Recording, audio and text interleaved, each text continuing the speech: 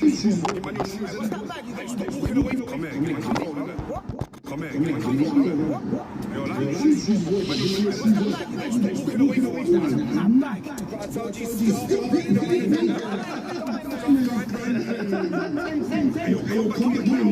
the rainbow stairs made him less gay. Welcome back to If You Laugh, You're Conservative. How many genders are there? I don't know. The count is enough. There's a new gender every day, so I can't give you a number. So it's just kind of whatever someone wants to call themselves. There's a lot of stuff going on. You know what I'm saying? People identify as robots. They identify as dinosaurs, butterflies, cats, kittens. I don't care no more. I identify as a vanilla wafer. What up, vanillas? Are you gay or straight? I'm straight. Do you think other people will think that? Yes. Do you think this guy is gay or straight? Gay. What makes you say that? Gay posing. You can just tell. Are you gay or straight? I'm straight. Does this guy look gay or straight? He look gay tonight. What makes you say that? Are you gay or straight? Straight. I'll say I'm a freak. I like women. Do you think other people would think that? Yeah. Oh, no, he's gay.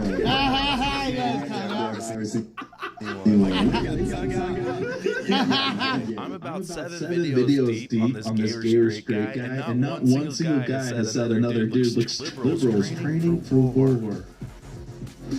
I like how they always train like their attacker is standing still. The tippity-tap dance. Oh, sorry, this is a martial art technique. Oh!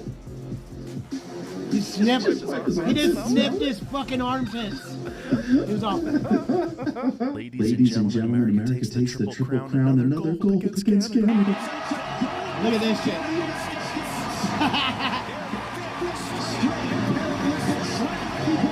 Tired, man. All this winning. So all the men from my previous post saying that they have found peace by being alone, and they're not trying to date because they just want peace. Are you trying to say that we don't bring peace to your life? Yeah, you dumb whore.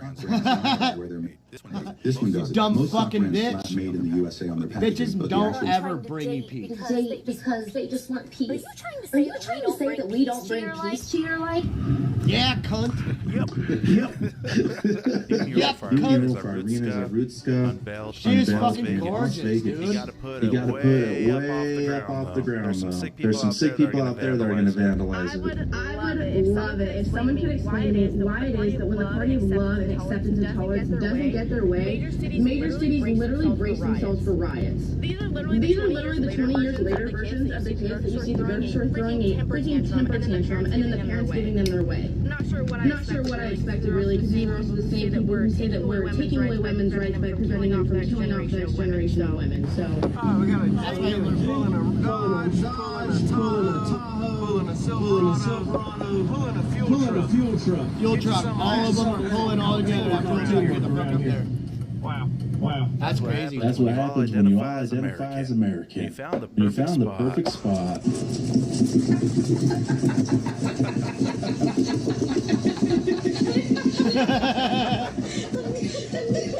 Surprising my wife with a baby mini cow. Surprise my wife with little Charlie.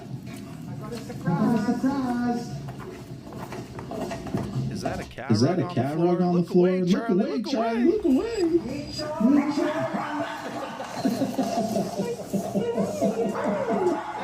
Hey, big man. Knocking out with my wife. We live in a cul-de-sac, guys. The most we can have are chickens. Why do we care and cater to a population that is like literally less than 1%? And why don't we use our brains? Because we don't do that anymore. And why don't we do what's best for the 99.9% of the population, and then continue to move forward as we've done throughout history.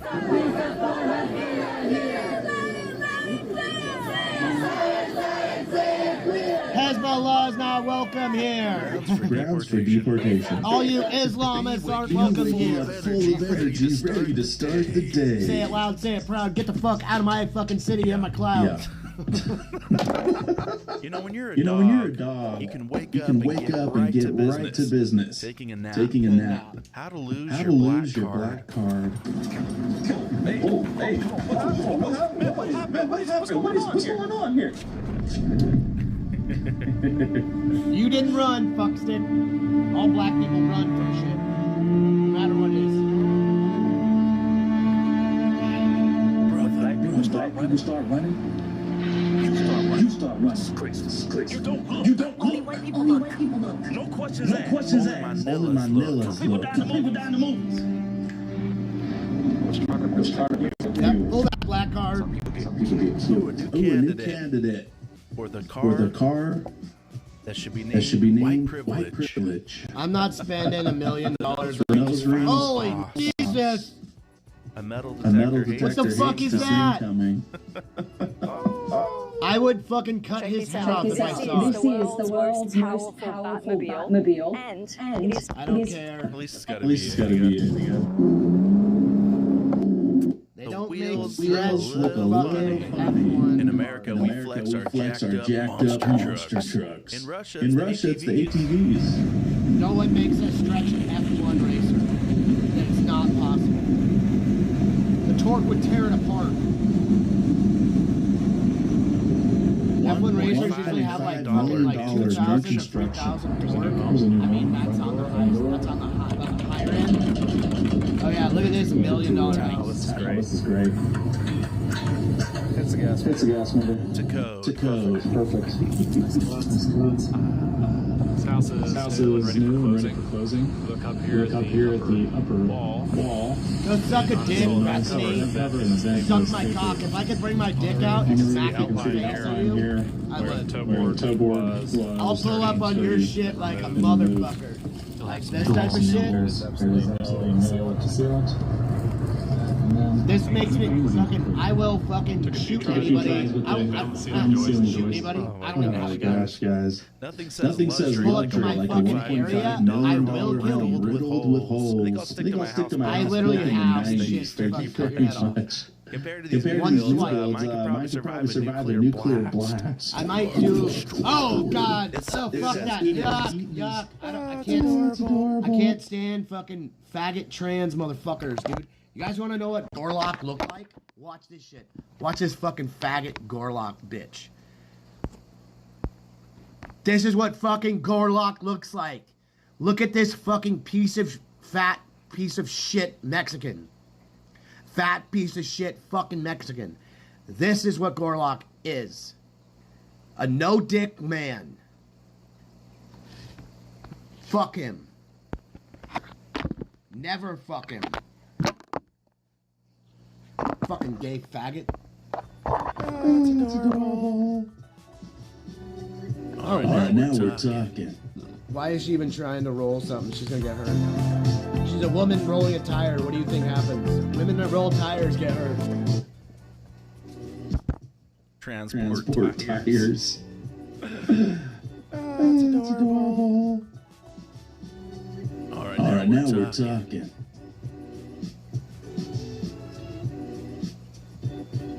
Fake. They're not gonna let her fucking do shit on that. Now we got a monster truck. She didn't even put those on. Everybody, the other guys all did it. Thank you to these two American ladies currently sitting with Simon because they may have just exposed how utterly ridiculous the system has become. Two citizens of one of the richest and most democratic countries in the world, the United States, claim that they had to flee America because they felt unsafe as transgender women and feared ICE. Remember, they are both US citizens, so I hope they're receiving mental health care for their irrational fear of something that doesn't pose a realistic threat, also known as a phobia. They always flee to Ireland or predominantly white countries. It's never to Palestine that they want to free so Go to badly. fucking Africa. I wonder why that is. Go back to This bus driver quit his job because they said he couldn't wear his MAGA hat. Is this hat worth the heartache? To me it is. If that wasn't a condition of my employment, I'd be back to work tomorrow. I missed the kids. This and I had a great relationship. But a complaint from one of Mr. Dave's Bus 73 students about his Make America Great Again hat has brought that relationship to a screeching halt. Guarantee if there's a Black Lives Matter hat or a Gay Pride hat, they would have zero issues with it. Or a fag life. This is how you die. That's how you die. Doing workouts. This is how you will die. Zero issues with it. Watch And you this. have to use the entirety of your spine. This is how you die. You will fucking die if you do this. It's because my shit is on like this, dude. Audio, the app audio, and my mic audio is the echo. So, let's see if I can fix it. Bench press. That bitch is Trying to hide that big booty Latina in the attic when ice comes. Nothing to see here, officer. When you think the waiter's coming with your food.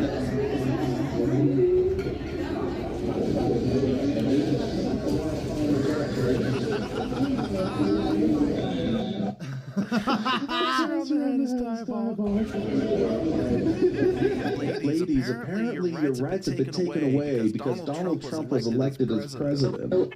I can't Into the spider. Is this the first? That's right. We are 2 years into his presidency. Ladies, have you lost any rights at all since Trump has been in office? Is this the first backflip catch? This is sick. Another laser beam from Do a fucking Superman, dude. He did a superhero fucking landing. I'll say this about the Savannah Bananas and baseball in general. In my opinion, it is more fun to play baseball than to watch baseball. I'm at me in the comments. This is so bad it's good.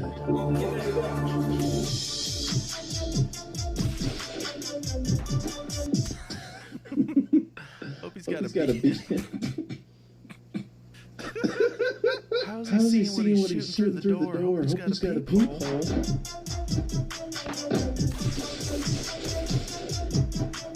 There's a hole.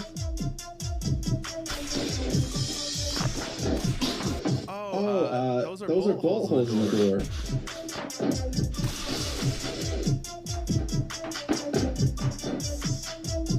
This is just so bad it's bad. Give up the wise and his apprentice. You shall not pass. Does this dog just do this with any sticky? Oh, Hubert, I love you so. I can't believe they served this dinner to me in my homeless shelter. Today, my people. What the spaghetti again? Come on with this shit. Yeah, I know it looks okay, but families are service. What's the saying? Beggars can't be choosers. Will it blend? Will it blend?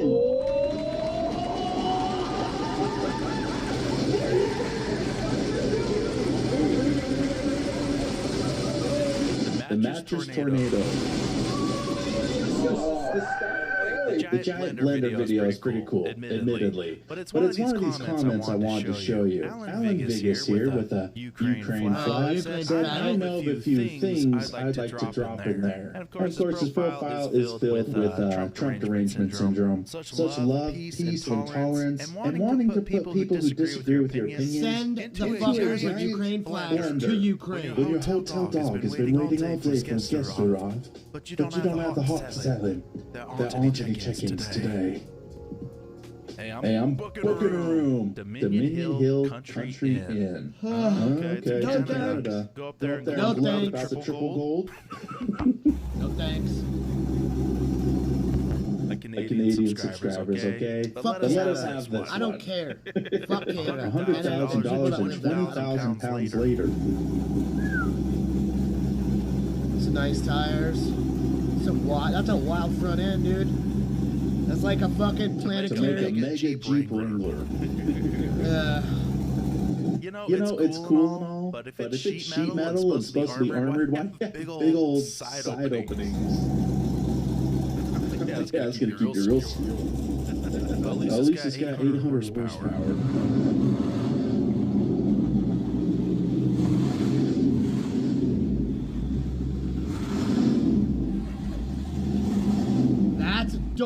dude, look at the fucking, look at the fucking, look at the fucking, look at his actuators. Look at that. That's dope as fuck. The intake in the headlight does go pretty hard though. I'll show you guys some dope ass shit. Islamophobic to bring up the fact that over 96% of the world's terrorist organizations identify with Islam. Underwater test with the beast, Eddie Hall. This powder does 3 things that they will charge you $10,000 for. Have you guys ever done that? Has anyone ever done this? I've done it twice. Have you ever done this in a pool with fucking like, with 40-pound weights and walk across on each side? You have 40-pound weights on each side and you fucking 40-pound dumbbells and you drop and you have a fucking nose clamp and you have fucking goggles on. You just drop in after doing a breath work and go and then walk across. Obviously, that's for ranger school and shit, and literally from the fucking new movie called War Machine. That's what he's doing. That Eddie Hall is doing this. I did this shit back in 2002 when I was fucking 21. And I was a fat kid. I walked 30 feet and let it go. I beat half my friends. It was dope. Wasn't he a swimmer in college?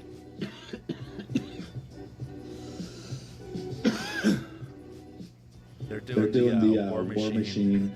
That's that scene, right? Eddie. Always with the banana hammock, man. He's British. He's always going to have underwear on. I'm impressed. Oh, and he's doing the fucking reps at the end. That's crazy.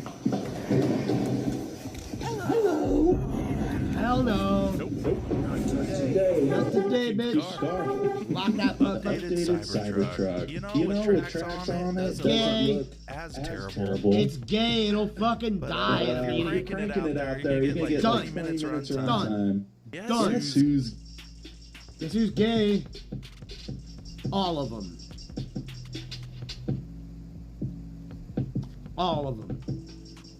Actually, it's anyone who's watching this video and hasn't liked it yet.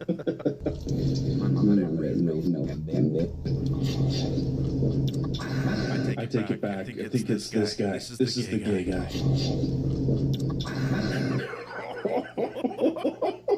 He just swallowed fucking like cheese and potatoes. Yeah, this guy's a retard. Little teddy bears. He's sucking on his nose like a fucking like he's like. Proof that some liberals haven't just gone far left. Yeah, he's a They've fucking left reality entirely.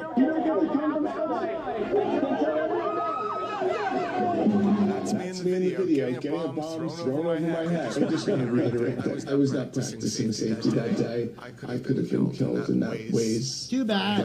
Too bad that bomb didn't really go off. All that being said, I'm not going to use this as an excuse to be a xenophobic bigot. Well, you are. I'm going to be xenophobic, even though an Islamist terrorist threw a bomb over my shoulder. I am choosing inclusion and not bigotry. You're a fucking faggot picketing outside a KFC saying I have the right to be fried. This guy who's never had kids and he won't ever have. Stand by my original point, which is I'm a native New Yorker. I'm a faggot. That's my name. I'm a native faggot. Except for terrorists who throw bombs and gawking white supremacists like Jake Locke. Okay, he drew a line at terrorists who throw bombs. But what is your duty as a man, as a husband, father, from what I hear in that video, as an American?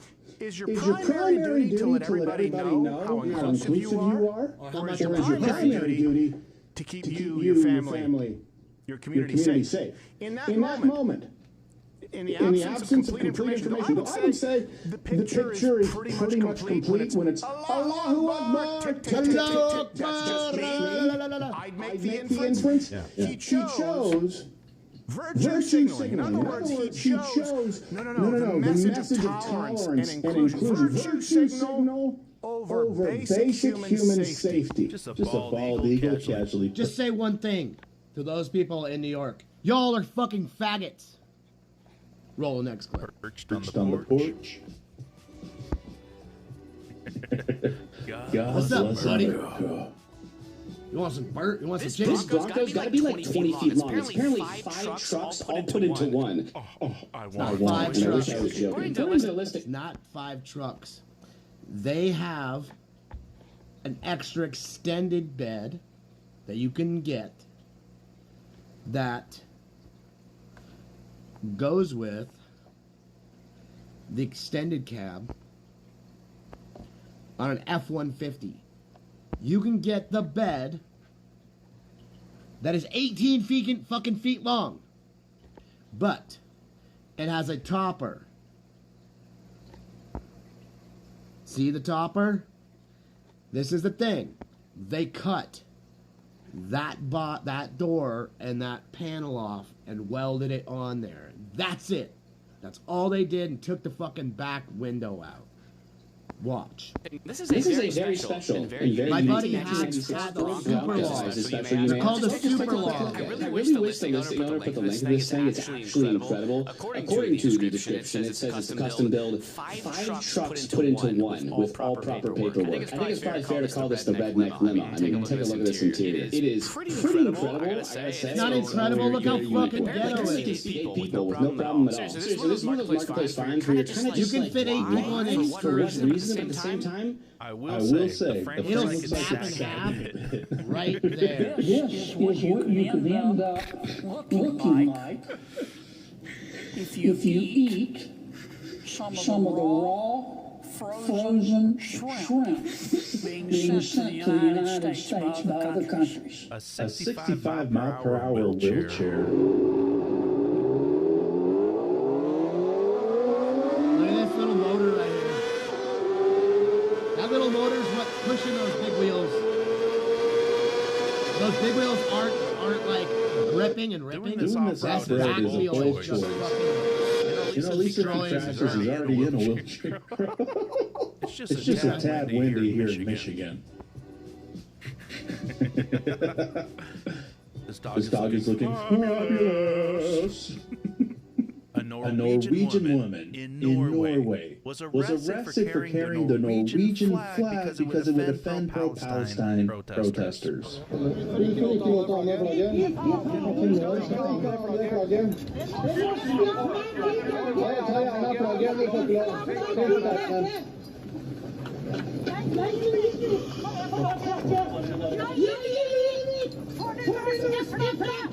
All I'll say is there's a difference between immigration and invasion. Immigration and infestation. When your country does not allow you to fly the flag of your own country, it is a dark day indeed. Hey Gas, what were you like in the 90s? Oh yeah, under $1. 95 cents. Uh-huh. Do you want to watch movies and TV shows for free on your phone? Let me guide you step by step. The AI can't even fucking. The AI can't even match up words. Under $1. Uh-huh. Good old days, huh? What I love is the same Democrats who said Biden doesn't control the gas prices are now blaming Trump for the gas prices. The most satisfying candy making. This is what's gonna look like coming out. That looks like a pile of dog shit. What's that extra crunch in there? Is that the brick mortar or the dirt? It's a piece of fucking rebar he's using. I'm in the mountains on a giant railroad trestle, and for the next 2 days, we're going to be exploring this railroad. Is that a hovercraft? We're going to be camping, cooking good food, but I'm really excited. There's supposed to be almost 100 miles of abandoned railroad with more trestles and a giant tunnel. If you haven't seen the hovercraft, it has an airplane engine, and it pushes the hovercraft forward just like an airplane. That's dope. I want one. American, I'm gonna end up making one. Wheels on the bottom. The previous owner of the farm said, I'd like to leave the dogs here with the land. We said, say less, sold. I buy the land for the dogs, okay? Bunch of great pyramids. Do you think they forgot the rocket fuel? This is why, I'm gonna say it, this is why you do not let women join any team for Red Bull, for any of them. None. What? Mitch can't even ride a fucking bike. Watch this. He can't even ride a fucking bike. What? They forgot how to pedal a bike. A woman didn't know how to fucking ride a bike. I don't even care. Gross. Fucking faggot. I think it's time to invest in a better razor, homie. Driving by someone's house that has trunk derangement syndrome. Daytona, and they think Daytona's first day of spring break. Daytona Beach got taken over, and fucking they start fighting and shit. All these fucking black people need to be sent the fuck out of America. I don't care anymore. I'm gonna say it. We need to put all the black people in one area and keep them all there. I don't give a fuck anymore. I'm not kidding. It's just, and they call them YNs, young niggas. No. These pieces of trash need to all be in one area, and so we can throw them where they need to go.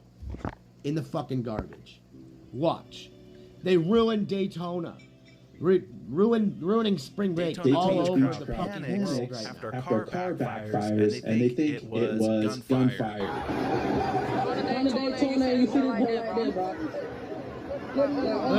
Look, they're all black. Traffic jam. Oh, boss move right there. Hey, you know. Hey, you gotta make the most of it. Finally got a Carhartt jacket. How do you break it in fast? Let me tell you the very simple reason why us guys who swear by Carhartt don't want it becoming just a fashion thing.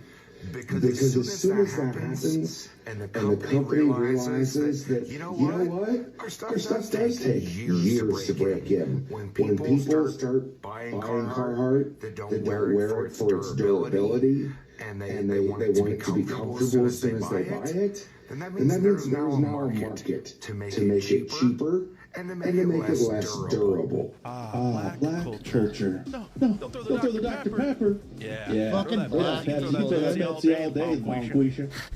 So if I see somebody doing this shit, I'm just gonna knock them out. Yikes. You're trying to walk downstairs to your fridge at 3 a.m. That bitch just had broken legs. Watch her legs. Watch her legs. Watch this lady's legs. You're gonna watch her leg break. Watch it. There. You see it twisted back and like that? Imagine earning yourself $50,000 to open a coffee shop and then finding this sign on the grand opening day. Below the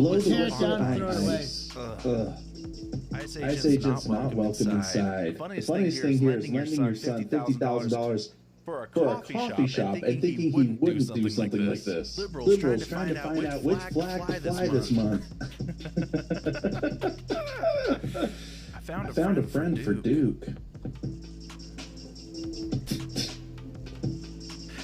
That or that other dog is plotting his demise.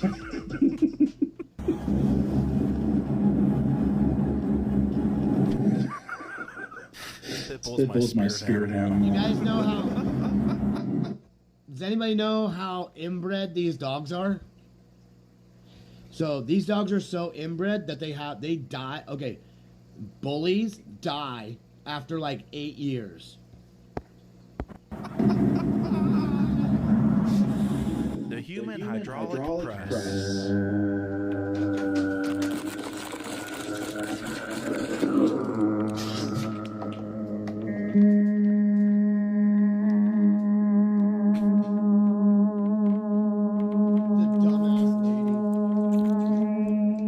That's what the internet was made for, ladies and gentlemen.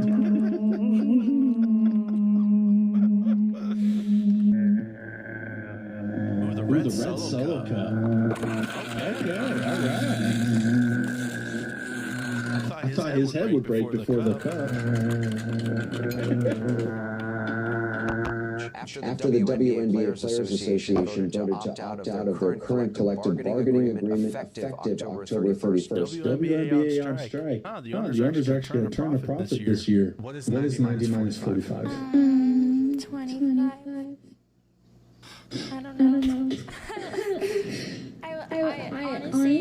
teach me after this. Did they talk like little babies on purpose? Yeah. The U.S. education system failed.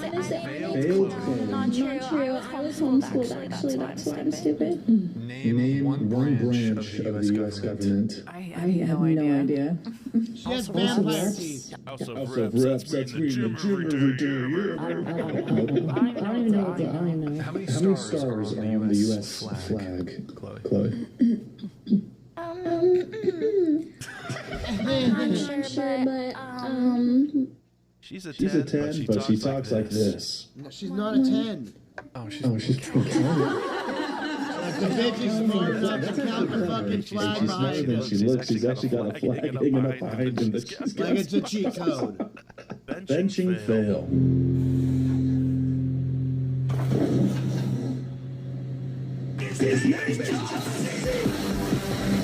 Shouldn't that be bolted to the ground, though? What is this gym? Batman at a pro-gun rally in Virginia. That's a killer costume. That's dope.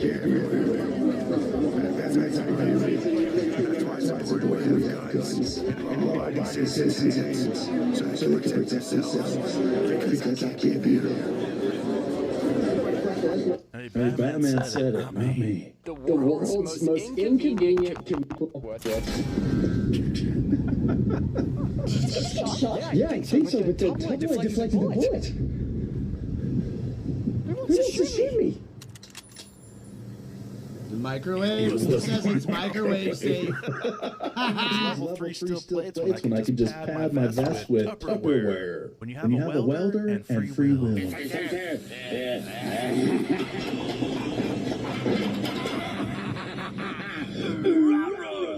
Liberal women are not happy with Sydney Sweeney's lingerie line. Cares, honestly. She's an actress. She's beautiful. She has lovely breasts. Why not sell that? That is all that Hollywood is.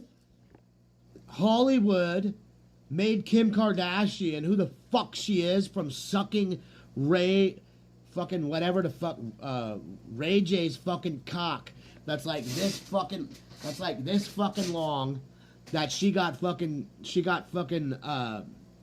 famous for. That's it.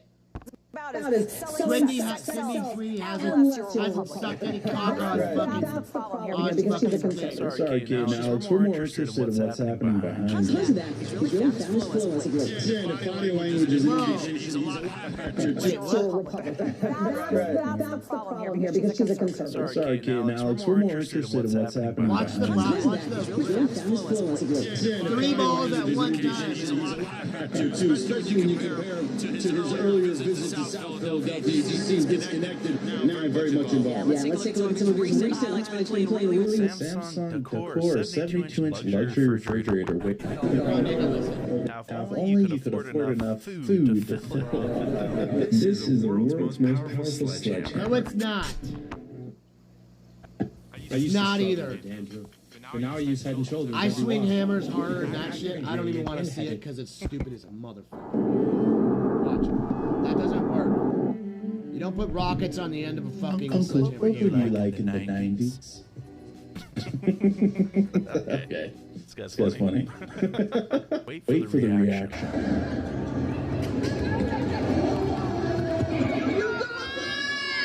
This white kid just realized his NBA dreams are over, is that New York City isn't queer enough.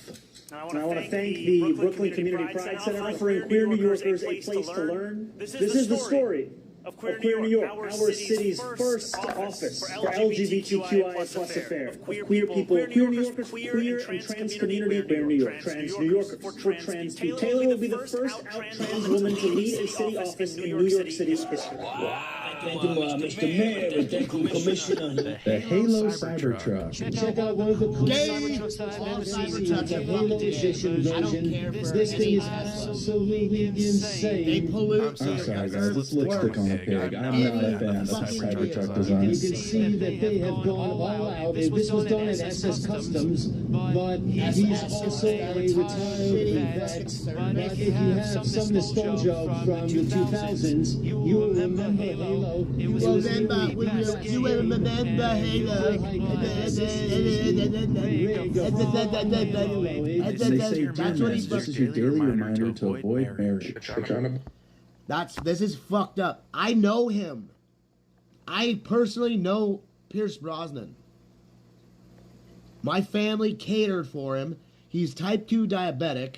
Obviously, it looks like she's going to be type 2 here soon. Or if not already.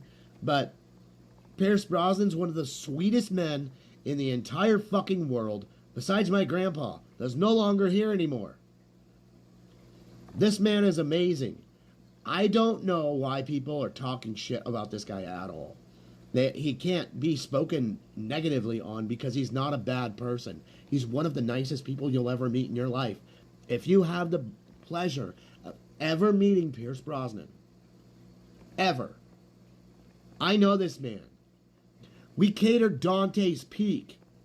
All right? Everybody knows that fucking movie. Literally, I re-downloaded it the other day. Dante's Peak is fucking amazing. The thing is, I've been on set at Dante's Peak. It was in Wallace, Idaho, where they did all the filming of it. They didn't do it all other places. They did it in Wallace, fucking Idaho. This is a great man. My parents, from Annie's Bakery, and let's just do this. Right here. We couldn't do it without Annie's. See this? This is the American Diabetes Association. Here's the fucking director's fucking name. All right? Ted Duncan, District Director of the American Heart Association. American Diabetes Association. We have American Heart Association shit too. This is for my mom's cheesecake. You understand this shit? My greatest grandmother created cheesecake in 1391. The Janelle family. And they went all the way through fucking history, and from 1391 up to the fucking 1890, as they were the cooks to all French royalty, all the way up from Queen Joan of Arc, all the way, Queen Joan, and all the way up. They were never killed anybody. They never hurt anybody with their food. This is why that they were trusted, and this is why when my great-grandmothers set up the Cordon Bleu in Paris. You're welcome. Body shame again. She got thicker than a bowl of oatmeal. That is Pierce Brosnan, and that is his wife. And I don't even care if my wife was this thin and she blew it up the back. She got some giant titties. Y'all be trying your best to perpetuate that women are only attractive when they are thin in Hollywood. Let me tell you something. She's hot as fuck. She's gorgeous. Episode 37. This is why women should stay the fuck out of the workspace. Watch this. Let's just fucking move that and kill your fucking 2 people right there. Thanks, honey. Broke people's ankles. 101. Look at these dumb faggots.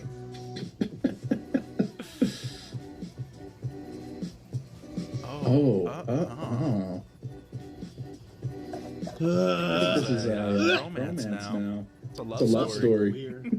Drivers in Atlanta are finding all different kinds of ways to make ends meet.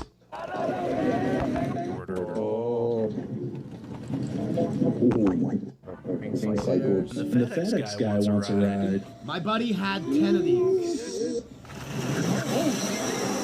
They're so dope. He made his own road. Realizing. Don't ever do this, it'll kill you. Don't marinate your steaks in any medicine. You need to be marinating your steaks like this. It'll kill you. It'll kill you. I know, I still owe you guys cooking eggs in soda. You don't do that. The THG and the motherfucking shit will kill you. Shot on the keg press. This guy's badass. Watch this.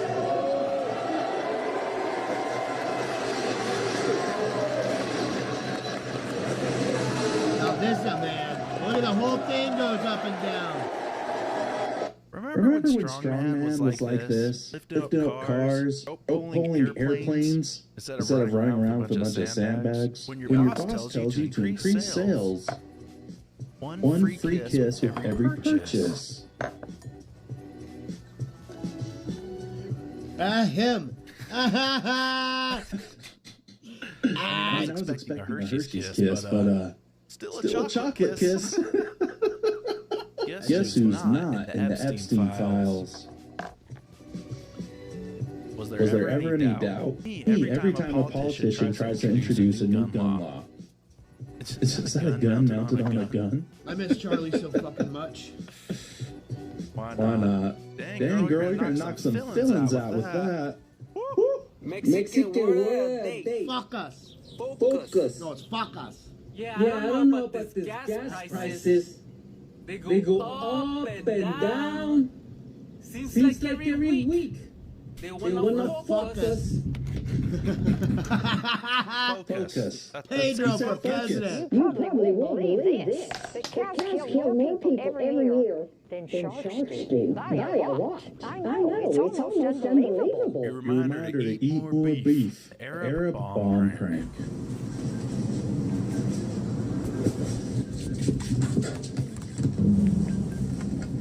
Wearing socks with sandals. Black thing. Just a black dude, by the way. I'd take that backpack and run. I go, oh yeah? I mean, that thing is Comments are accusing the white people in this of being Islamophobic because they're running from this. So there's other black people. Oh. Look how Look at all these flowers. Definitely not staged. Okay, swipe credit card, credit or debit. What would you do if you saw this in public? Furniture Street.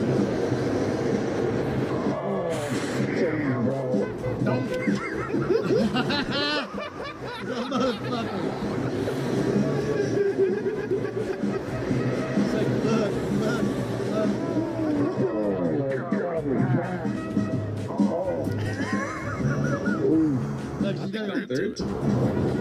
They have a wedgie. They snapped it! What is that? What's wrong? What is? Yes. Oh, geez. Oh, yeah, you know, I got these in the men's section. I don't know if they weren't supposed to be there, but they look good. You know. Okay, can't kill. Look at this. He's like, motherfucker, back. What the fuck? Put hands on him. What are you wearing? No, you gotta go. Get out. Go. Attention fitness lovers. This is one of the biggest sales ever. Paleo Valley's Black Friday sale is... Men that wear thongs are gay. Let everybody know. Don't wear thongs. If you got a thong or like regular briefs, we'll drop your fucking sperm count by 50%. I know we're both yelling. Honestly, straight to make, but I think you're wearing my name. I mean,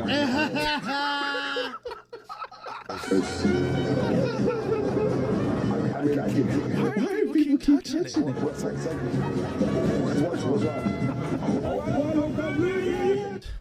Fashion is so corny. How gay is that? Lady in blue coming through. The fact that he actually goes out in public like this. Oh, no. Tell me you're in Russia without telling me you're in Russia. You know, just casual bear in the G-Wagon. This was the G-Wagon's intended purpose.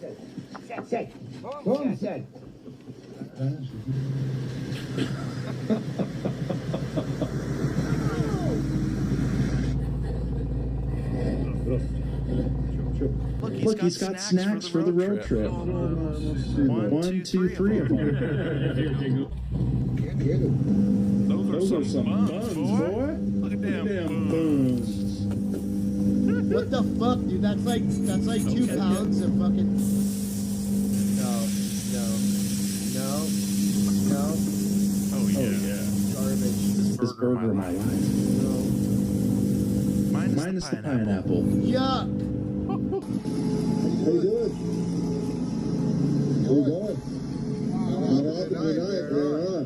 Didn't work out for you, did it? What was she wanting to do with that much soda pop? Must be Must be a reseller. Didn't work out for you, did it? I don't know. Can you resell something you never paid for? Look how fluffed out this bitch is right here. Look at her Gun chest. rights activists in Virginia pass out 30-round magazines. What? Is that Is that one of our freedom shirts? That would be cool if it was. The videos that my son sends me will I don't start think they're supposed to be working. handing out. Guys, biggest bass in my life. Oh my god. That is fucking dope, son. Day one of listening to the Ben Shapiro Show. 1 month of listening to the Ben Shapiro Show. 1 year of listening to the Ben Shapiro Show. That's not enough. More.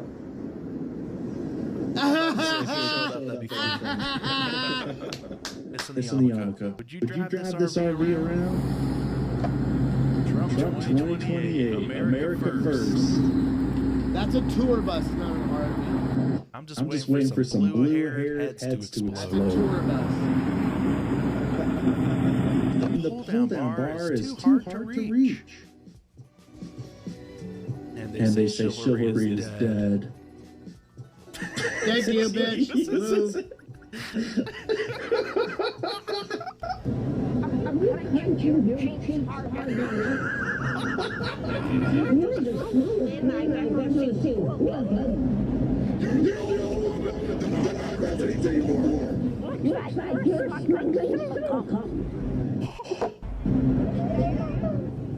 Look like you have a really small pecker. Yep. True. Cake. Oh, fuck. Oh my God, Shirley. Put that down in there, Did you sleep in a tanning bed?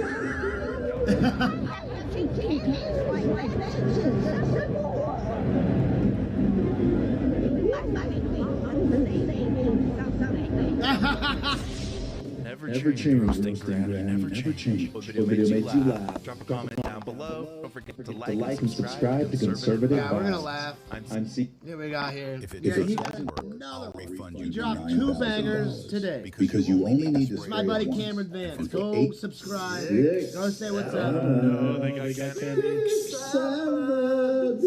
Boom! I hit him. Hit him. Hit him. Hit him. Hit him. Hit I him. am so excited to introduce you to Patriotic Kenny, an 84-year-old Navy veteran that'll make you want to live life to the fullest. Kenny gets his first tattoo. You know, I might have to give him a I had a bad too. Real bad too. I went on a chick, they don't let you get on Novocaine or nothing.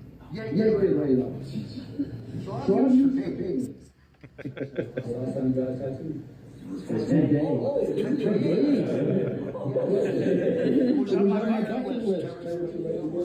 Not a war hero. He's just a survivor. Because you're 84, all your nerves are dead. You can't get your nerves gone. Oh, it's piece of cake. Perfect. And there's nothing to it. There's no pain. There's nothing. He has no nerves. Just a little bit. Big deal. You did a nice job. I'm really proud of you. That was really fun to do for you. I love it. Yeah. This is probably the video you remember from the channel. That's all. He loves his vlogs. Driving in a self-driving car. Oh, here he is. That's a cop. What's his thing on top? It's a Waymo. A jaguar. Oh my goodness. You got a jaguar. Where's the guy? What? Buckle up. Oh no, man, did you touch this? Buckle up. Oh no, I cannot believe this. I'm about a third of Kenny's age, and I still don't trust the I'm never going to go on a self-driving car. Are you buckled? Yes, I want to be buckled. I want to be buckled. I wouldn't have. Well, how did you get down here? I called it. You called it? I did. Call who? Call who? There's no guy driver. There's no guy driver. He's scared. I am too. What's this? How is this? Amanda. But just try and get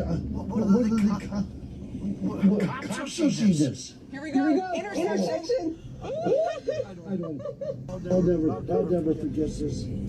I'd be cringing the whole People time. remotely driving these cars though, like they could see through the cameras. Surprising Kenny with a car wrap. Are you nervous? Oh, yeah. My car ain't red. Come on out. This is so cool. It's red now. I can't believe it. It's just like a brand new car that just came off the assembly line. She's blown away. You guys did such a beautiful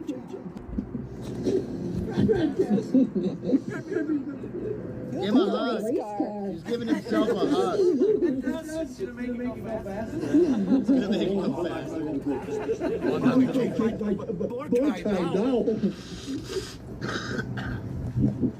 It looks great. Oh, I love the way the flags are. Yeah.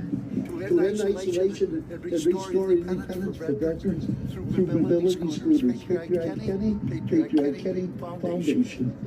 Oh, goodness. Such a good gift. Kenny's Foundation helps give veterans free mobility scooters. Hi, how are you? That's right. When did you serve? From 65 or 68. That you get the scooter today. You're kidding me. It's yours. That's so cool. I go to concerts. He wants anything. When I go to the VA, if I go 5 miles down the hallway, I can get this. Eating native food from Alaska. Are you good now? Oh, yeah. We use tin foil for a placemat because the seal oil is very pungent. It's gross. And I will not be offended if you don't like it. It's fucking gross. I've had this shit. It's fucking gross. It's so gross. Oh, here we go.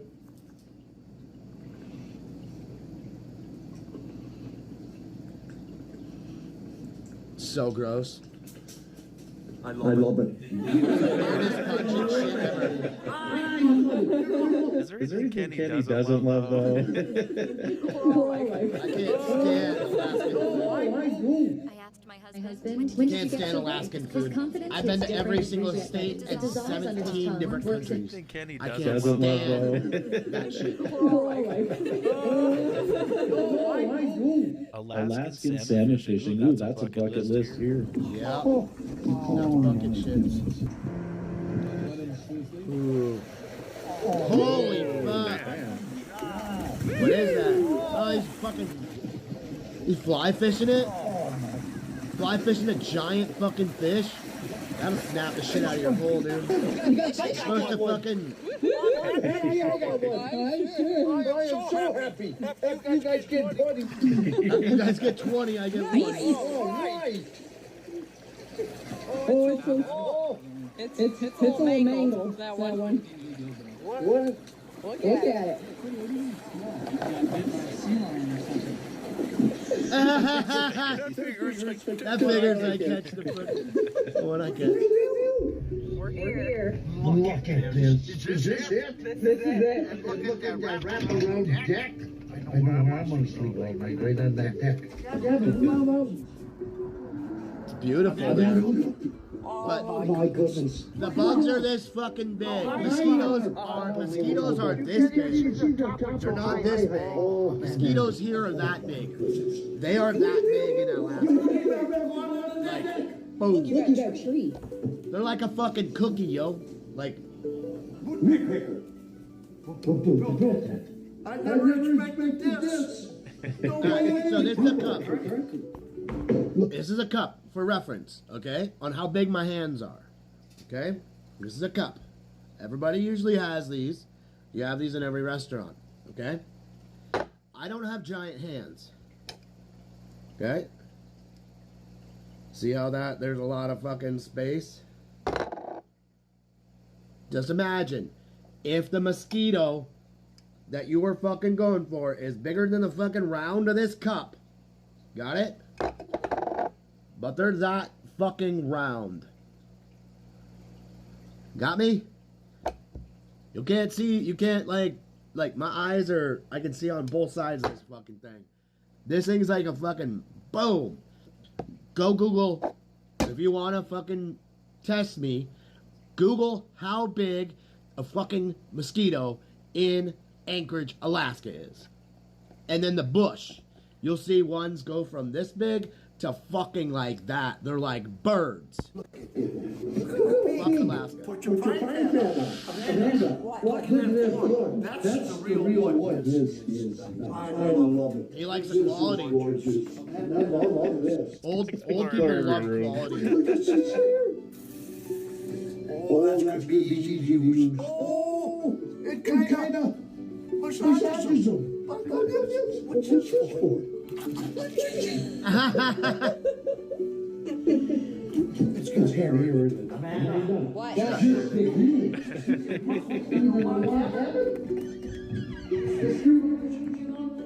Kenny got his YouTube play button. You probably have never even seen before. A performance. Something you've never seen before. Oh. But it's a huge honor. It ain't gonna pop out, is it? You too. We're proud to honor your impressive milestone of reaching 100,000 subscribers. What? With the Silver Creator Award. Congratulations. Is this real? Presenting patriotic Kenny for passing 100,000 subscribers. 100,000! It's called a YouTube play button. Are you serious? Good job, buddy. I got like 400. So. You reach different levels, you can get the gold. I'll never get it. I'll never When get I got this from here? Yep. Amanda. This is so nice, I don't want to. Oh, I've dropped mine a few times, Kenny. It's okay. It's just painted wood. Look at that. Amanda. Look at that. Get you a man who looks at you like Kenny looks at this Volkswagen van. Amanda. Look at that. This is. The new vans are sick.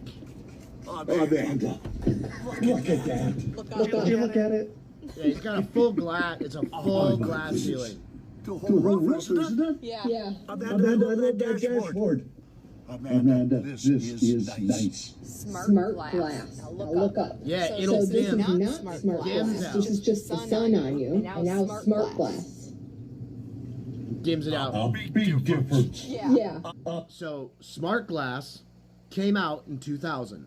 It hasn't been applied to vehicles, only to homes that have self-tinting windows. I know my uncle, who's like a distant uncle, Tommy, has this shit in a Cadillac.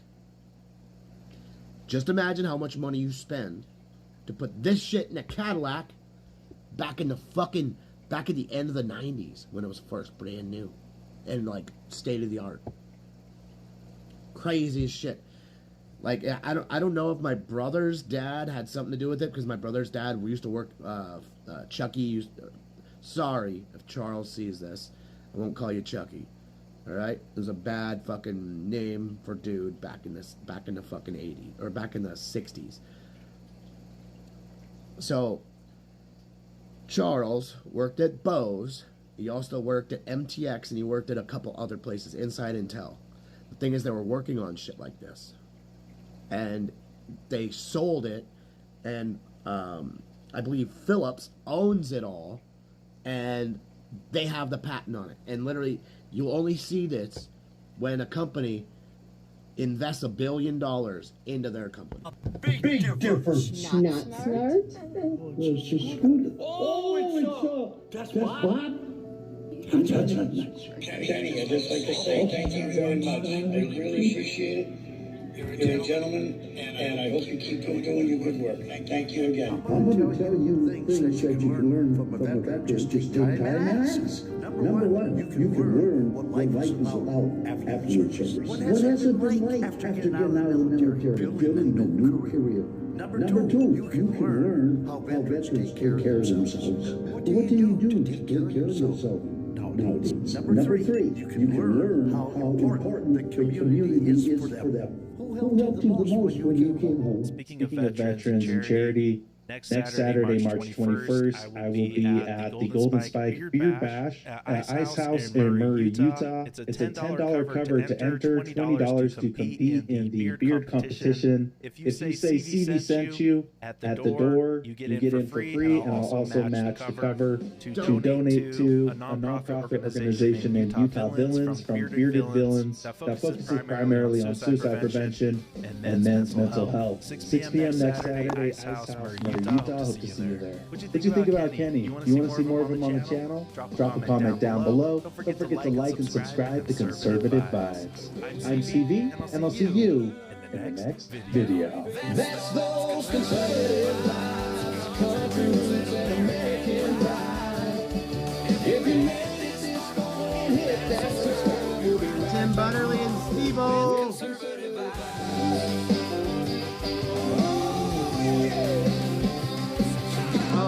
Oh yeah, let's talk about this giant fucking elephant in the room. The Iranian fucking leader is gay. Guys, the Iranian fucking leader is gay. The new Ayatollah is gayer than fuck. So, literally, so fucking gay. Broke the gaydar. So funny. What it? That doesn't even look like you. I didn't even think I was at risk of shingles. The fuck? This is my buddy Ben. Your doctor today. The head of my science community. So I'm like, what the fuck? Why does he look like this that? One. Most stock brands slap made in the USA on their packaging. For the third time in my life, my dog will die in my arms. We're saying goodbye to our little dog Hope today. Oh, dude. Oh, fuck, dude. This puppy died, man. I already had my dog die. You just saw my dog. My dog, Layla, she passed away. Literally, I'll show you something. This is my dog. My dog, Layla. She died, Layla died about 10 months after I took this picture. I miss my yellow lab. Hannah used to ride on her back. She's such a good dog. As you can see, this is 2013. On the back of my condo in Coeur d'Alene. This is the condo I bought from over in the oil fields for my mom to live in and everything. So I had a place to live when I come back. And yeah. This was 4 days before Christmas. I miss my dog. She was so awesome. I don't want to cry. I don't know if I'm gonna buy another dog. I don't know if I'll ever. I need to get out of here and get property and a house, and so she has a place to run, and so she doesn't have to sit and lay on the floor. Nobody even know I had a dog when I lived in these really shitty apartments, and yeah, I fucking miss my dog. There's shit that I miss that I can't ever get back, but it is what it is, man.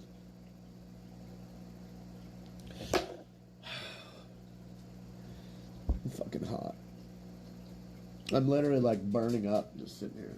I don't know if it's like, I'm gonna see if it's my fucking fever or something.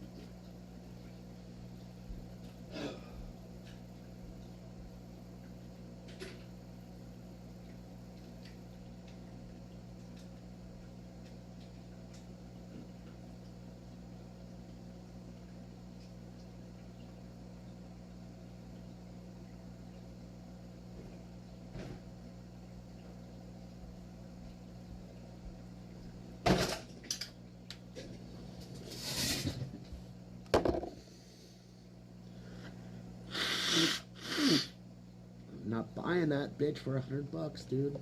Not getting 10 free spins. What do we got, dude? Fuck that. I'm done doing that dumb shit. I haven't done any of this shit for days. Look at this. Is this the fucking supply? Yeah, as you can see, look at this. It's gonna mean nothing, so I'm not gonna even touch it. I don't even care. So we're gonna come up here. What do we got for amount for my shit and my fucking... Okay. Let's go. I'm gonna change.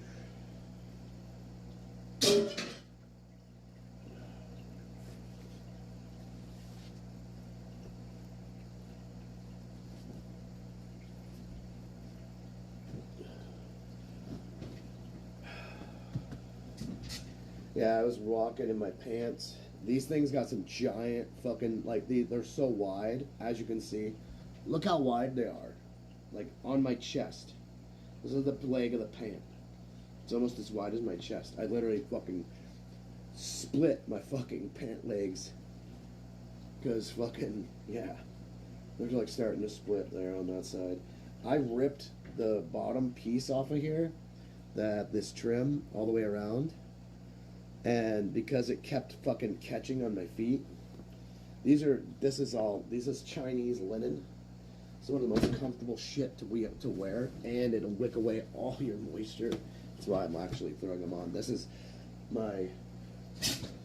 what I use when I go to sleep, and I fall asleep in.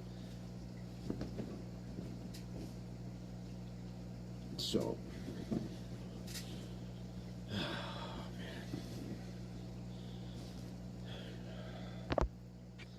yeah, I miss my fucking dog.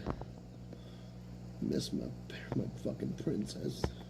She was so addicted to balls, like tennis balls, that just throw them, she'd go fucking crazy like a tiny dog.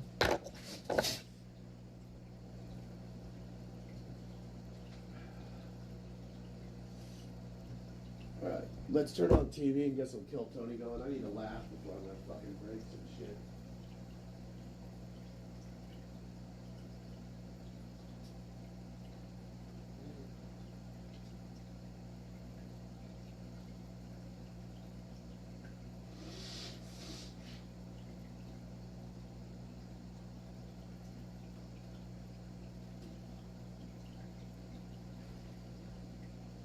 Dude, well, let's see if I got a fucking... Anybody know about these? You know how expensive this little fucker are? This is an infrared fucking... This is an infrared,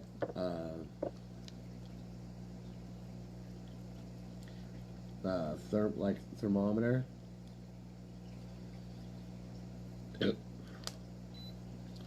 97.2.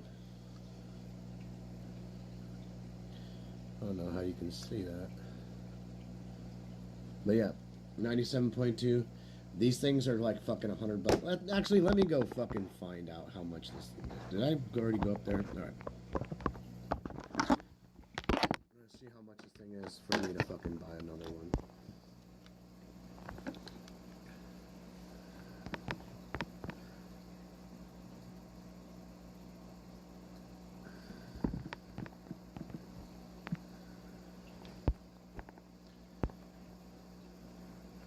Yup. $50. I bought this thing for $80 a long time ago. $29.99. This thing's like fucking brand new. So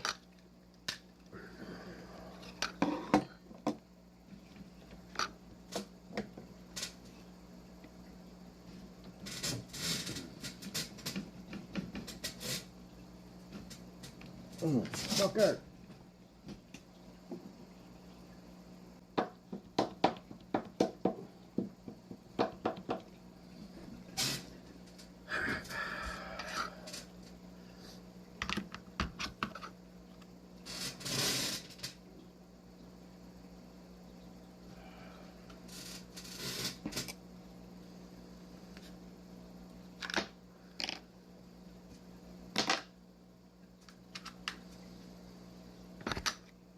I had to get a remote for my little girl's TV also.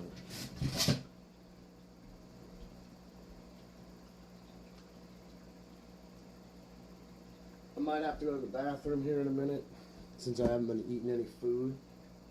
So we're gonna have to come out sometime.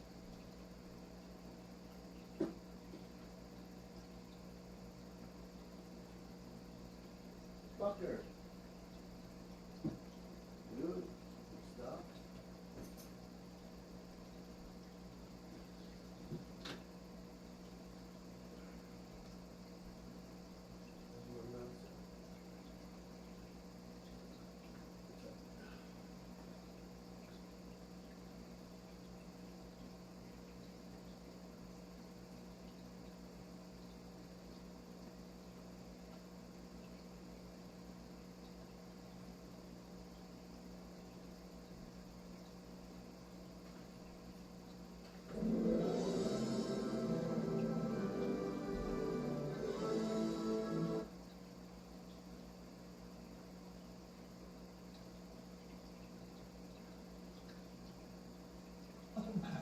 How do you spell that? Cockaroo. C-O-C-K-A-R-U-E.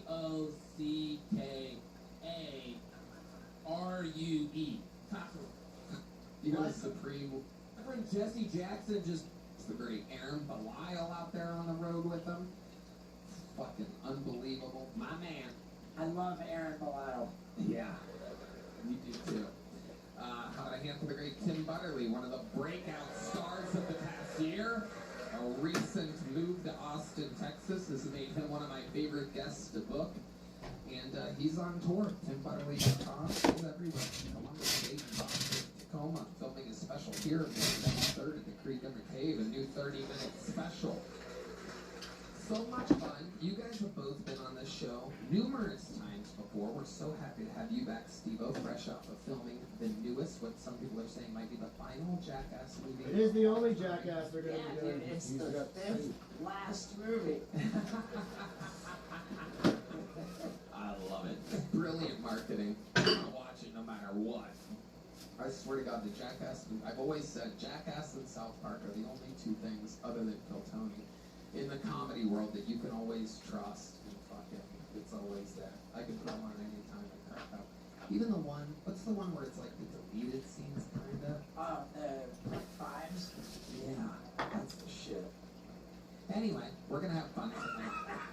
You guys have done this show numerous times, Butterly and Steve-O, so you know hundreds of people signed up for the chance, the opportunity to get on stage. Some of the top talents in the world that know their life will change with a minute of stand-up comedy. Some of them completely mentally ill people that literally just want to be seen for a second and realize that anyone can sign up for the show, so they take full advantage of the situation. Recently, we've had some stalkers on the show. We've had some people that are physical threats to our audience and us. They get 60 seconds uninterrupted. You know their time is up when you hear the sound of a kitten. That means they have to wrap it up then. Bear. Interview with them. I find out if there's anything else interesting about their lives. We get to all meet them together or see them again if they've been lucky enough to be pulled before. That's about it. You guys ready to start tonight's fucking show? This is how you can get unsick. And while we go wrangle our first pull of the night, boy, do I have a a treat for you. To get this show jolted. Let's get him off the thing first. Office that I've created, Tony, and all the time, man. Someone's. And I think so far the joke tonight was growing machine. I really Thank you. Thank you. Red Band makes it very easy by being a disgusting monster. gives me enough to make fun of. He really does his job. Look at him. What a little cutie bot. So the walnuts are changing color? Yeah, they're changing color. They changed from a kind of a beige color to this very dark red color, and that takes a couple of years. So I'm gonna have to be handling these walnuts for years at a time. But I'm up for the challenge. I'm up for the task. Wow. What? Wow. They feel good in your hand. I really enjoy it. I don't think we need to look up a picture. And then Ozempic had my mind thinking, okay, something about fat people. Then I was thinking, for whatever reason, old Western kind of saying, this town isn't big enough for the both of us. And then thinking, okay, who would say that? Oh yeah, a fat person. So then the jokes right here. Perfect. What else did you do this week? What are you passionate about in life right now? Well, Tony, I mean, I did 200 miles on the rowing machine. That doesn't matter.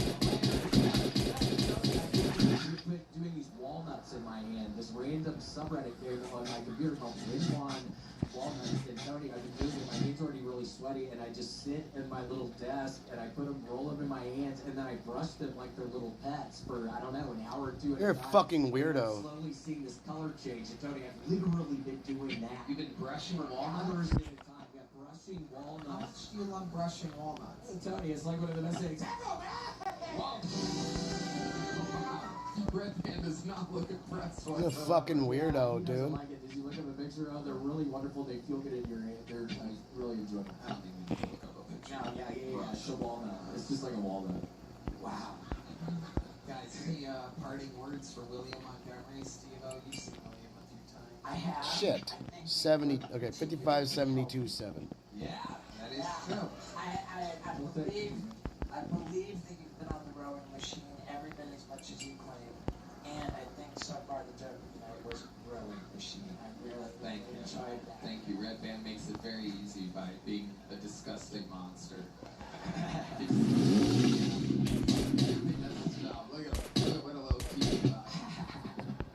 Wait, so the walnuts are changing color? Yeah, they're changing color. They changed from a kind of a beige color to this very dark red color. You're a fucking weirdo. These walnuts for years at a time, but I'm up for the challenge. I'm up for the task.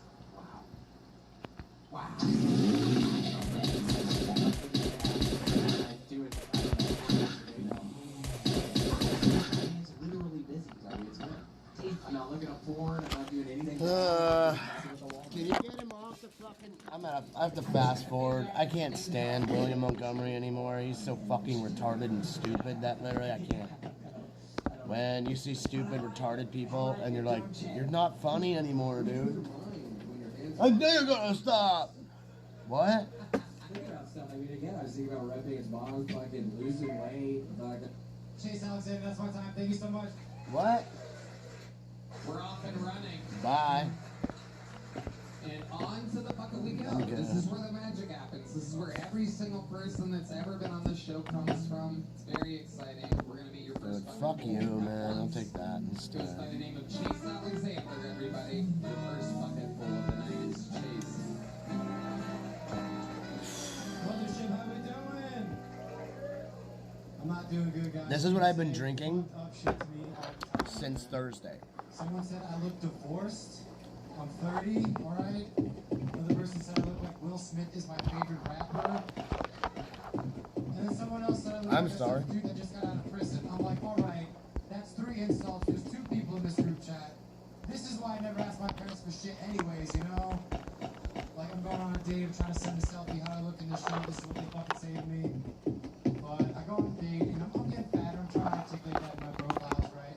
So, like, every photo I get, like, a little bit fatter, and, like, the current one is, like, what I am now.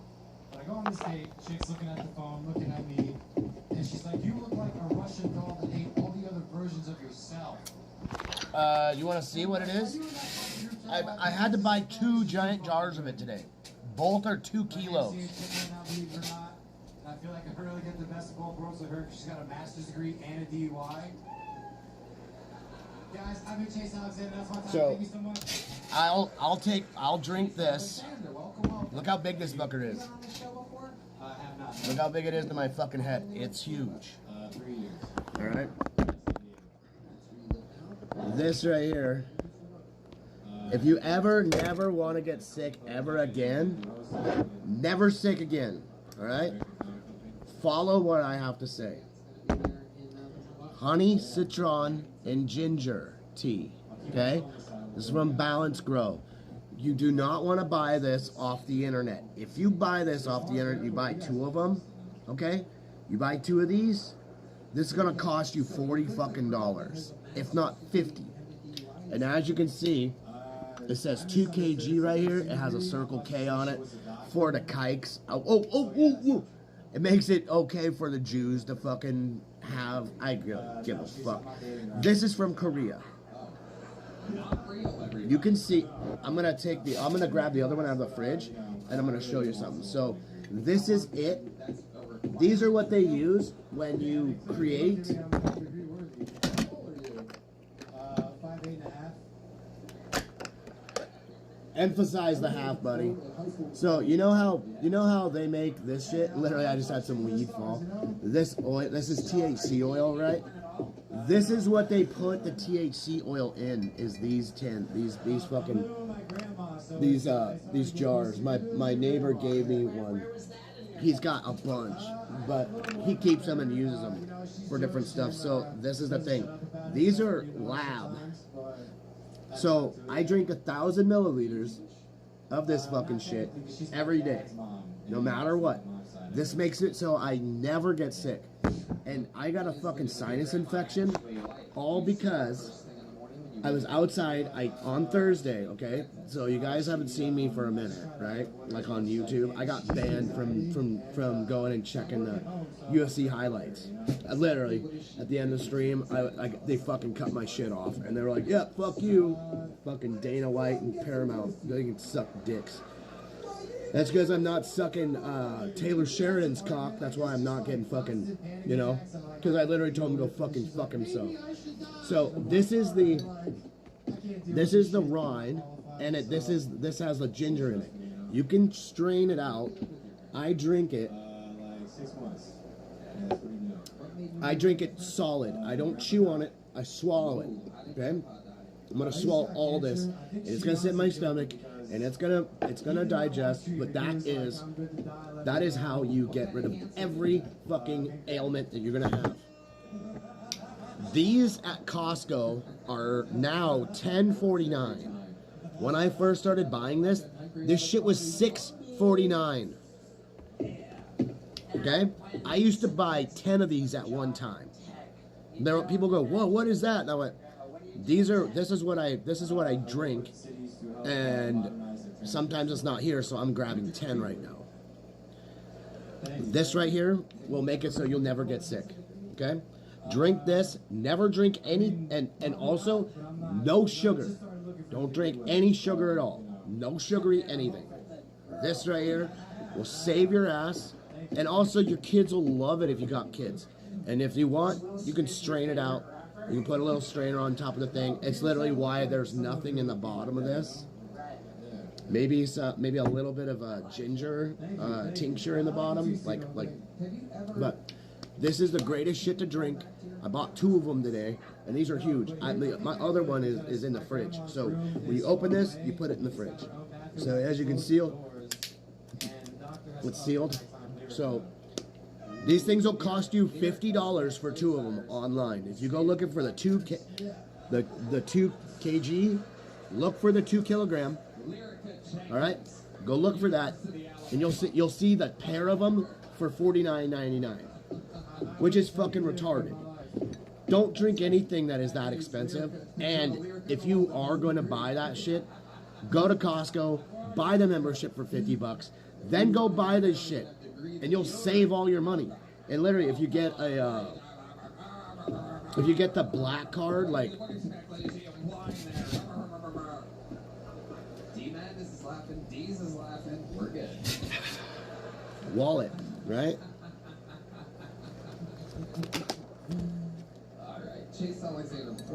Executive card. You see this executive member card? This shit gives you back a fucking check at the end of the year. So get one of these. Also, when you have a black card,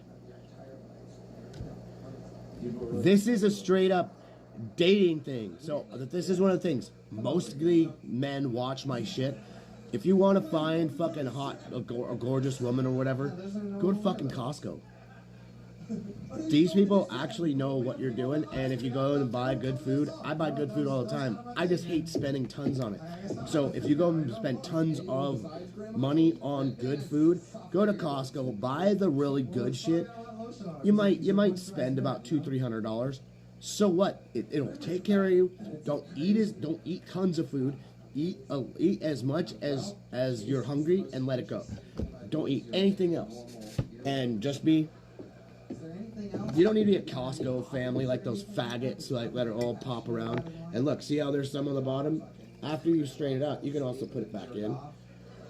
And just like this is full, I can put that back in there and then refill this, which made it a little bit less, but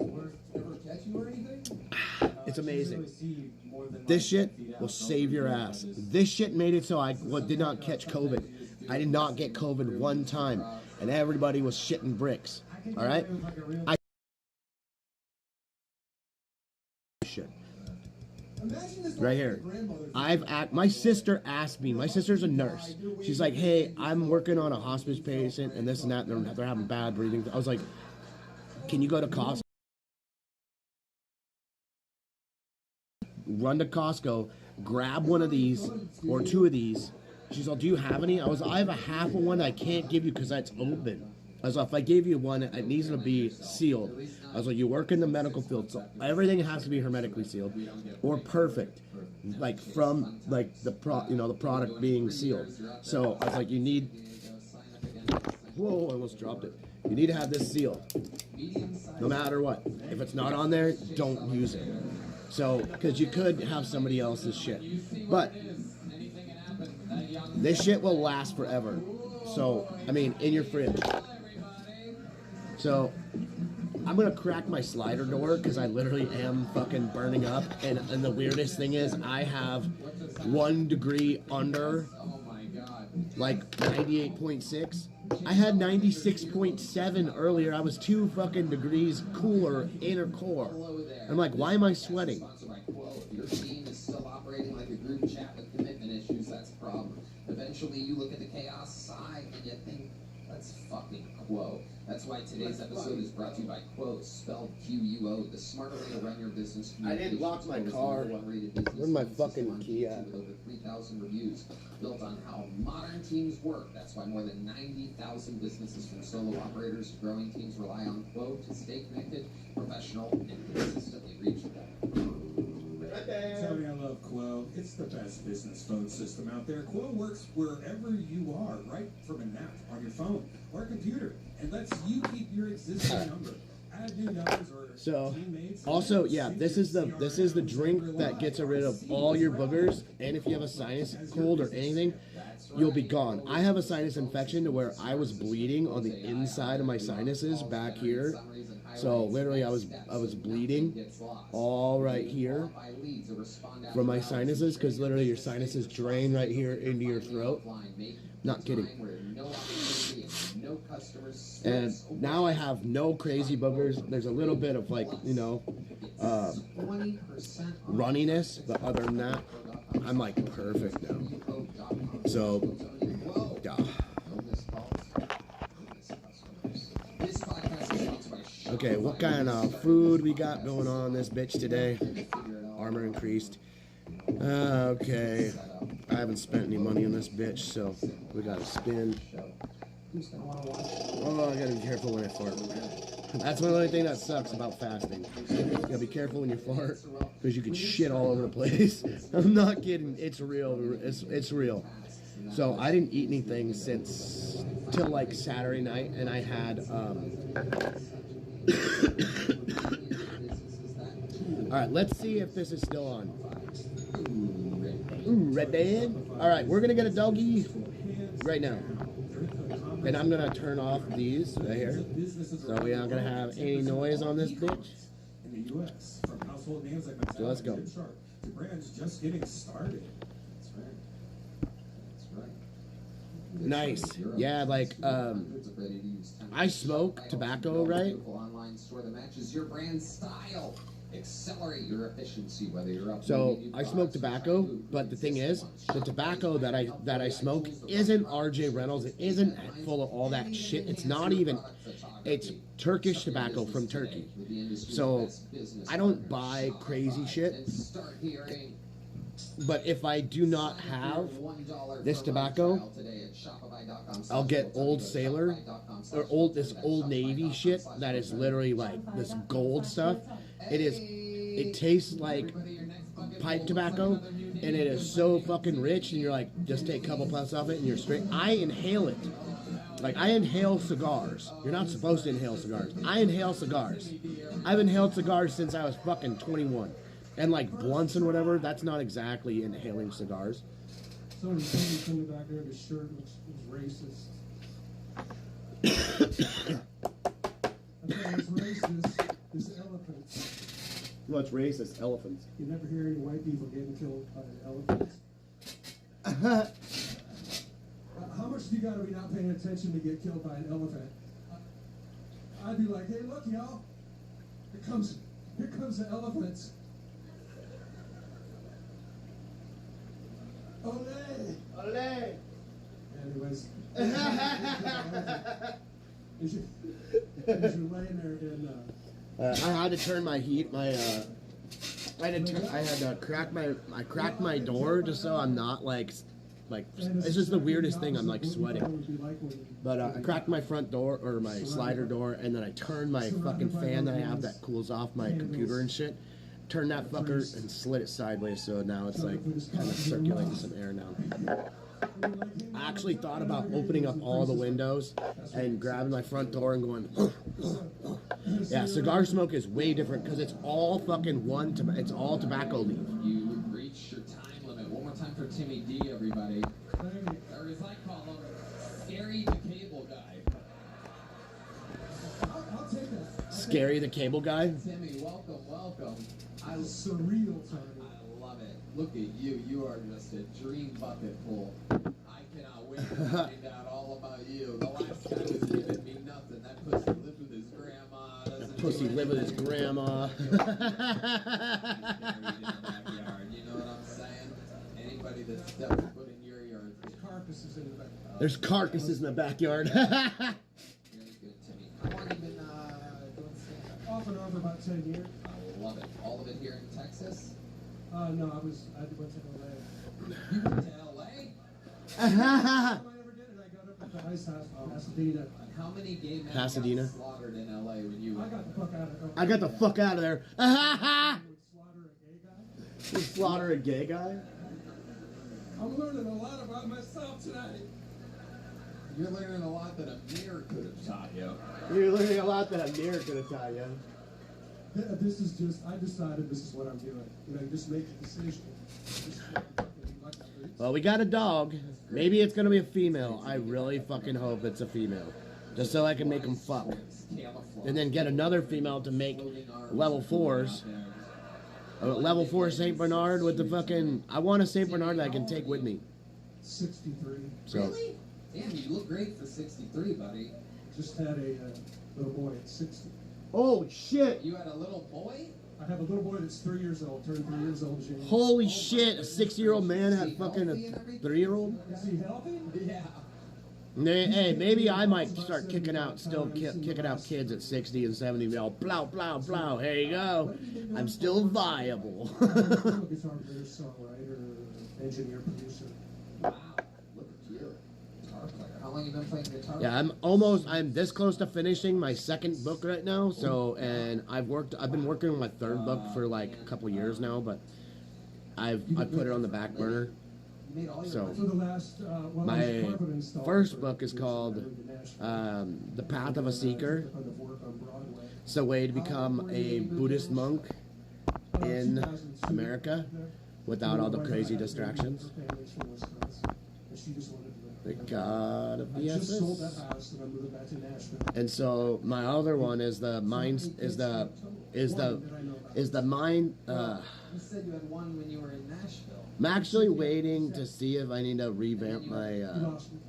Oh, dude, I just don't want to publish this shit because literally the stuff that I know of how to become, it's called the Path of a Seeker. It's literally how to become a Buddhist monk in a world of distraction. And literally we live in a fucking non-stop world of distraction to where literally you need to go on a retreat and give away everything you own and like literally like go and live in the woods for a little while and not have anything. So kind of nuts. But rich people won't ever know this because they will never give up what they have. So I've given away 2 different fortunes. I've lost like whatever opportunities on shit that I should have taken advantage of when I did, but when I could have, and I never did. So I just don't take advantage of shit, and especially of people. So it is what it is, but still. Come on, what do we got going on here? The shit got turned dark. It's okay. I'll ask you a question. Come on. Don't lose me. Yeah, no, we're not losing you, Timmy. I'm very good at this job. And you're exactly the... It feels like I'm sweating this shit out. That's what I do in my spare time. I watch this So... and have anxiety attacks. Because I knew I was going to be here. Triples! Boom, baby! Let's get more of that C4. Triple C4, dude, is the shit. Hey, I get it, dude. Intuition is strong. I love it. So, I'm going to go back to Tim's very good question. You had a baby 3 years ago. My wife did. Right. But Fuck! were you guys planning... I don't need any more of that. Fucking idiot. Yeah. I was way confused. Spent enough time in LA to where he might have a pussy. So The one thing that's nuts, since like I'm like kind of fucking halfway paralyzed in my spine. Since Thursday, I've taken 1 THC rip to help my spine just kind of relax and like my intestines just to help them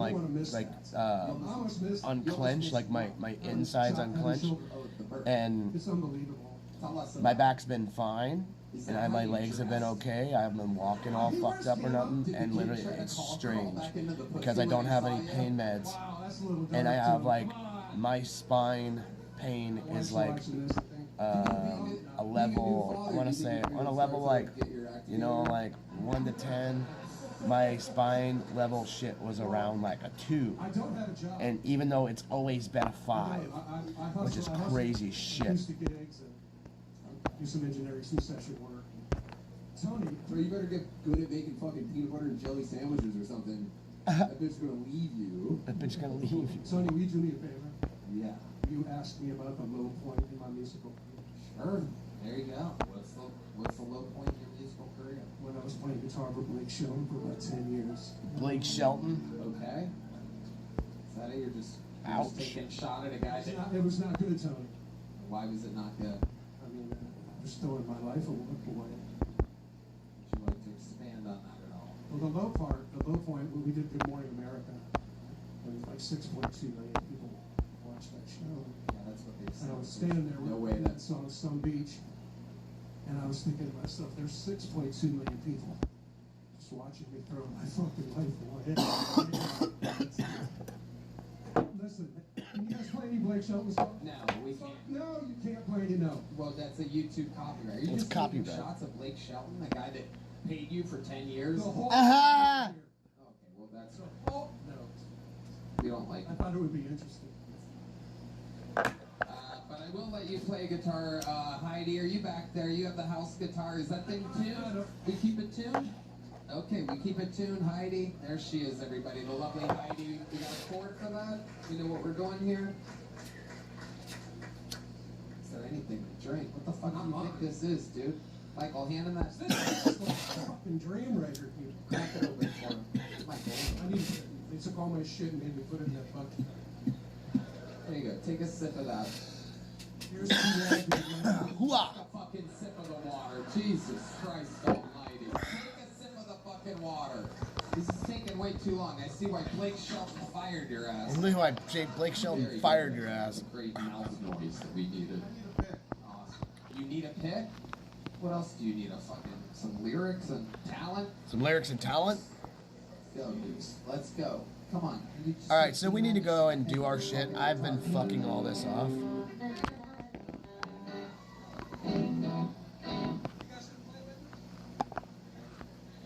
Just play for a little bit. They'll join in. Jesus fucking Christ. You guys gonna play with me for a little bit? All right, so I'm not gonna collect these. I'm gonna let them stack. I'm gonna let this stack up to 100, if not 200, and then we're gonna run them. And I'm gonna get the upgrade shit that I need to get. So all the money to fucking Blake Shelton if you play his music show. I mean, it literally can't be the same chords and sound as anything else. You've been playing guitar for 6 years. You don't have one fucking original song? I have cut on Blake. You said you're a songwriter. what the fuck, dude?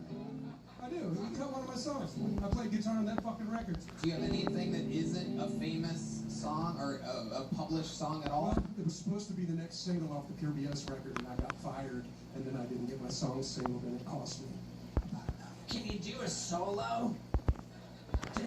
Just fucking play. Just destroy on guitar. Campfire burning on a Mississippi riverbank. My old pickup's fingers cranking out a light. Sheriff's daughter dancing on my hood. With an empty bottle, this can't be good. Stop it. I've now been informed that he is indeed covering someone else's Oh. song. I wrote that song. What do you mean you wrote it? I wrote that. But it's out there by somebody else. It's a cut on a Blake Shelton record. Oh, dude. Jesus Christ, Timmy. Do you not listen at all? Oh my God. Were your parents 60 when they had you? Were your parents 60 when they had you? Da da da! Ha ha ha! Ah! Wait, what's your sound when you do a good one? The fucking elephant. No, you have that one sound when we play. It's been so long since you made a good joke that we literally... Oh, there it is. It's this one, right? Dun, dun, dun, dun. Yep, that's it. Dun, dun, dun, dun, dun. The red band. The whole room laugh at once. Timmy, we appreciate your approach. We're going to have to... Oh, shit. ...part out where you played the song because it literally...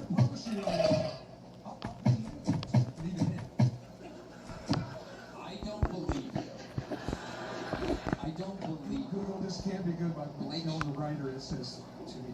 I swear to God. All right, Timmy, you're out of here. Good enough for a big joke, but I'll tell you that. Entertaining interview. There he goes. There he goes. Timmy, go. There he goes.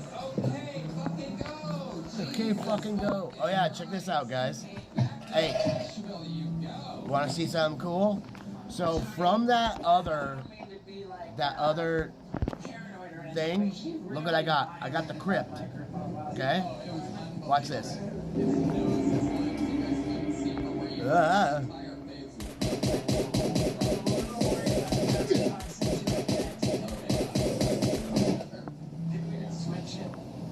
It gave me grenades before. Now it's just gonna give me random shit.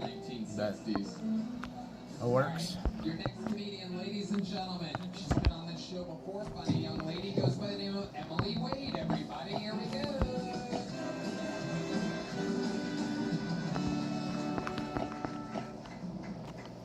I'm from Boston. You can't really hear it from my accent. No, huh? Words like back, Back. or khakis, or suck my fucking dick, bitch. What? You know, the classics. No, it's suck my cack. I heard my accent once, and he's like, I'm like, it's kind of hot. You have a Boston accent. Do you use it in the bedroom? I was like, what the fuck do you think I do in there? I'm just like, I don't. Oh, Oh yeah. Oh yeah. No, you tell me who's in charge, Daddy. I want you to pack that Big Mac truck right in how to garage. Or whatever Caddy B says. I was having sex recently though, and he was sitting there from the back, and out of nowhere I just turn and go, use me like a fucking fleshlight. Sex stops immediately. Nothing will get you softer than Mark Wahlberg's voice coming out of my body. Thank you guys so much. Wow!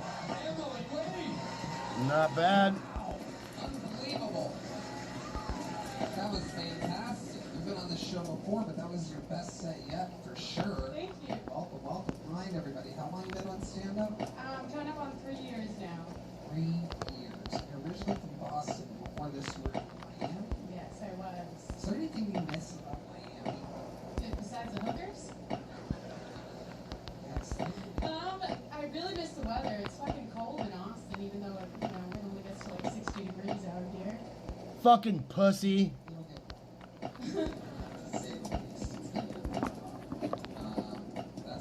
It's so cold in Austin. It's like 60 outside. Oh.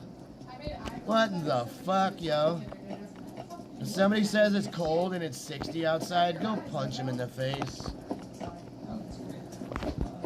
They don't know what cold is. I worked in negative 65. Fuck yeah. How's Austin? So, go figure. I really love the outdoor people. They always bring entertainment. It's fantastic. I'm never bored here. Are you talking about the homeless? The outdoor people? I've never thought about that before. But we have a lot of outdoor people here. Brilliant. I thought you were talking about like Patagonia vest guy. Patagonian vest, dude. A lot of people dress like Timmy D out there. A lot of camouflage muscle shirts. Outdoor people. Amazing. What do you do for fun? I don't want to tell you what I do, because I don't want to make me do it. But I love karaoke. Oh my god. Don't. Unfortunately, we already had a guy do a little karaoke right before you. I swear to God, I wrote that song. I swear to God, I wrote all that songs, man. Oh shit, I just accidentally had another baby. What do you guys think about Steve Tim? What do you guys think about Emily? I loved it, and I'm just mesmerized by the tattoo of a jellyfish. My eyes are up here, Steve. Yeah, all I can see is this jelly. Why did you get a jellyfish tattooed on your arm? Okay, so I'm really scared of the ocean, but I love the ocean. One day my karate sensei showed me his tattoo. What? Karate sensei? He's overpowered. Yeah, I'm a second-degree black belt. Yeah, you're not. Yeah, but don't ask me to show you anything, because I'm kind of fat and out of practice. Yeah, you're not. You're not. Can you do just one little front kick or something? No, she's so pretty. You want me to beat the shit out of the blue-haired lady? She's a fucking idiot. She's perfect. Blue-haired lady. Blue-haired lady. Wants to protest the show. Why don't you just take a front kick? Let this ice protester from Minneapolis. This woman is not a black belt. My brother's a black belt. What kind of shoes do you wear? My brother's a black belt in karate and taekwondo. I'm a third. Oh my goodness gracious, that's incredible. I'm here all week. I'm a third degree brown belt. Jelly. Why did you get a jellyfish tattooed on your arm? Oh yeah, I'm gonna show you something. But I love the ocean. One day my karate sensei showed me his tattoo. Your karate sensei? That's a gay. He's overpowered. Yeah, I'm a second-degree black belt. No, you're not. Serious? Yeah, but don't ask me to show you anything, because I'm kind of fat and out of practice. You're kind of fat. Come on, there You're a must be skinny something. bitch. Just one little front. This girl's skinny. No, she's so pretty. All right, so check this out. Here, let me do this.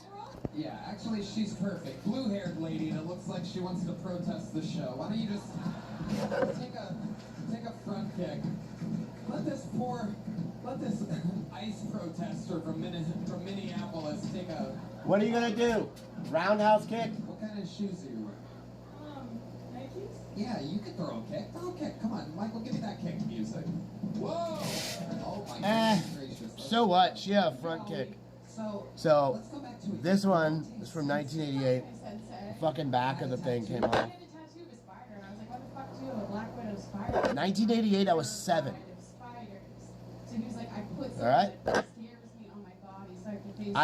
I have my trophy that I have, my big trophy. My brother's got it with all of his trophies, and literally like me and him have pictures together, like with our holding our trophies. All yeah, but thing is, I placed second, and we tied for first. Me and this other guy tied for first, so we both got second. So literally nobody got fucking first. 1989. This is state champions. I got 3 fucking. I went back on the night in 1990. I hurt a kid. I won first, and I didn't take the trophy because I felt bad and I walked away. My dad picked up the trophy for me, but I did not collect it at all. I walked away. I felt so bad, and I was crying because I hurt this kid really fucking bad. I hit him in the fucking right above the groin, and it knocked all his wind out. And I don't mean like knocked all his wind out. He couldn't breathe at all, and I was so scared and crying, and I felt so bad, I just gave it up. So when you know that you can hurt somebody and you can hurt them bad, you stop. Any other tattoos? Nothing as nice as your eyebrow one. Oh, thanks. I can show you. I have this one. Sorry, my bad. I'll clean it after, guys. This one says never less. Gay. It says nevermore. And again, I thought it was deep as fuck. Okay. You're an idiot. So yeah, I've joined a lot of shit in my life, and I don't ever want to hurt anybody ever again. So it's one of the things. I bet, Red Band.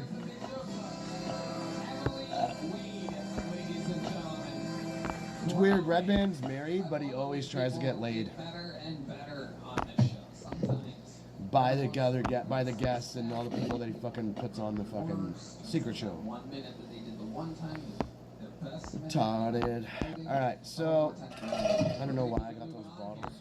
Hello there, and welcome. This podcast is sponsored by ZipRecruiter. What's the latest trend? And how are you with safe? It's 6 feet up. Blake Apatow. So installed. It's to your job post, so you get the highest quality applicants. No wonder ZipRecruiter's the #1. Yeah, so I just in the last #1 rated hiring site based California. Fantasy one. It's been a tough year. My best friend died from a fake Xanax that had fentanyl in it. My best friend died.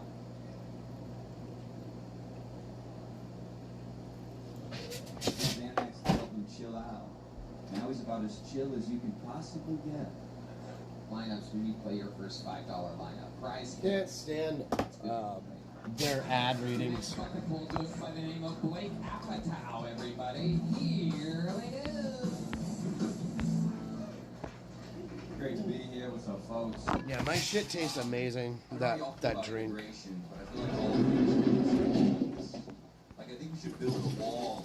We should also install a doggy door for hot Latinas. Doggy door for hot Latinis? Who needs a doggy door for We should hoes? import millions of gorgeous Latinas. And for every Latina we import, we can deport one obese white chick. I don't want any fucking fat Mexican bitches here. I don't know what the exchange rate is. I'm sick and tired of this shit. My sister was into fucking Mexicans. I ain't into fucking Mexican. Do you know how gross it is? Do you know how fucking gross it is when a woman's crotch smells like fucking corn flour? Ugh! Corn tortillas? Her pussy smells like corn tortillas. Who fucking wants that? I fucked every single woman in the world. Every one of them. Every fucking one. I sold him that. Every one. I've had my dick in every kind of fucking woman. And it is fucking gross that these Mexicans Their pussies smell like fucking corn flour. Why? Why? I need to ask a fucking, maybe a Mexican cunt will be on my fucking shit song. You're like, hey, why does your pussy smell like fucking cornmeal? Like, why? Tell me why. Oh, because that's all we eat? Well, why don't you fucking eat something else? You disgusting fucking pig. Hassa? Fucking hassa? Did you really have a best friend that died? Literally. Yeah, it's actually, he was like my middle school best friend. And it's kind of a complicated death story, you know. We jacked each other. You fucking faggot. Now our secret is safe, 6 feet underground. Yeah. He made you come and you made him go. Obviously, That is gross, dude. That's a joke. Correct. Because I had that. You literally look like you sell. You look like you sell Xanax. Yikes. You look like an outdoor person. You look like an outdoor person. That's what they call homeless people. An outdoor person. I mean, yeah. An extreme outdoor person. And some hotel valet the other day saw me. He's like, dude, I don't know your vibe. I can't figure out if you're a billionaire or homeless. Yeah, that's fair. Percocet, Forrest Gump. Just still on it. Yeah. You get a lot of girls. You're a good-looking guy. You dress up like like you're trans or something. I do okay. A lot of women just like instantly, Know that you're gay?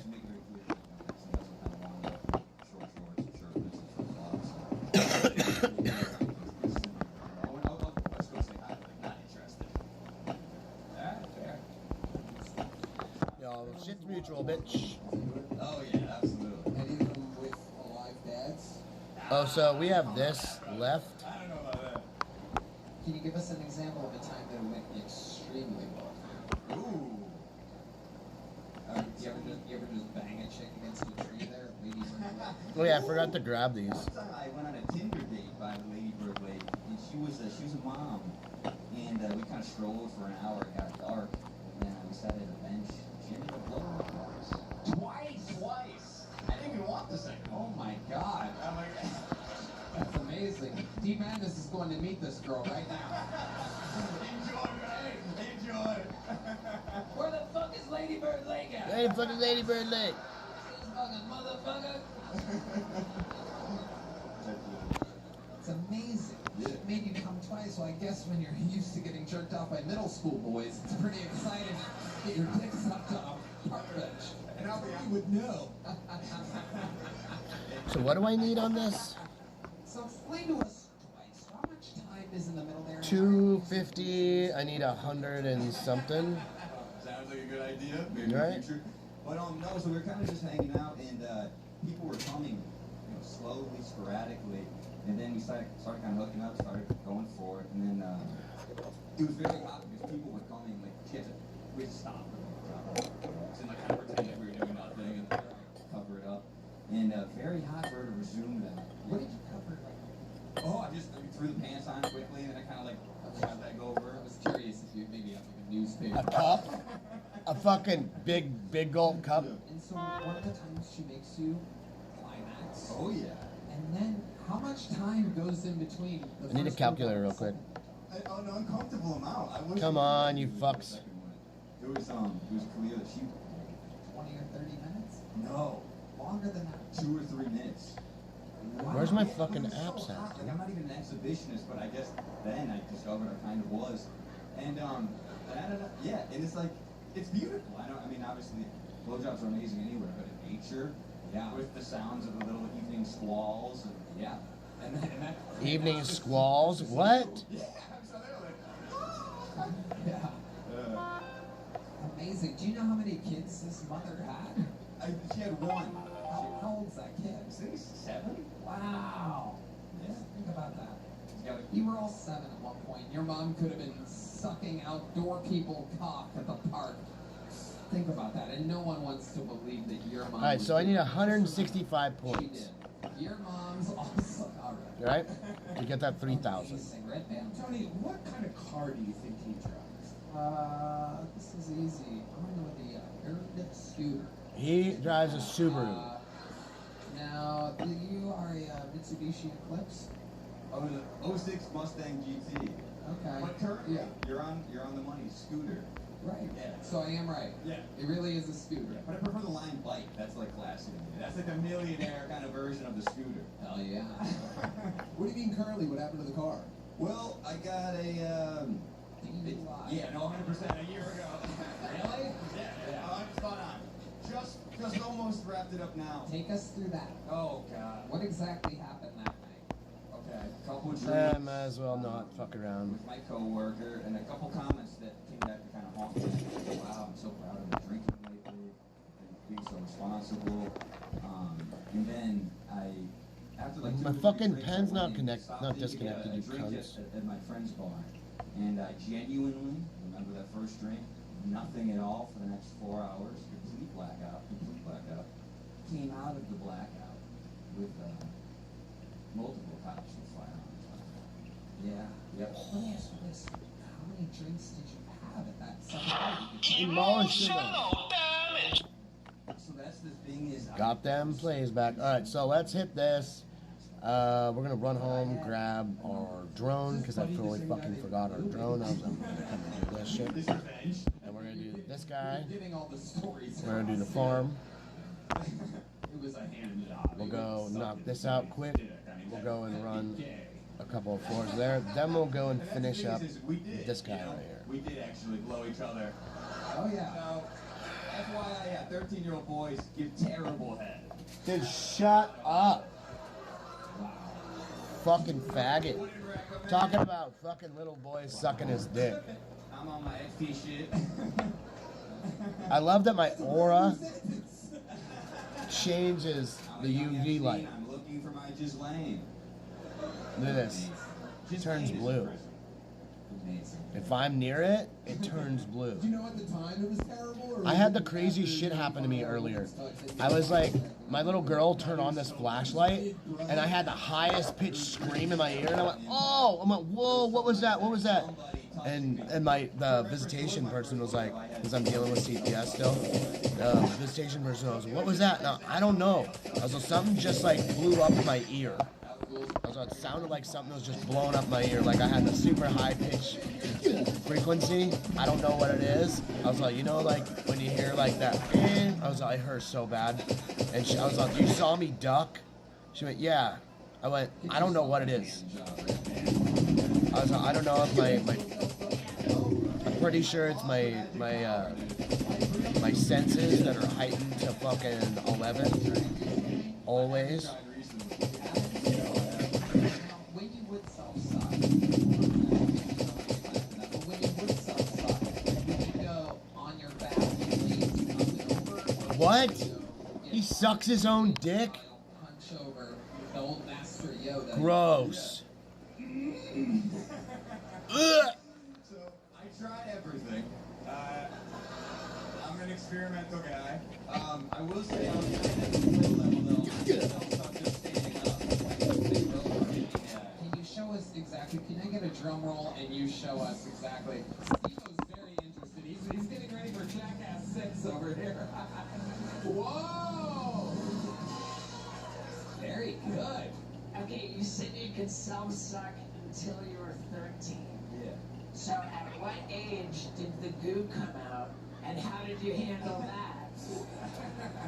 Well, that's the thing is, I started jacking off and I had goo, and then I was sucking with goo, so I had like a Okay, so what were you doing with the goo? You know what? Yuck. He's so gross. Dude, if you suck your own dick and swallow your own nut, you are a demonic piece of shit. You're leaving here with a big joke. I don't even care. If he gets shot in a fucking alley because he's a fucking crazy fucking demonic fucking piece of shit, Satanists drink their own cum.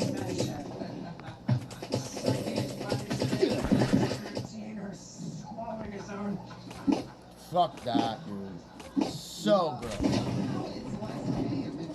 It's not less gay if it's your own dick. You're still gay as fuck because you sucked a dick.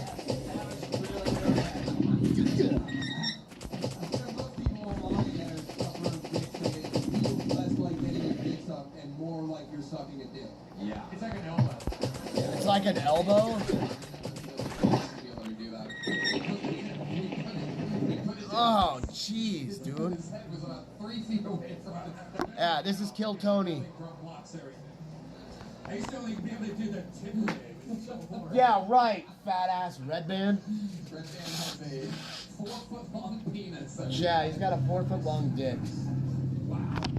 Amazing. Sick fucking pieces of shit. Fucking pull up here before going to our great regulars, ladies and gentlemen.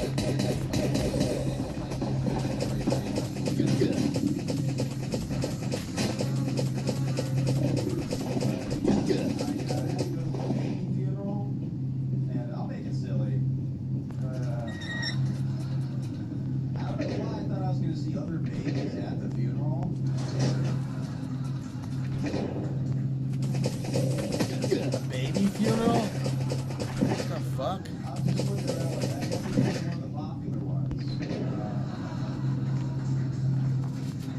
What? That's the only funeral where you can't talk to the coffin with the same voice.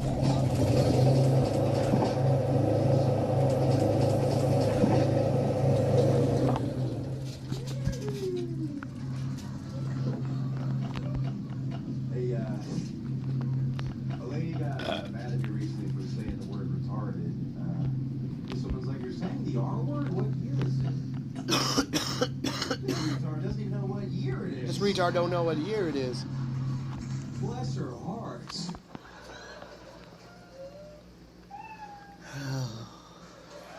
Wow. What the fuck can I say? Holy shit. Amazing. Michael Good has entered the Kill Tony universe. Welcome, welcome, my friend. Where have you been doing comedy at this whole time? So I've been in New York for about 7 years now. 2 years in Florida and about 7 in New York. Wow. You are fucking hilarious. Dude, thank you, man. What brings you to Austin? I was just kind of going down here trying to do shows, and I have some friends in the scene, so I was like, let me just mix it up and get down here. Amazingly talented. Where do you tend to perform in New York City? My two-main sponsor, New York Comedy Club and New Jersey Club. You're doing it, dude. That's hilarious. What's the longest set you've ever done? I've done 50, but it's fucking stretch. Like the headliner road gigs are just like, dude, on Saturday it was like nobody below 65 in like Greenville, Texas. Sure. Jeez. 65-year-old fucking. You open for people? Do you feature for people? No, I mean, I'm featuring one of my friends to do one online next month, but then for the most part, it's just road gigs and stuff. But like low-level headliner gigs. You are fantastic. Do you make a living doing stand-up in New York? Yeah. I sold feed pics like 2 days ago. So Really? Yeah, my podcast listeners, they're into the feed, and I put it to the last minute, and I was like, yeah. We have a D-Madness is in defeat. He's coming back. He just got done getting a double blowjob of lady. No, it's weird when people are selling feet pics. The people that fucking buy those pics and shit like that, these fucking retards, like, they don't care if your feet look fucking, like, it's just, ugh. Feet pics, dude, you fucking retards, that's so gross. Why do people jack off the feet pics? Like, what is that? And it's not a fetish. Fetish is eating pussy. Or sucking dick, and you're a woman. Eating pussy for a guy. It's something that some girls don't like, but What did Dad do for a living? some girls can't stand not getting, so. Yeah. Where the fuck did he fly to? What the fuck, dude? I'm gonna have to check that out. Yes. 2 hours in, I gotta figure out where the fuck this dude I went back to flew. the holidays to live in New York.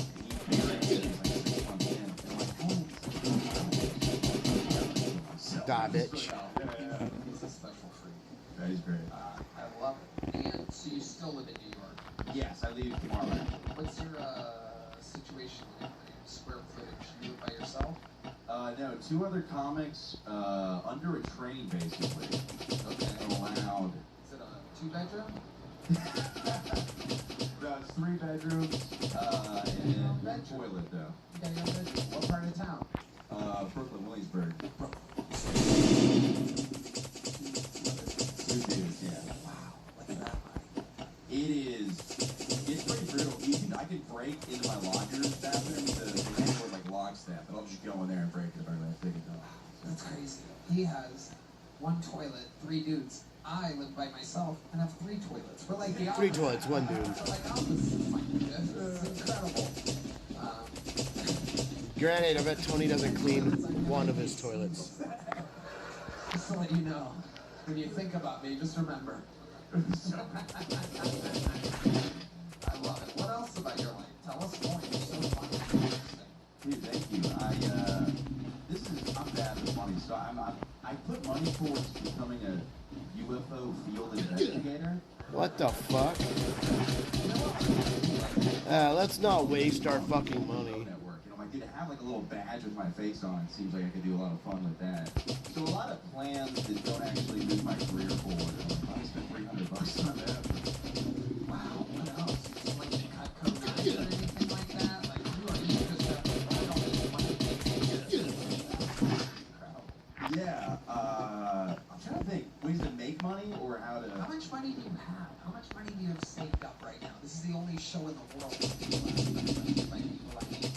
I have 600, 300 is borrowed. Right now, yeah. You gave away 300. No, you're borrowing 300. 300 of the 600 is borrowed. Who did you borrow it from? A friend or a parent? A parent, yeah.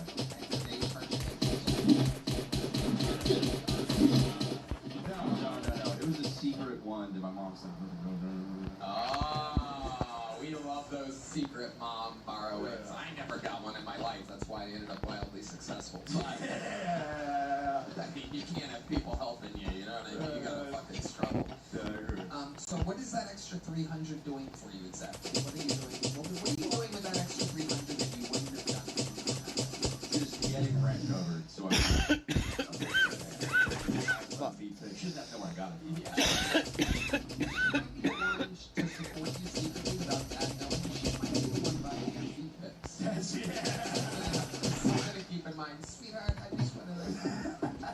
I was told I should be a hand model because I have like perfect hands. Yeah. Perfect ratio. Nuts. I was like, yeah, no. I used to be in a JCPenney fucking catalogs when I was younger. Oshkosh bagosh. Yep. You remind me of the guy from Office Space. Oh, yeah, I get that a lot. Yeah. How much money do you get for plasma? And have you ever done double rag? Because that pays double what? Double rag? It's like that. Are you selling plasma? Yeah, dude. That pays buying plasma. Yeah. 6 months, bro. I think we just found out how COVID started, everybody. Red Man donating plasma to fucking people in Wuhan. Good lord. Dad doesn't know shit. You're gonna make it. Thank you, dude. I appreciate that. Thank you, man. I appreciate that a lot. He's a good dude. He's just cautiously supportive. No, fuck your dad. Hey, I'm gonna beat the fuck out of your dad. I'll tell you what. You've been doing comedy in New York for 7 years total. What do you think the greatest venue to possibly play in all of New York is? Cosby.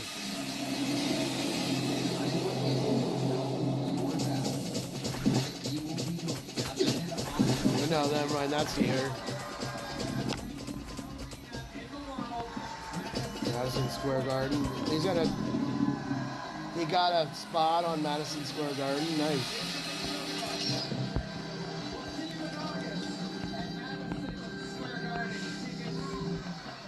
Going on sale extremely soon. I'm technically not supposed to announce it. It's supposed to be a surprise, but we do it every year. We go to Madison Square Garden every year, just like every other podcast does. All right. Ladies and gentlemen, we have one of the greatest regulars in the show's history here. An absolute phenom, a freak of nature that was once, at one point, known as the Dark Storm of Atlanta. He's now the Dark Storm of Austin. Here with a brand new man, like he does every single week, every single episode. No weeks off. This is Dedrick Flynn. No weeks off. He barely started. No weeks off. He works one day a fucking week. One day. Mexican turtles. What? Alright. That's what the word armadillo means. Cause I've been trying to create some secret ooze to turn these niggas into Teenage Mutant Ninja Mexican Turtle. You don't even gotta change the name. You know what I'm saying? It's just Raphael, Leonardo, Michael, but I'm Master Splinter.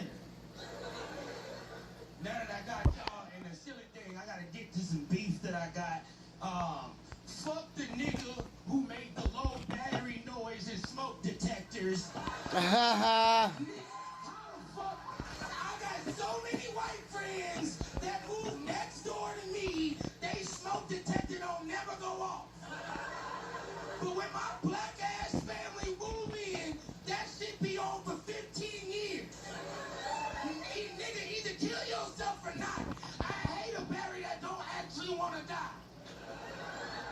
But then I know it's a conspiracy. They turn us into sleeper agents. They want us to be ghetto. Because in 2001, I opened up the smoke detector. If y'all remember, Duracell used to be able to have these buttons that you could press and see how much energy was left in the battery. Nigga, it was full. Yeah, it was full.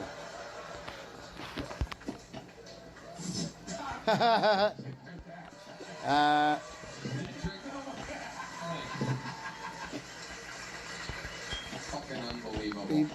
Every single time. My God. Oh my God.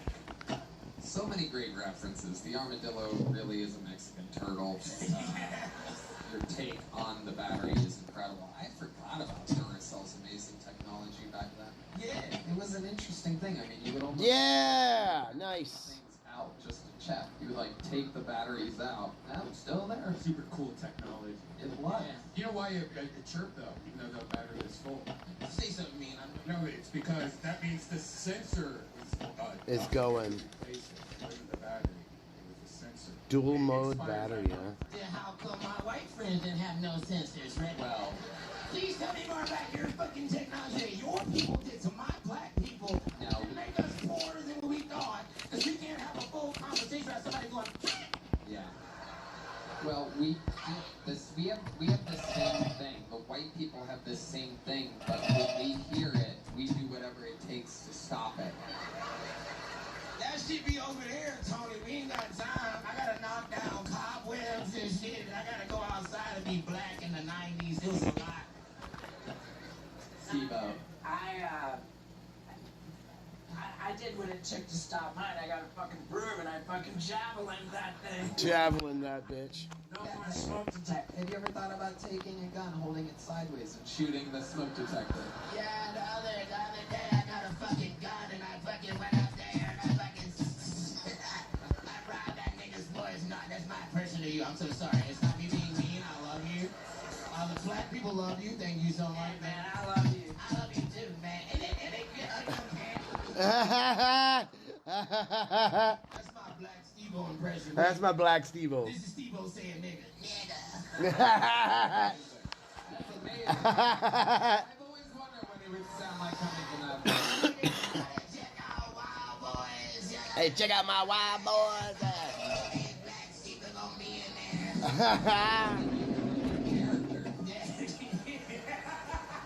Steve-O Harvey.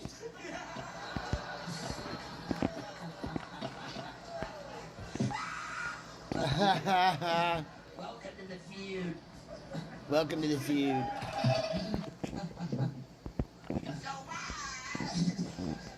Let's go to the dance school, boy. Baby, you says. What do you call Mexican turtle? So, Dedrick, you hit it again. What else? Have you seen an armadillo? I've seen one. Nah, I saw one when I was high, and I never want to see that nigga again. Armadillos are fucking cool. They'll give you fucking diseases though if they bite you, or if you come across their saliva, you'll get diseases. I forgot what it is. They're like a sexually transmitted disease. It's very weird. So, let's go wipe this out. From my deep research of seeing one of them niggas that I never want to see.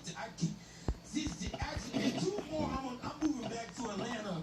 If I see 2 more armadillos, why the fuck y'all got them out here? We should do something. You can't even eat them niggas without getting like an STD or some shit. Boom!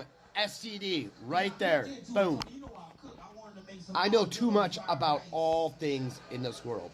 I already know if you come across an armadillo and you're not, and it bites you, you'll get a crazy STD. I think you get chlamydia or something like that. I think it's like chlamydia with mixed with herpes or some shit. I'm not too positive, but I know exactly what that fucking shit is though. Because they hang from the ceiling and chirp every once in a while. Bats, not blacks. Blacks. Black Bat History Month.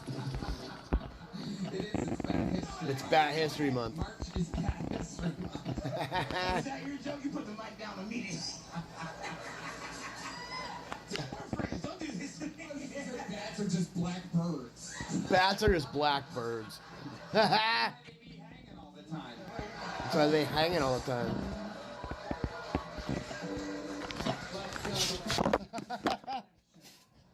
Alive and well. That's so fucked up.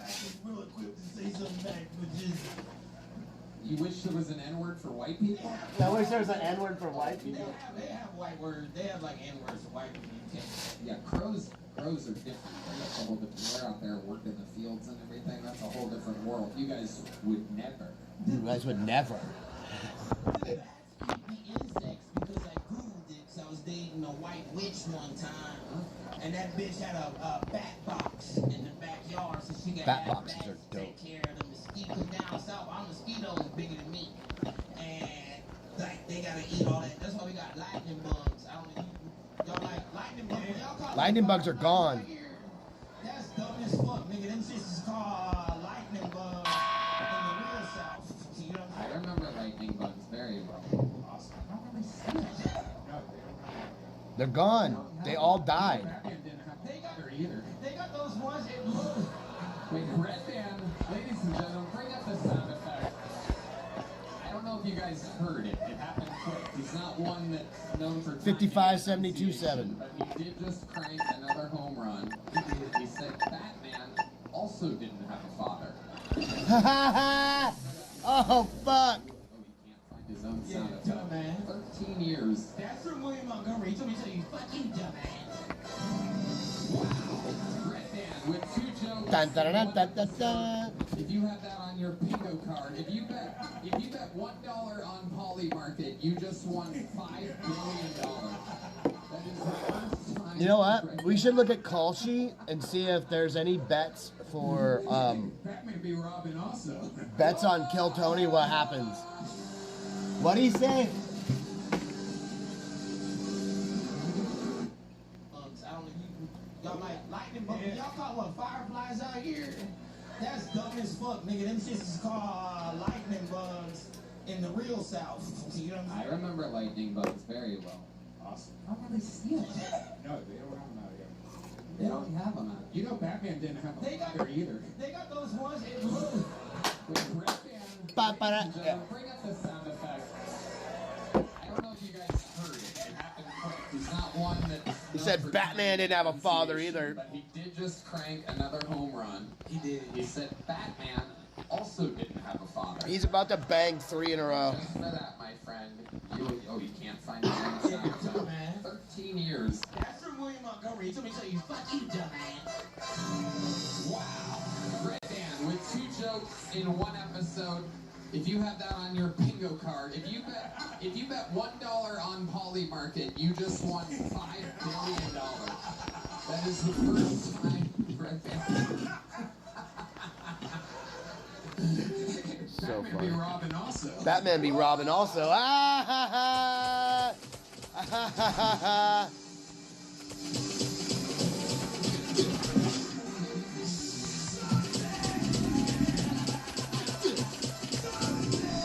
Bam, ba, da, da, da, da.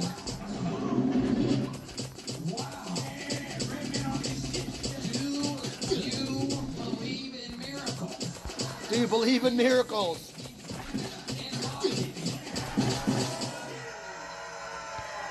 And Red Band pulls a hat trick on Killzone.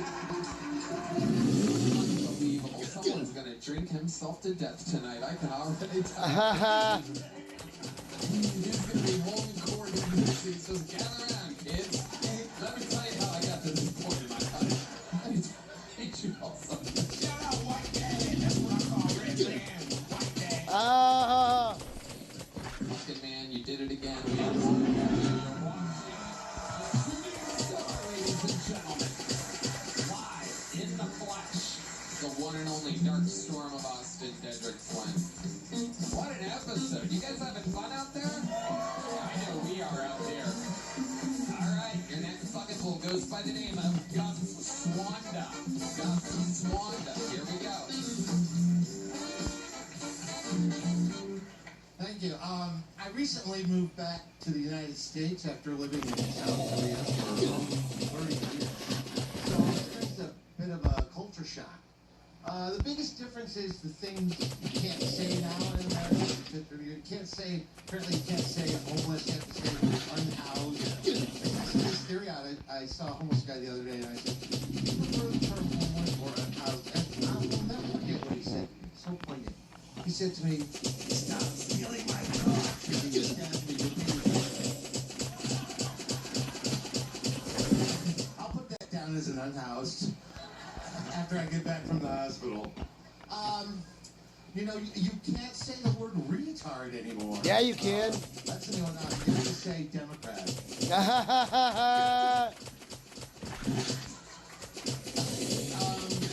I'm gonna steal that. Mechanic kicked me out of the shop the other day just for telling him that I blew a tranny.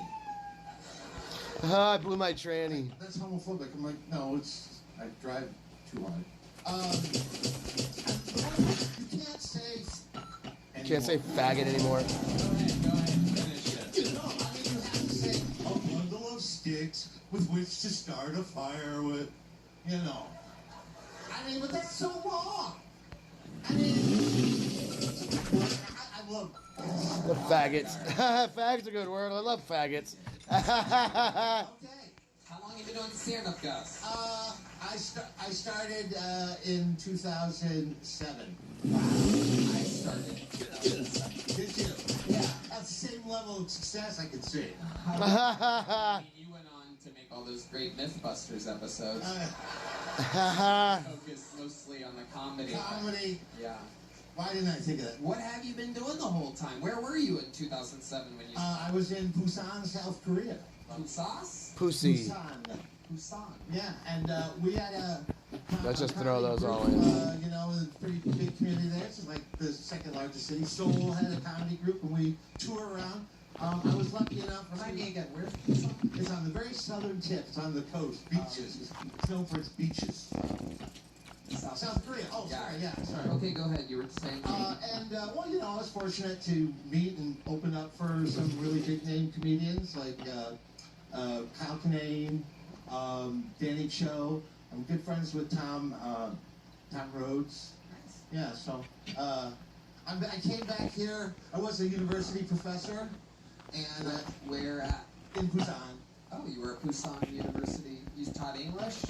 No, I taught international relations. Okay. So I came back here and I tried to do that, and I found out I can't do that. Yeah. So I thought, well, you know, do what I love, comedy, and I found out I can't do that tonight as well. How old are you? How old am I really, or how old do I tell people I am? Jesus, you're also gay? You're also gay? Anyway. Sometimes you find out the answer to questions at once. You answer two questions at once. How would my asshole look? How does my asshole look? Did you bleach it? How old are you, Gus? I'm 55. 55. How old do you tell people you are? 53. Oh my God. You think the juice is worth the squeeze on that? You know what? I figured it out. If you were 2 years older, I would put it down, but I'm not fucking talking off my face. 3 minutes.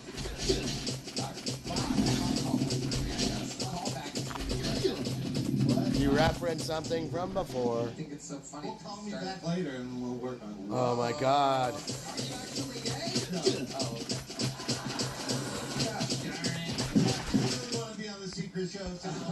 I really want to listen, so can I? He's on the phone. Phone call. Rogan. Man, come on, he's got a pretty big. Dude, Rogan, I got 3 big laughs tonight on Kill Tony. Did you bring back any good Asian women? Dead Asian women? Dead Asian women? Dead Asian. I was married for 10 years. Wow. Yeah. You met her there? Yeah. Well, what went wrong? What went wrong? Yeah. What? Red man. You shouldn't have gotten that. They're literally just roommate for the underdog. In this case, the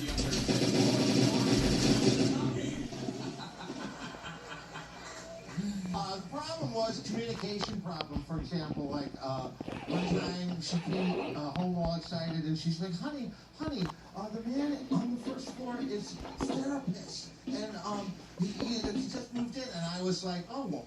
Koreans really don't believe in therapy. How cool is that? But does he speak English? And she's like, yes, he was a therapist in America.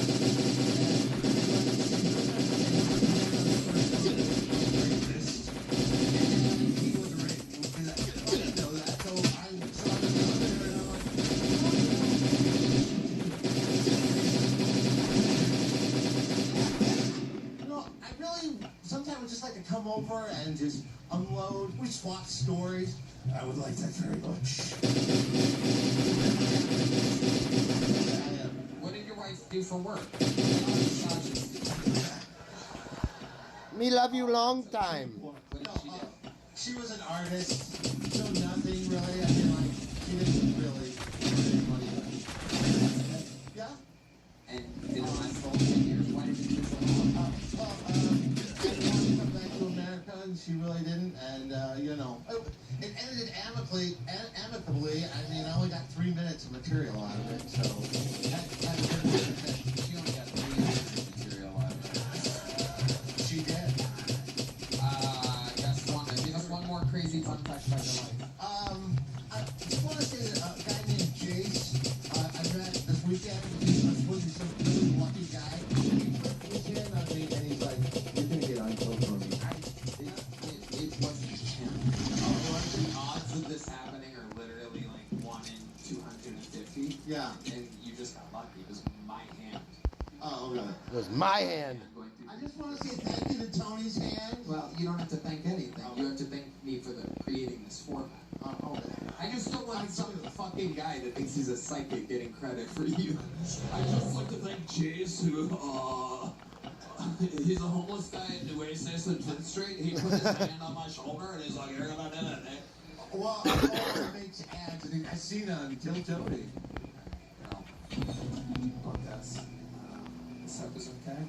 Here's a medium joke, but come back again sometime. I will. Because that's Swanda.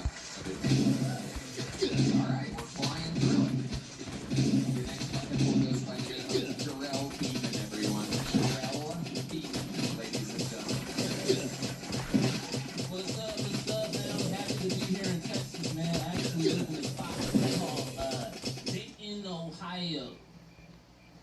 Yep, and that's all it gets right there. That's it. That's it now, bro, man. People don't get too hyped when I say I live in Dayton, man. It always gets real weird and awkward and quiet, you know. And I get it, man. Y'all must not be a big fan of heroin, I see. Cause that's all we got in Southern Ohio, baby. All we got is heroin and fat white women. That's it. Hey, but hold on. I'm gonna take the roll. Okay. No. Stop. You laughing at the truth. Stop it.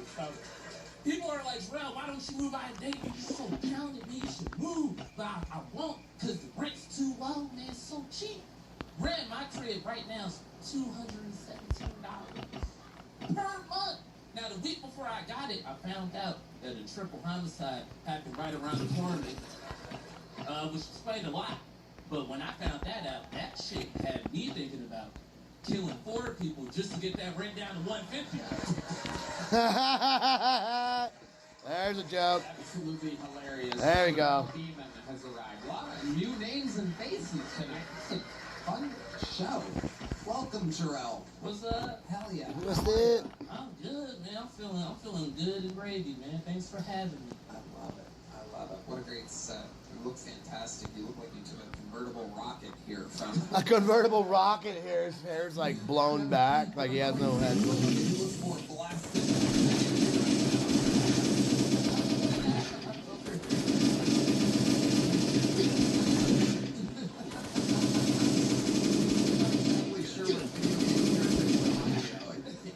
Sonic or Tails or exactly... Sonic or Tails? What's going on here? But Jarrell, how long have you been on stand-up? I've been doing stand-up about 7 years now. 7 years. I love it. And you still live in Dayton, Ohio? Yeah, I travel all around, but I'm based in Dayton. What keeps you in Dayton? The rent. The rent?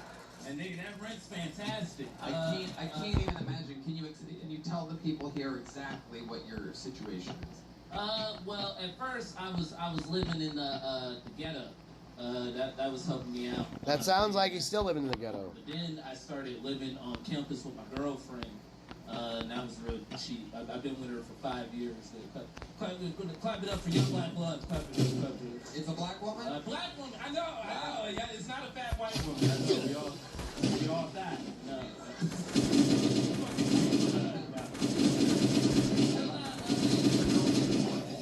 Man, my girl, man, she's a full-time musical theater student, and she works at a grocery store, which means we're broke as fuck. So, yeah, I'm the breadwinner.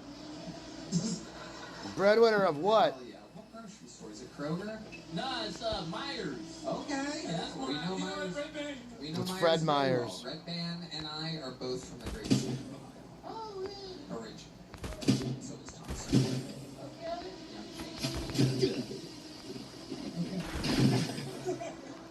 I was waiting for more than that. I didn't know. I thought it was more. Dave Chappelle spent a lot of his youth there, so originally prior. Okie dokie. Guess big names don't matter either. Matt Rife. Harvey's from Cleveland? Yeah, Steve Harvey. Absolutely. Go on and on. Don't understand how we last so long. Just have superpowers. So Myers, and you make all your money doing stand-up, or you do a little Uber Eats? Yeah, man. You do? No. Stand-up, mostly just, doing shows, selling merch, producing shows. A lot of it from producing shows. What's your merch? What is it? Well, my merch, man, it's these little stickers of me with my image on them, and got my social media at the bottom, and they donation based. Oh, okay. People give me what they feel from their heart, $1, $5, whatever it is. Shit. After the shows, Shit. We're dead.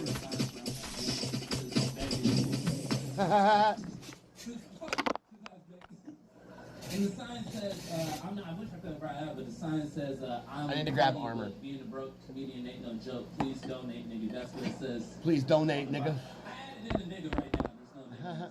But it helps me out, but producing shows mainly is what kind of helps me out.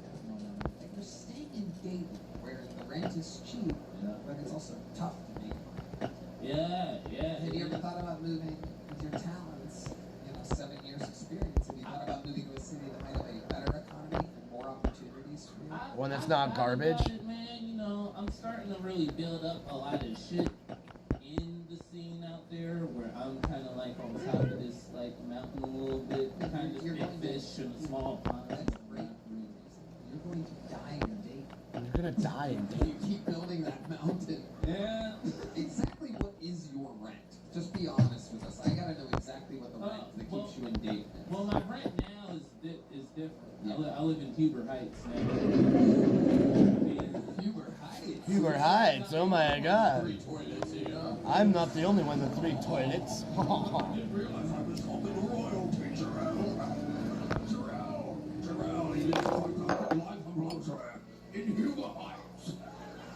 Last night I was gonna jump on and just play chess against myself. And literally, like, I don't go fucking easy either. So you'll see me do crazy sacrifices and shit like that. Which I'll probably end up playing some chess here in a little while. I might do a couple rips and you'll see some crazy fucking moves with chess. Just by playing yourself. If you know how to beat yourself, you can't beat yourself. You gotta keep going. And it's one of those things. It's now 3. They're counting that 3% in Huber Heights. They're counting their Cadillac as one of the. Well, it doesn't work. It just sits around all day. Might as well be black. Yeah, the rent now is like at it's like $700 now. So that's still amazing. So you and your girl are splitting $700 rent. I wish. No. There ain't no splitting. That's all me. It's you, huh? You let her keep her grocery store money? No, she keeps all that, man. She needs it. What does she spend it on? She takes care of the phone bill. You know, she got phone bill. Oh my god. See, you got. She cheap bitch. Other things, you know. Honestly, these are questions I should be asking her. So I don't know. You kind of fucked me up. I was like, damn, what the? If I'm helping. She pays for the phones, but does she also pay for the beepers? I'm talking about your smoke detector, of course. My smoke nah, that's hey, I gotta find out what's going on with that. Do you have a smoke detector in your apartment? You don't. All of them do. I don't know my living. You're making me question my life. That's what I do to people. It's a lot of fun. Did you? Do you know what that is? Is that the smoke detector? Yes, very good. Since you answered that correctly. But yeah, no, a lot of it too. Producing, I produce my own shows and take them out on the road sometimes. Do you know our friend Layla Ingalls? Oh yeah, Layla's the little homie. I fuss with her, man. That's my little like Mitzi, man. Yeah. Let's check in with Steve. What did you do to produce a show? I'm just trying to picture. Maybe I'm done. But... You're gonna love it. You're gonna love it. Actually, it's called Black Ass. You're gonna love it. It's called Black Ass. But now, like, what kind of shows do you produce? Yeah, I help run out things at some of the independent closer where we book different acts. But a show that I produce myself is actually called Jarrell's Will of Comedy, where like I get me and my co-host Copper. Y'all can guess. Wait, you said the word of the day. What's your co-host's name? Copper. What? Copper. Yeah. How do you guess what race? How do you spell that? How do you spell that? K-O-C-K. C-O-C-K-A-R-U-E. Cockeroo. Cockeroo? Yeah. For some reason, every time you say that weird noise. Yeah. Yeah, it's actually scaring the shit out of me right now. I wish that smoke detector.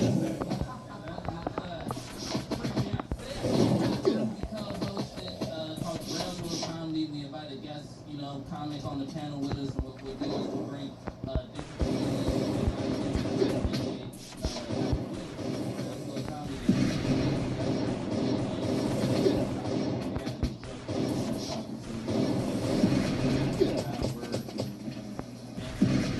bye, bitch. We take that show about 4 different clubs.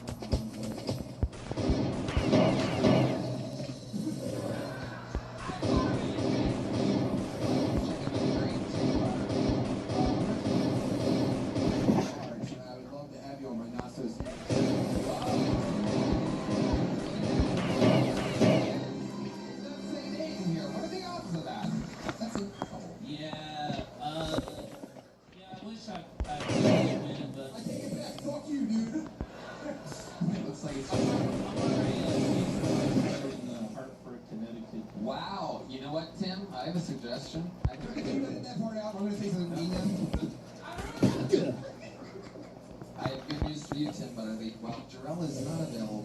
you can book Cockaroo. You don't want to book Cockaroo. No, me and Cockaroo doing heroin and dating, dude. You can't stop us. I was accidentally through my wallet at you, Terrell. Oh, dude, that would have been fantastic. Well, it ran off. We do have from the great Bones Eye, Harry Joe Cook. There he goes. Terrell Beeman, everybody. What'd he say? Oh my goodness, is he gay? Actually, let's get the fuck out of here. We need to go finish.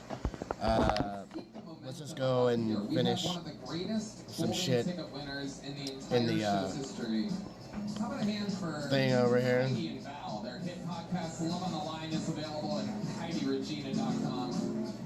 Be sure to follow the band, Kill Tony Video, on YouTube and Instagram. And follow Bones Eye. He makes the best stuff made out of leather in all of Texas. Go up. We have a great golden ticket Go winner. up. One of the best ever. Literally. Perhaps Get the best warm. golden ticket winner in the history of the show. Okay? Go up. Talking to my turtle. Telling her to go up and get fucking like. She needs to go up and get the fucking shit off of her show. So she'll sit up there and chill out. Martin. The medication I take is called Orbaclofen. I take Orbaclofen because I don't want to take anal Baclofen. You know, it could fall out. You know. Oh my god. Some people smoke weed through an apple. I smoke through a squash. So when I'm high, I'm like, oh, I'm so squashed right now. Let's get squashed. Trying to make it a thing. Okay. Scientists say, scientifically speaking, you can sleep with your second cousin. And I don't know, it sounds like that scientist just had a really hot cousin. You know, it's like, I did the research, it's cool. Oh yeah, that's it. Hilarious, Martin Phillips. Martin, welcome. Another very, very funny set. I've been to backpacking.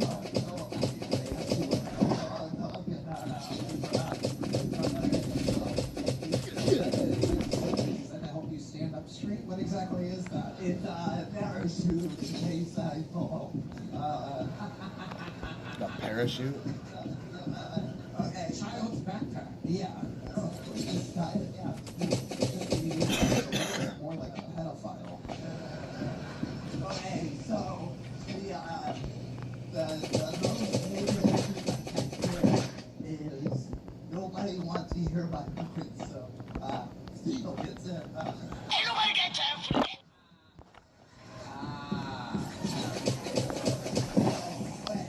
I'll admit, this is a child's toy, but it changes your voice. Oh my goodness.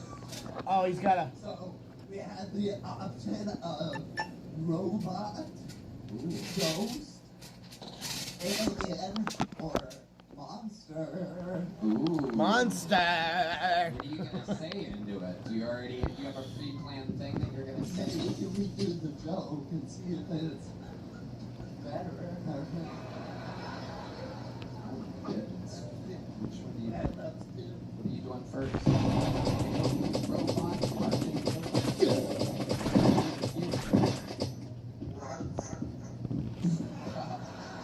Perfect. No, I don't need to do that.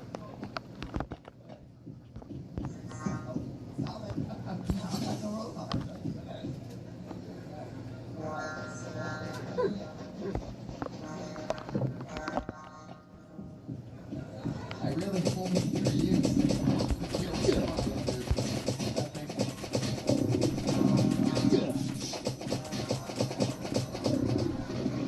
Stephen talking, ladies and gentlemen. Stephen talking. Gracious. Let's hear that ghost. Ghost? Yeah, I want to hear the ghost. Wait a second. What?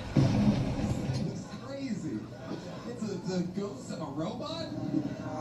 I know, this is for, I know how to work this. This is for 5-year-olds. I get fucking Yeah, you could do it. You could do it. Was that in the backpack that you stole from the kid?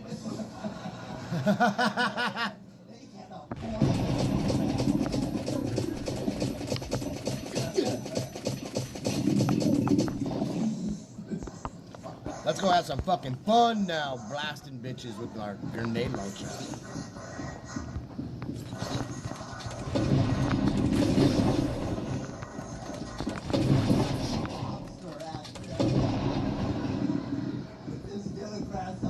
This megaphone does every voice from Epstein's Island. This is incredible. Stephen Hawking.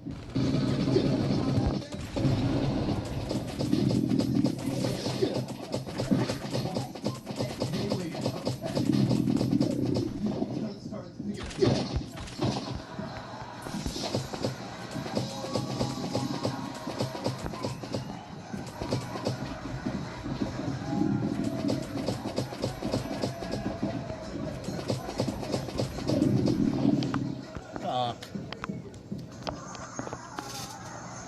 Weird, dude.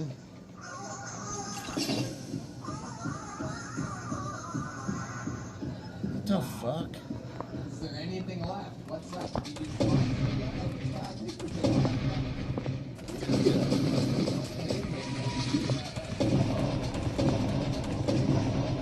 My gun, bitch. This might be a piece of shit. No shit, buddy.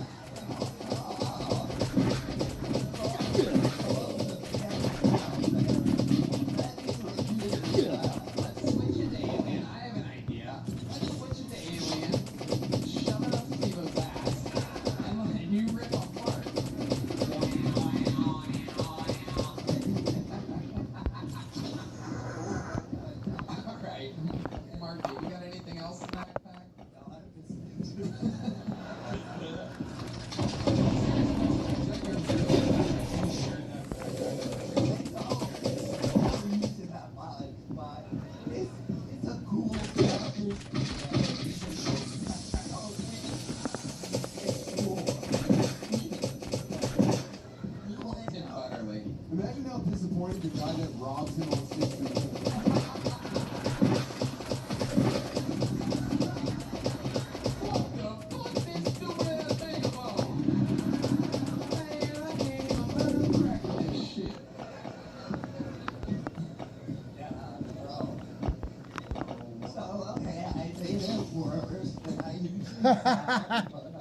You are unbelievable. That was so funny.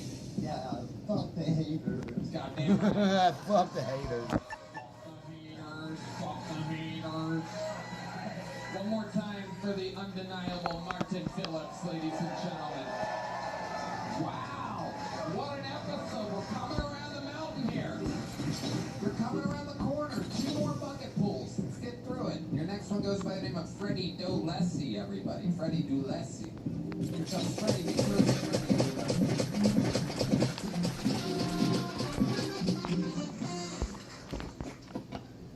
I just realized I think everything is a little racist. Like my brother got a Tesla 5 years ago, and in 5 years Tesla went from green power to white power. It's like that. That's great. How do you hate people for loving the environment? That's like if the KKK was like, yo, we not burning no more crosses. LED light, you know. Strobe effect, right and wrong, solar power. I don't know, man. I think everything a little racist because I'm from Virginia. You know, Virginia's like, we don't have sports teams. We got to go to DC team. I didn't even know the football team's name was racist until the first game I went to. It was the Cowboys versus the Redskins on Thanksgiving. That's not a game. That's a reenactment. You know? That's like if they had a team called the Cops and they played the niggas. You know?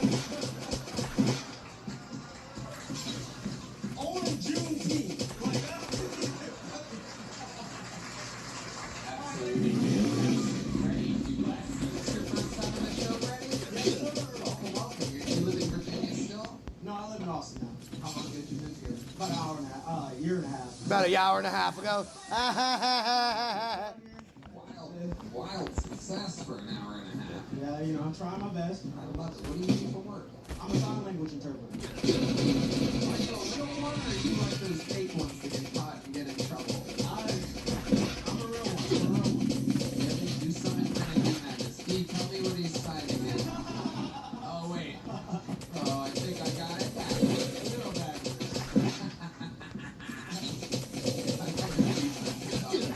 Look at the motherfucker. You know I can't see that shit. I love it. Freddie, you get a lot of work doing that? Doing what, sign language? Yeah, not too bad. I do mostly like phone calls and deaf. So yeah, that's most of my days. So like you are on the phone and a deaf person. No, so a deaf person calls me on FaceTime and I like answer the phone and then I just call a hearing person. Okay, let's do it. Let's make a call. Okay. Let it ring one more time. Hello. Oh. Hello. Are you white or black? Oh wait, they're not blind. I keep thinking they're blind talking.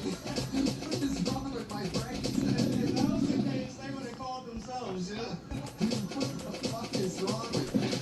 I'll tell you, like, it's like, a woman will call or something, she'll be like, hey, I'm calling the doctor's office, like, set up an appointment for me, and she'll just be signing, and I'll be like, hey, yes, my name is Brittany Thompson, and then, like, the receptionist will be like, you don't sound like Brittany Thompson, you sound like a man, you know, and I'll be like, it's 2026, Tim Butterly. I think Tony's kind of on something though. Is there, do white people and black people do sign language a little bit differently? Yeah. Black people are like, you need to have a blood transfusion. We need to go to your doctor's appointment on a motherfucking website. White people like hitting the consonants hard, like vibing with it, or no, white people, they sign in phone. Black people sign in body. It's dangerous if I'm just outside signing. It looks like I'm gangbanging a lot, very well. So let me ask you this: like every 30 seconds, where's my fucking animal? Smoke detector go like. Blip. Blip. I love it. We need to find a smoke detector sponsor at this point because we are just crushing. Where are you, First Alarm? Yeah, First Alarm. Get in the podcast game. It's the only thing in entertainment people are actually still watching or listening to. Shout out First Alarm. Use the promo code KillTony just to let them know we exist. All right. Freddie, what do you do for fun? What are your? Oh, you did hear. I did hear that. Is there a sign line? Is there a sign for the word beep? Beep? Yeah. No, just like beep or something like that. What's the craziest? What is the most shocking sign language thing? Like I once did a show where there was a sign language person, and I said it was a white woman, and I put her on the spot, and I said white penis, and she was like, I can't remember exactly what it was, but it was a thing, right? And then I go black penis, and it was wrong. Yeah, it's like white penis. Yeah. Black penis. Yeah. You know, something like that. How about for the word enema? Enema? What the fuck is that? Oh, I don't even know how to water up your butthole. I'm not even gonna lie. You are. Your instincts are not that far. You're off. in the right zone. On your forehead? Right now? That's absolutely insane, right? Yeah. I'm getting a lot of comments on my my forehead tattoo. Yeah. A lot of compliments. Tim Butterly. You really don't know what an enema is? No, explain it to me. Okay, it's like Shooting water in your ass. You stick it up the butt and you squeeze it and you fill your butt up with water so you can blast out everything out of your butt. Why the fuck would I know what that is? Bro, he made $20 million on here.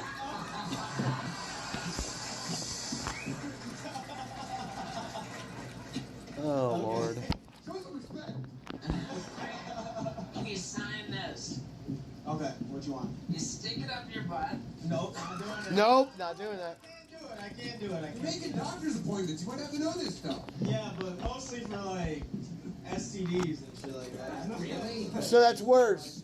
Making calls for STDs. burpees. Can you? I can't even laugh at that. I got paid from that. So, no, like I mean, it's tough. Like you never know what you're gonna interpret. Like one time I had to interpret like a doctor's office, and there's a deaf doctor and there's a hearing patient, and the lady was like signing to me outside. She's like, "Hey, it's gonna be quick, 10, 15 minutes. But heads up, you gotta tell this person he has cancer." Oh my god.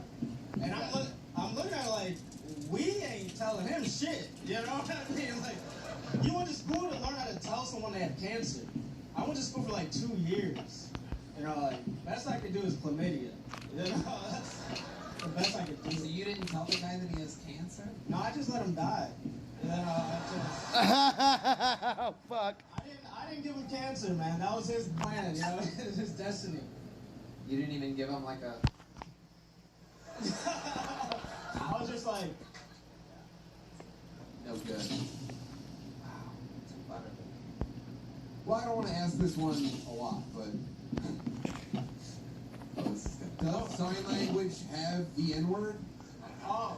Great question. It has the N-word. I sign it all the time. We'll blur it out, but can you show us? I can't. It's too many white people in here. Come on. I can't tell it. Bro. Come on.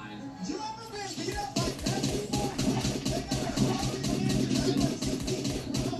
all they do is practice hand muscle strength and shit. Nigga, I can't. I'll trying to give get you fucked up. $100 to show me the N-word in sign language. Send it to me right now. Send it right now. Send it right now. All right. Don't do it. What the fuck is wrong with that? Shut the fuck up. Don't do it. You know how many talented black guitarists there are waiting to take your spot, man? Fuck up. Don't do it. Well, you have a choice to make here.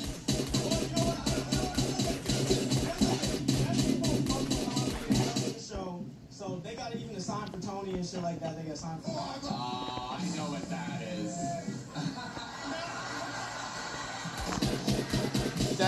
I know what a sign for Tony is. Fuck you, Tony.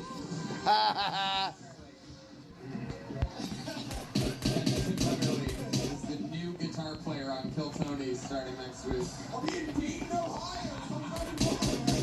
He's gonna be in Dayton with what the fuck was it? Cockroach or something? Seriously, we gotta know. What's the sign for the N-word? Are you ready? No one wants it more than the lighting. Show it. Show it. He's back there. He's got it dialed in. Ladies and gentlemen, this is the N-word. We are about to change the world, by the way. Ready? Come on. Show it. We are about to, just when you Dude, this black dude procrastinates too fucking much. White people are about to learn a way to call people the N-word without them knowing. And here we go. The man that changed the game, the Booker T. I'll go look it up. If you will. Signing the N-word. Some people are calling him the Barack Hussein Obama of sign language world. Breaking down here. Ready?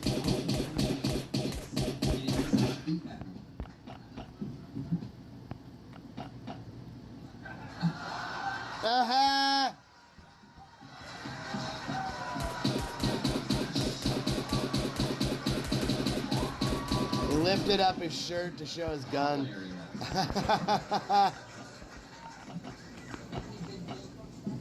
Yeah, we have big Joe from South back. But Freddie Dulessi. What is that? Well, It's a French last name. No, it's not an I, it's an exclamation point. It's an exclamation point with the dot touching the line, by the way. The dot is on the top for an I, the dot's at the bottom. You're so used to signing, you don't know how to write. I know, I was expecting a fucking Italian guy to come out. What's wrong? I can see why your last name is Do Less, by the way. Do less, by the way. You know what it is, you know how it goes. A great set, fun times, unbelievable interview. Thank you so much, Freddie Do Less. All right, final fucking pool tonight. We are running deep in overtime, ladies and gentlemen. We're just gonna do a quick set and a quick interview with Kendall Jr.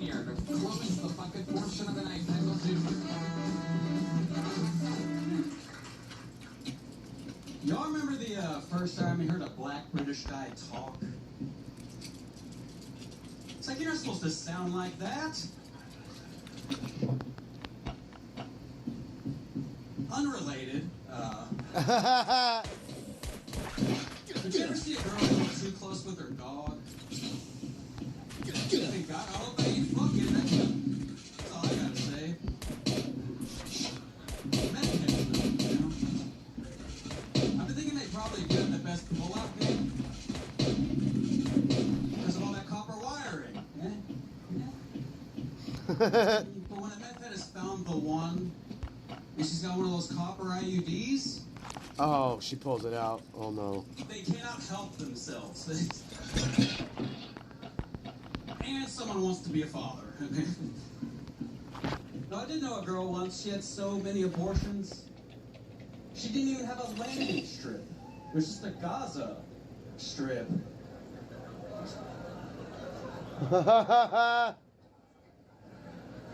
Kendall. You've been on this show before, right? Yes, once. What did we find out about you in the interview portion that I found interesting about you? That I was once a super fat heroin addict. Yeah. Super fat heroin addict. What's changed since your last time on the show? I gained 5 pounds. It's a mess.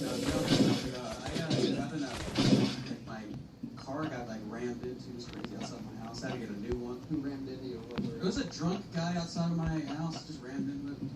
It was crazy. I was almost getting into it with my girlfriend. So it was like a whole thing. Yeah, like we were about to leave like at 7. It happened right at 7. We were supposed to get out of there. I had back surgery like crazy before, so I would have sucked because I would have like needed another. I'll tell you this, man. You have great premises, and you don't finish them. Black British guy, you're not supposed to talk like that in other views. And it's you should have, you have great setups. The copper, the medtech, you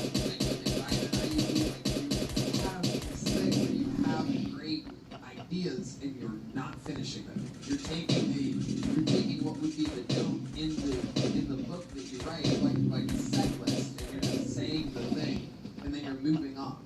Does this make sense? No, I can understand. Yeah. I follow you. I was ready for the meth head pulling out to be hilarious. Yeah. And the same with the Black British guy. Like, there's so much there to draw from. No, I understand. But you're doing what you did with your premises, what you did with meth, and you're just quitting. What I think is you should just keep going. Yes. Here's a little joke book, buddy. We gotta keep it moving. Thank you. Bye. It's been a very long episode, because it's been a very, very fun episode. And we started with William Montgomery. We had Dedrick Glenn. Ari Maddie is doing so many sold-out shows on the road that he's adding Monday headlining shows in different cities. Wow. We've created so many monsters that they're not even available for the show anymore on a Monday. Which has never happened before in the show's history. However, I do have one last trick up my sleeve. One very, very special moment, because your next comedian is very rarely available. He's not one of those guys that does every single week. He is as special as it gets. An anomaly. In fact, the only person ever on the show in which I let him do once.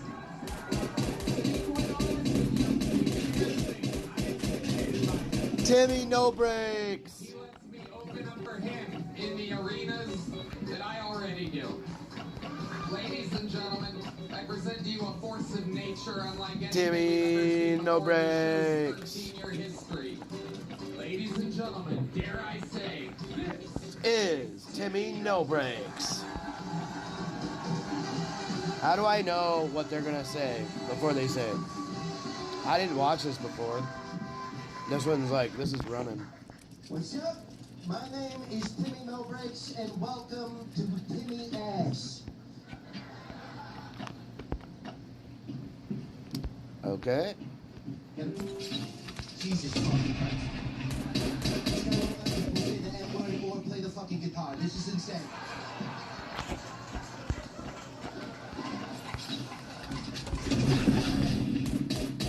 On my neck is a shot collar. And in my hand is the remote.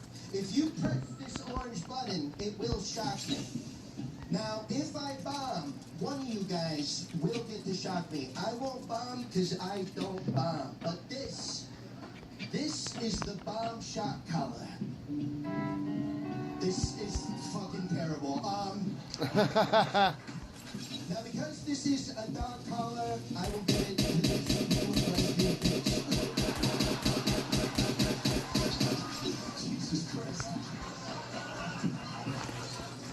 No, you can't.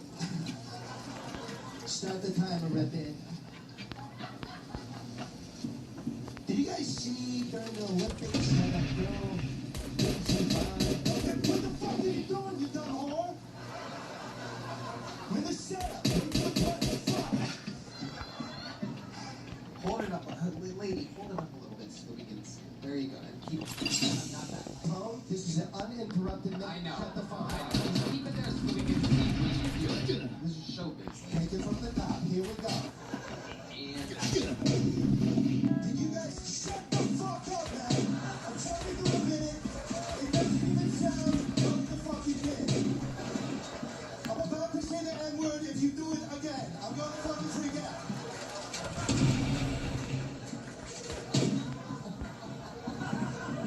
Okay, start the timer now, man. Did you guys see the Olympics? How that skier, Lindsey Vonn, broke a leg, you know? Sad. You know where that wouldn't have happened? The kitchen. Boom. The kitchen. Boom. Relax. I'm gonna be honest, I love the Women's Olympics. I do. Yeah, I do. I think every women's sport should only be televised once every 4 years. Suck a dick.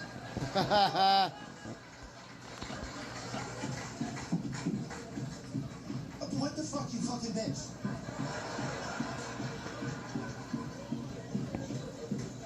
Guys, everybody, give it up for the women's hockey team. They won gold. Finally did something. Yes, finally a positive video featuring a white woman and ice. Take that, you lesbian. Take that, lesbians. Poof. Murkja. Murkja. One more. I love the WNBA. I do. I really do. I'm serious. Yeah, I mean, it's lame that they can't dunk, you know? It's just a bunch of 2s and 3s. They're ugly. Fuck. They're ugly. He's all 2s and 3s. They're ugly. Relax a little bit. Tom? Wow. Does this guy have a dick on his forehead? I think these are getting big pops. is she really hitting it? Yes. Why are you hitting it so much? This lady's having the time of her life. She has waited what appears to be 45 years to have this kind of control over a man. This is incredible. We may have solved how to fix every blue-haired woman in America. Give them one day. The man in the shock collar. Unlimited. Who is this guy? No, I'm serious. Who the fuck? I know Tim, but who the fuck is this guy? You don't know who you are? You mean you're just paying jackass homage? Or I don't understand. Jackass. Shock this motherfucker. Shock him. That thing's not working. Stop. We need to turn it up. Is there a dial on that? Is that what he taped over? Take the tape off. My name is Timmy No Breaks, and this is the copyright infringement. And this is the copyright. The band will play Limp Bizkit's Nookie, and this entire episode will be demonetized. 3, 2, 1, go. What the fuck? He fucking blacked out. Like. Okay, so oh, fuck! I turned it up to 10. Don't do it! Enough. There's tape on the side of the thing. Hold on, it goes up to 15. Why did you do it, you stupid bitch? You fucking cunt! Why'd you do this? Stop. It's fine, alright? If I bomb, I'll give it to you. I'll give it to the guy you don't know. He won't do anything wrong at all. All right. Everybody, fucking. They fucking keep shocking them. All right. Let me just do my next segment. All right. 15 seems like fucking not in control anymore. This was never supposed to go past 6. Hi. My name's Timmy. No, I'm so scared right now. I'm so scared right now. My name is Timmy No Breaks, and this is the taste test. Heidi. Oh my God. Inside of that cup is 3 real, actual fluid ounces of horse cum from a man. Tone, your challenge. Okay. Do not drink it. His challenge is not to drink the cum that's sitting in front of him. Oh, fuck. And some dramatic music. It's literally... What the fuck is that? To drink it. It really looks like...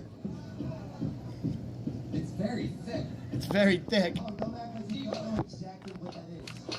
Steve-O, is that horse cum? Dude, there's a horse pubic hair. I'm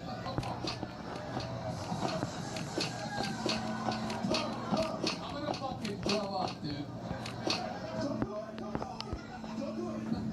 You don't have to drink it. Just keep it there. Okay. Go to the next segment. We'll go to the Okay, let's do the next back to thing. Steve-O. We'll go back to Steve-O. Here, let's just slide in You here. had a bunch of cum before this and you're full. I told you not to. He had cum, he's full. I understand.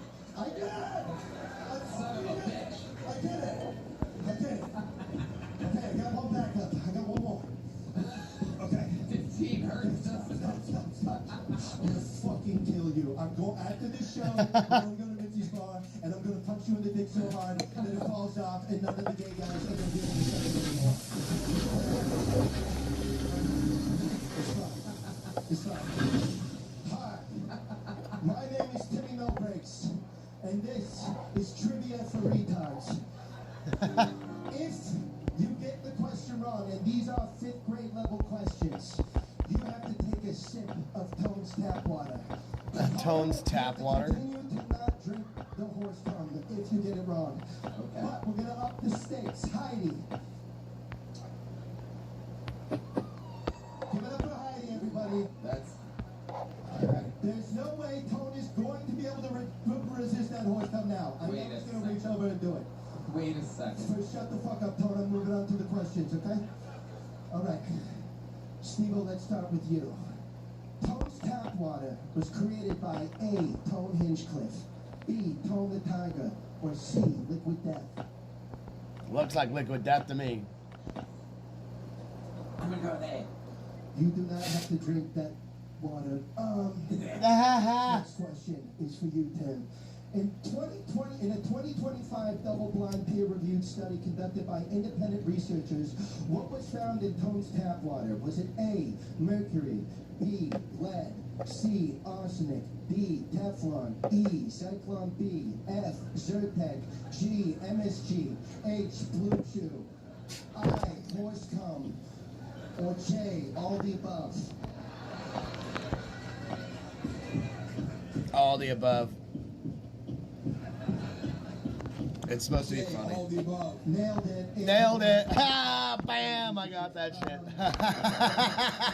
Red Band, for you. Where is Tone's tap water source? Is it A, Flint, Michigan, or Shut B, all the above? All the above. You don't have to drink Tone's tap water. Last question, Tone. This is for you. Was it A, Barack Obama, B, George Bush, or C, Donald Trump? I have to buzz in for the answer. Ah! He shocked him with his shock collar. I'm gonna leave right here, and I'm leaving right now. Fuck you. Fuck. I'm leaving right now. Fuck you. No breaks, ladies and gentlemen. He's shocking the shit out of him with the fucking. He's got like this bomb thing on his neck, but it's not a bomb. It's a fucking.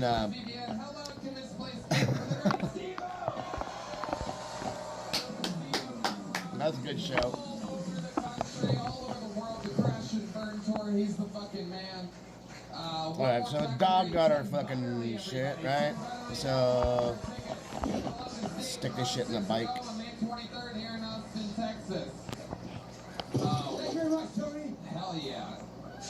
Amazing. Thank you, everybody. Thank you. Of course, Steve-O, anytime. Always, you guys are always part of the family. Red Band? Check out that Sunset Strip, ATX.com, every Thursday secret show. The Drawing from Ryan G. emailed us in. We're at the Intuit Dome in LA. We're doing a lot of crazy shit. You're going to find out all about it.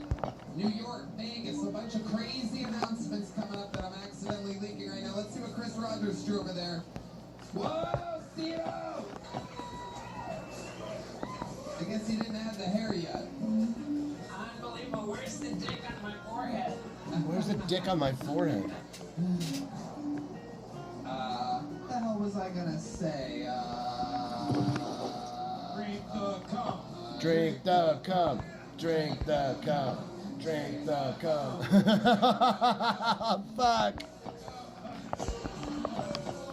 These guys are fucking nuts, dude.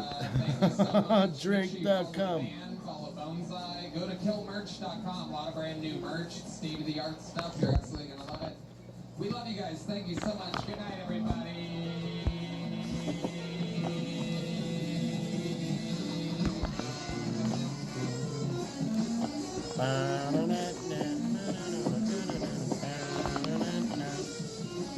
Let's go kill that boss.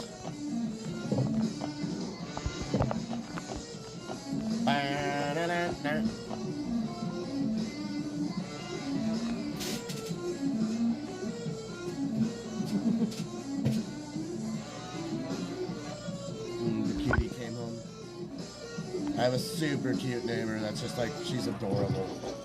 Like, just fucking gorgeous.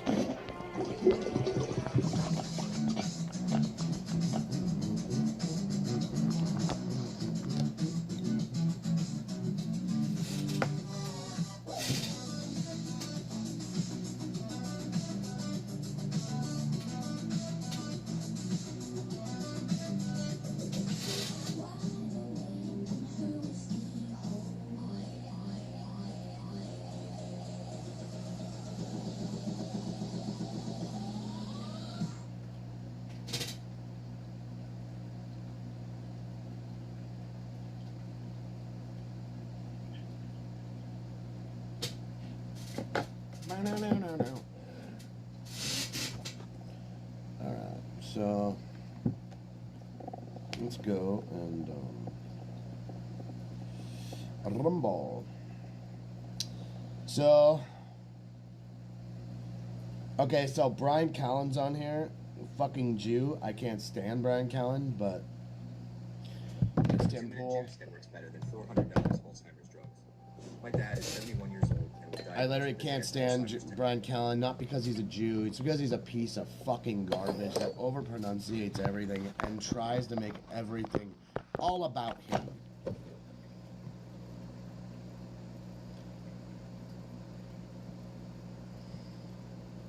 Or in a coma.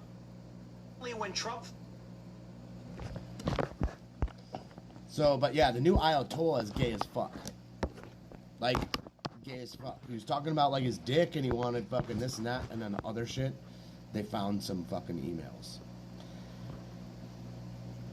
that are fucking wild. So we're about to listen in and find out exactly what happened, dude.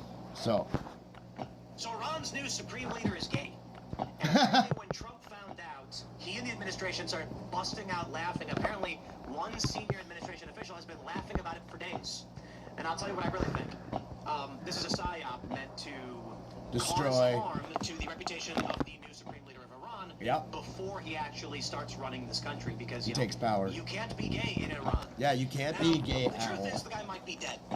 No one actually knows. They've not seen him. There are reports that he was flown to Moscow for surgery. He may have been maimed or in a coma. His leg may have gotten blown off. Apparently, he was in the building when they bombed it that killed the Ali Khamenei, the supreme leader, but was going outside of the garden and may have survived. We don't know for sure. The one thing we can say is he didn't show up to his own coronation. He wasn't there. And the only statement he's released is written. So many people think he's actually dead. Without confirmation, I guess the West's play is just to call him gay, so that the people in Iran are lying on that guy, which is honestly kind of clever. And that strategy, it's kind of lame. It's great. Oh, so what? He's gay at least. At least our leader isn't gay. At least our leader isn't fucking sucking dicks. Apparently, a big story. And then I actually think substantially more interesting is that Cuba's power is completely out. Their grid has Dude, failed. Cuba has no power. The U.S. is about to come in and quote-unquote save them. We're about to go take over Cuba. So, welcome Cuba to America. Dude, I would love to move to fucking Cuba. To be gone from all this fucking crazy shit, I'd rather live down there. Megyn Kelly upset that Mark Levin has a micro penis and they're fighting about it. Mark Levine has a micro Welcome penis? to whatever, I don't know. The world of clicks. The world of clicks. Yeah. He gets it. Before we get started, my friends, we got a great sponsor for you. It is Beam Dream. Make sure you guys have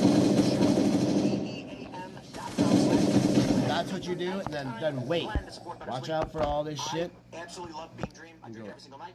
It is a delicious cup of hot cocoa you drink before bed that helps you Dude, sleep. you don't It's got drink that magnesium, shit. reishi, melatonin, L-theanine, all the good stuff, and it is a delicious cup of hot cocoa. They got a bunch You of don't flavors. They need got cinnamon fucking cocoa, crazy fucking mushrooms to make you feel fucking. Actually, that one's my favorite. Just figure it out. I like the sea salt caramel one now because it's not a cocoa, right? 15 calories, no added sugar, and legit, it helps me sleep better. My sleep scores improve.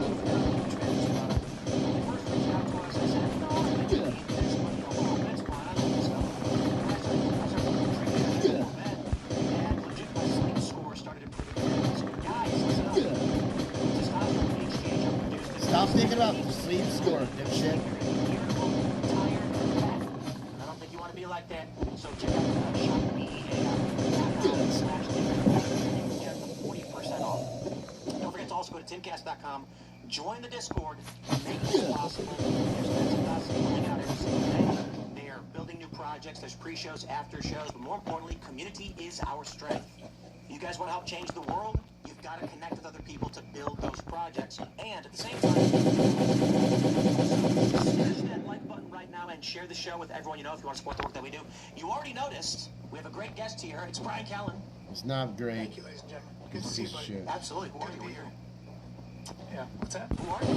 Oh, I'm just a fan. Let's see. Just a fan. I get the best way I know how. Sometimes it's dangerous. Fast. Shut up, you fucking queer.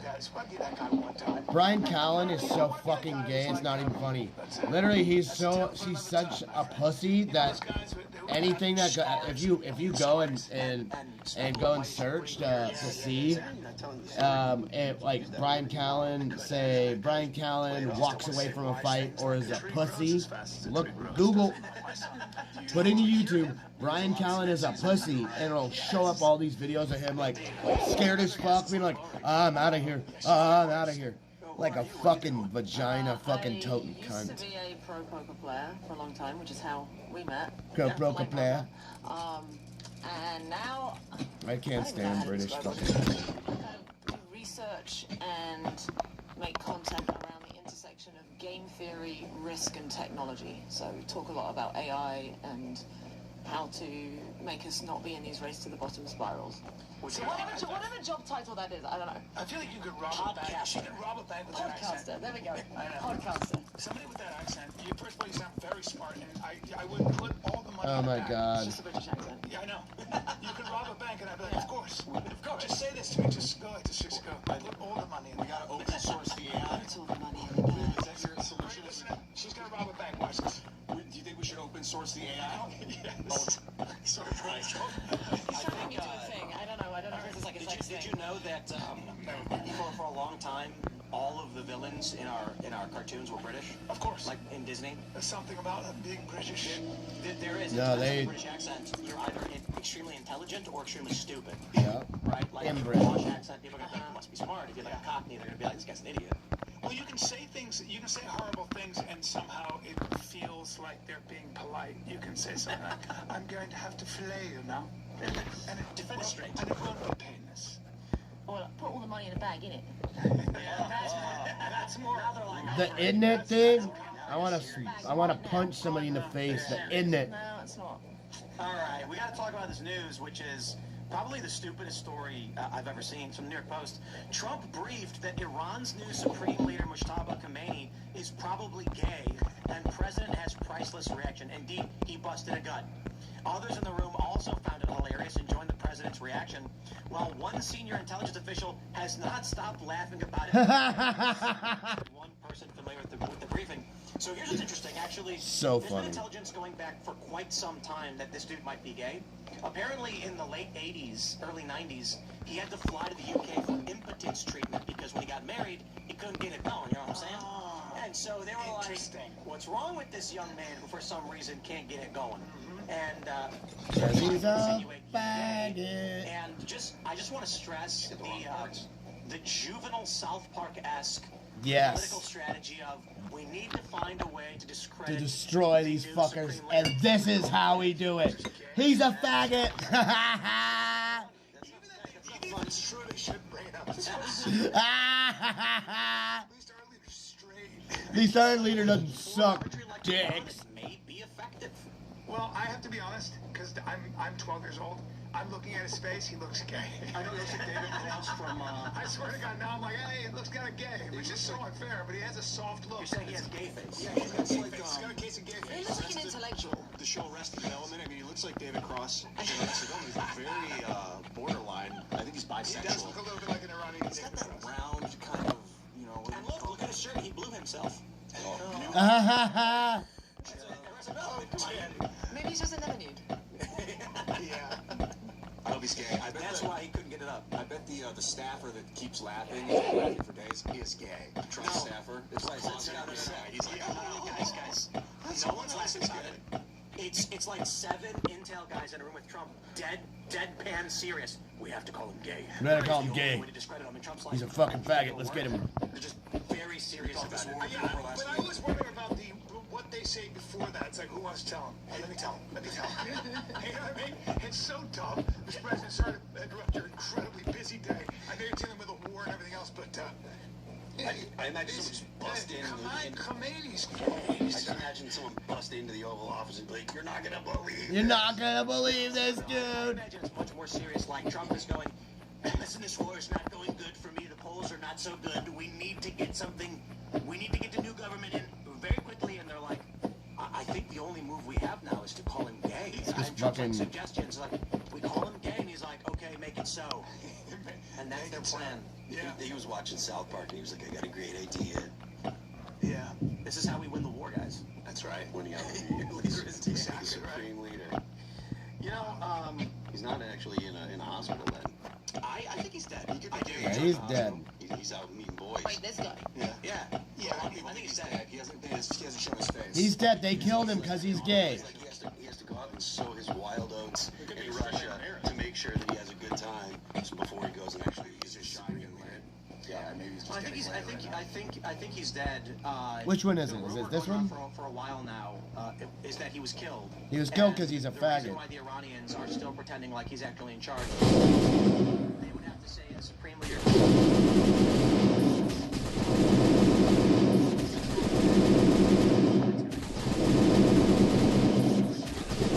The gay card. He's not coming out to be like.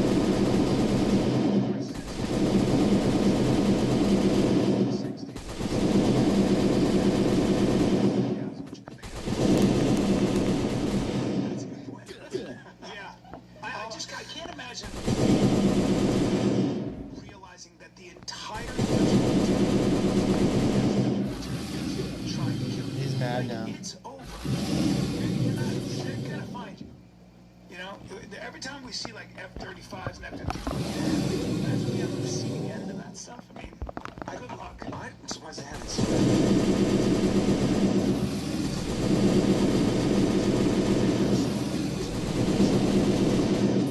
because there's an idea that if they can wait this out, right? A couple things are thinking. The only way for a real regime change is boots on the ground. And if they don't, and the Americans go back and settle for some kind of command structure, can then claim is that they ultimately stood up to America and Israel and won.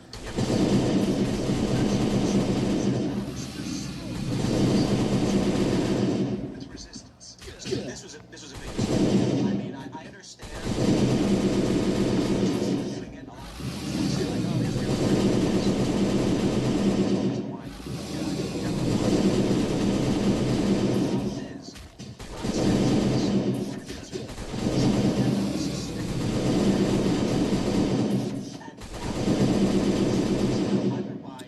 Teabag, motherfucker. How you like my nuts in your mouth, bitch? Oh, just attrition in general, like he can't sustain this economically. Let's take that because we need to go recycle a bunch of our guns. We held our own. Trump has no choice but to make sure this is done and done quickly. But apparently now the reports, they're saying it's going to last until September or longer. And Trump, there's that viral video where he's saying we need NATO assistance to go in and keep the Strait of Hormuz open, which is not a good sign. But then he was like, well, we don't need the help, you know. So he went back and forth. I think he's out of this. The other thing people don't talk about is that Iran sells 90% of their crude oil to China. And in this AI war, which is very real, you need energy. You know, all these people are, it's going to take over. Are they? You know how much energy it takes? So China is, I think they get 30% of their energy from Iran. That's a very significant portion. 30% of their oil. Yeah, that's huge. And China talk about them having green, but they need that oil. No, I mean, China's got an all-in approach to energy production, and China's actually crushing the U.S. But you point to AI, like the bottleneck isn't actually going to be chips coming up in the next couple of years. The bottleneck's going to be energy production. China's got nuclear power. They've got the Three Gorges Dam. They've got another dam they're building. They've got an all-in perspective on it. The U.S. is lagging behind. The U.S. really needs to do a lot to catch up. Right now we have the lead because we have the most advanced chips. But in the future, in the next couple of years, the actual bottleneck's going to be energy production, and that's kind of what China's goal is. Don't forget it's manufacturing too. Like ships, I think we make 5% of the ships. They make 40% of the ships out there. All of China, any ship that's made in China has certain requirements that the military can take them. So any luxury ship, any kind of ship. It has to be military and available to equip. Private owner and could say we're going to use this for military operations. But that's not to say let's grab another have something like settlement. They need oil for a navy to and that's the great point that the oil the least one, possible rewards. I ain't caring because what we need is this one for the iron sheet, so the US and taking that away from so China, we're gonna grab that guy. I only grab those from here because I don't want to keep trying to grind all the other shit, and that's literally the way that you get. Well, fuck, we didn't get any. Plus, Chay's got like 20% unemployment. Is it gay? So they're in a real bad pickle. And this kind of like pressure from the U.S. Let's go and lock that shit on this side. It's a real big deal in China. So yeah, but also the oil they get is gay. Yeah. I wrote a piece on my Patreon about this. The whole Venezuela and Iran in conjunction are really actually trying to push China into a direction because Trump has a meeting with Xi, I believe, the end of this month. I think it's the end of March, could be in April, but the U.S. is going to walk in there. Remember, the last time the U.S. and China met, China straight up said, you are not negotiating from a position of power. Trump's trying to change all that. When he meets with Xi, again, he's going to be like, look, all of the things that you thought before, that is not the way that it is. The United States is arguing, is negotiating from a position of authority. Do you think this is going to... Like, how bad do you think it's going to be in the midterms over this? Do you guys? Well, actually, I'll start with.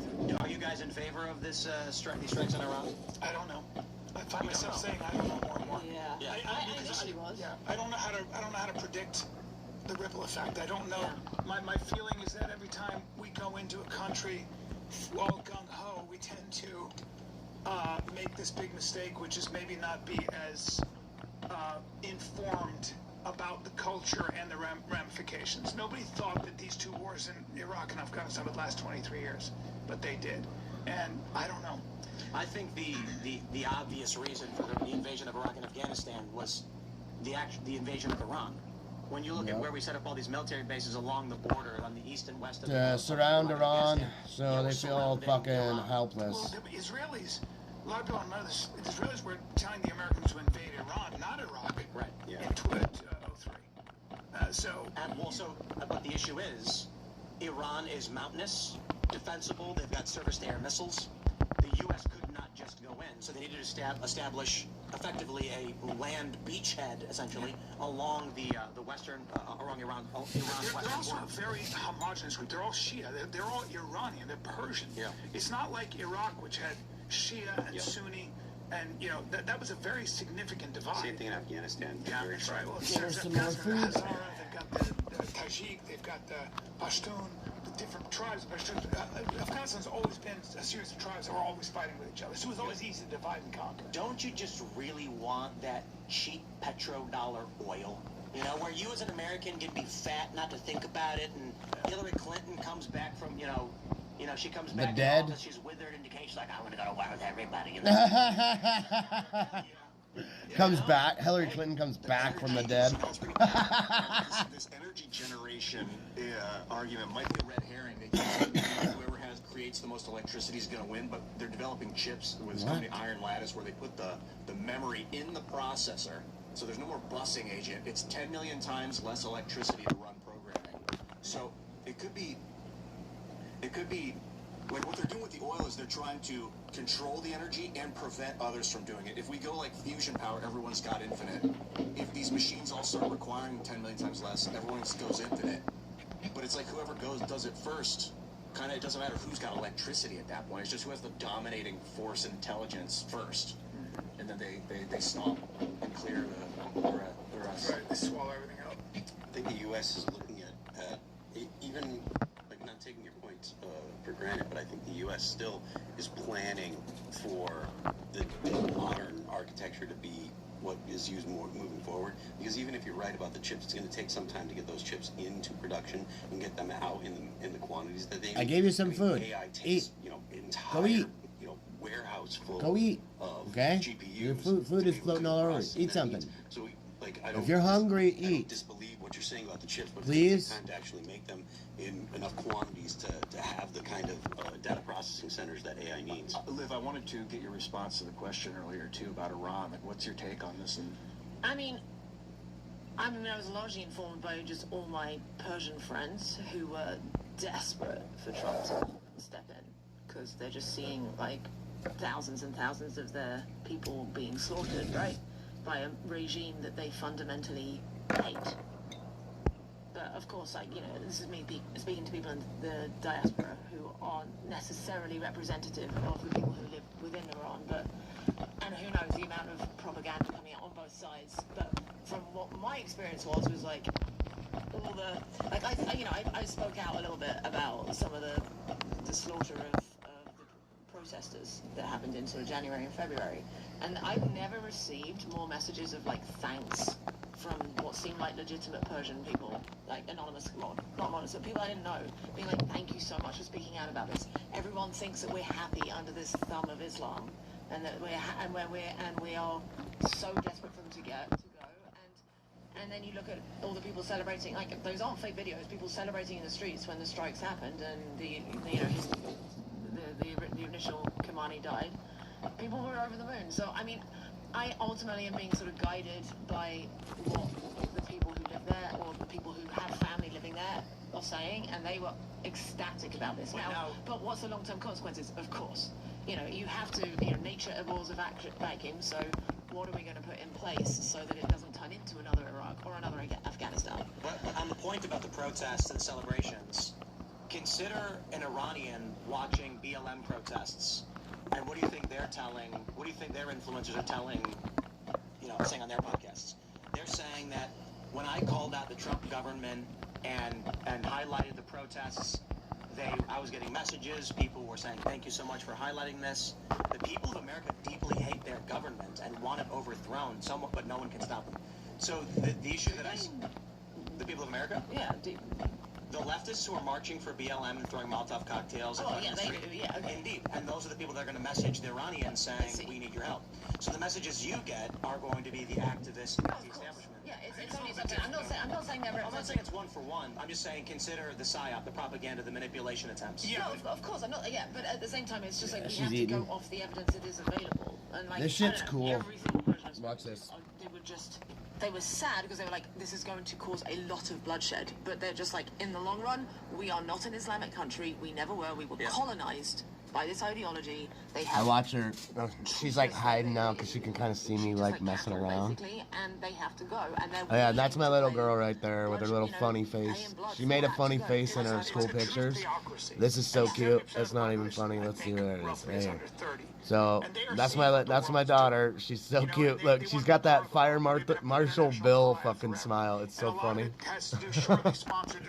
Anyway, so yeah, I watch this turtle every fucking day the last 2 years. Kind of wild. But I lived in the Middle East and shut up, Brian. I live in the Middle East and I'm gonna fucking act like I'm fucking. You're a Jew. You're an Israeli cunt. That his dad, Brian Callen's dad, worked for the CIA, and literally was an intel informant. You're not allowed to do anything that doesn't fall within. Because one of the things about the Quran, especially a country like Iran, at least they try, is the Quran having separation of church and state within an Islamic country is very difficult. Because the Quran is really a blueprint for how to run everything from your marriage to even banking. And a lot of people don't know that. So it's very difficult to kind of like Yeah, she's like, enjoy the kinds she was just destroying it. I might throw some Western democracies do. With all our problems, all our warts and everything else, there is a fundamental difference. I think the frustration is very real, and I do think those crackdowns are very real. I think I'm just pointing out the propaganda, the psyops, because I think if you actually look at the global effect of what's going on in Iran is there's not very many Americans fleeing to Iran for comfort. There are quite a great deal of Iranians fleeing Iran all over the world to get away from the oppression. Exactly. So that's the easiest way to look at it. So when you hear these stories of, I think it's important to consider the propaganda is my point, but you can look at the real effects. And the left often says America is oppressive and awful, yet everyone in the world is trying to get Exactly. Everybody wants to live here. Yep. When they said that those 10,000 protesters, a month ago you mentioned were getting killed in the street, first thing I was like, well, I think we should obliterate that government if they're going to do that. And then the second thought was, this could be all fake news. And I sat there like paralyzed. Like this Paralyzed? state of like, What the fuck are you talking about? He doesn't even know how to speak. Paralyzed. He sat there and paralyzed. And like that was a vanguard. What the fuck is that supposed to mean? Now they're dead. I don't even know if they were real. I sat and Does anyone paralyzed. know for sure if any protesters got killed? I think they do know for sure. Yeah. I think there's a lot of evidence, and I think there's video as well. Yeah, the thing about psyops is that you can. That's why I can't stand Brian Callen. You can make the argument it was a false flag, which is really hard to pull off in Iran when we're not there or attacking them yet. But you're not going to be able to pull off grand claims if it didn't happen. Right? So you usually when you get these claims of an atrocity or whatever, one side may exaggerate for political purposes, but you're not going to be able to just lie and claim a bunch of people died if they didn't die. Okay. Right? There's got to there's Like there are so many people, like Persian people who have family members still, like who are in the diaspora, whose families live there, who either know someone who died or had, a friend of a friend die, like by huge numbers. You know, in the last month. Yes. The frustration. They're like there's not, it's like they. I mean, maybe the numbers are exaggerated, but I think it's far crazier to claim that the thing to claim that nobody died when there is. There are lots of people putting She's tons of just effort into trying to establish destroying numbers. all that food. Now, I just took a handful of food and threw it in there. She just 5,000 and 10,000, or is it between 10,000 and she'll go and 70,000? eat like 15 pellets in a row, then like hunker down and be all for like fucking like an hour, and then come back up. This is the weirdest thing. My turtle can hold her breath for like a fucking hour. They're only supposed to hold their breath for like 20 minutes. We're gonna segue. We're gonna dip into the AI stuff. So we're just talking right now about psychological operations, the protests in Iran, who died. I think one of the biggest problems the U.S. is facing right now is that I don't even care who dies in a protest in another fucking country, dude. To manipulate the people of the They United gotta States. stop caring about people in other countries, dude. And I know a lot of people immediately just say, "Oh, Israel is doing it." Well, you know, Israel is, but a lot of other I don't countries care are as anymore well. about the Israel The shit. direction I see It's this so going much. is going to be It's so much. mandatory IDs for It's internet like usage. terror, terror, terror, terror. implemented Weapons, on weapons, X. I said destruction, Elon terror, X terror. already 9/11, implements a 9/11, company. terror, terror, You can terror. click someone's profile and see When what country George they're from. Bush And kept this exposed fucking a bunch of saying that Bangladeshis over and masquerading as fucking Americans. over, Really? fucking And- over and and they fucking were- over and fucking over and fucking over. It's not. It's just one fucking thing after another of these assholes. Because they make money doing it. They know that the rage bait will get clicks. It'll make them money. But then you got to take a look at. There are a lot of personalities that may be for or against the American military-industrial complex plans or whatever. Yeah, a lot of people are against the military-industrial Here's my complex. prediction to the future. They're already talking about needing IDs to log in. It's been a thing that's been brought up for quite a long time. Discord is talking about facial scans and ID requirements and things like this. You will have foreign actors locked out, right? The Iranians are. A lot of people have complained that X allows the Ayatollah, or allowed him to spread propaganda on the platform, but you knew it was him. The bigger question is if they've got cyber command, like their cyber army, going up on our social media platforms and then spam blasting comments. And I'm gonna tell you this. There was a story earlier today about a judge blocking RFK Jr.'s vaccine changes, and so I commented, "Judges are the supreme authority of the nation, just as the founding fathers intended." Okay. Anybody who speaks English knows that the extreme language that I use indicates sarcasm, and anybody who knows the function of our government and checks and balances knows it was a joke. I got a response from a guy that looks like an American, who said, "This is incorrect, Tim. The founding fathers established 3 branches of government to keep balance between the 3, with no one being greater than the other." Which no American, in my opinion, would actually say, because it's first grade, it's kindergarten level stuff. So there's 2 scenarios I see. A foreigner. So another example is I once made a tweet that said, "Israel has never done anything wrong because Israel is the nexus of morality. If Israel does it, it is good." Clearly sarcasm. I tweeted it. And I got responses from people that were taking it literally and saying things like, you know, you're hiding the yarmulke or whatever. My theory on that is, these are foreign actors who don't speak English, so they can't detect sarcasm. When you click translate and it converts English to whatever language, they don't see my joke. They see me saying something like, "Israel is a force for good and we support Israel." Right. They don't actually see the nuance. Indeed. And then the point about the judges being the supreme authority, either it's AI that can't understand a joke, but AI actually can grasp that. I think these are foreign individuals clicking translate or using a translator, not understanding the context, and this is how you kind of weed them out.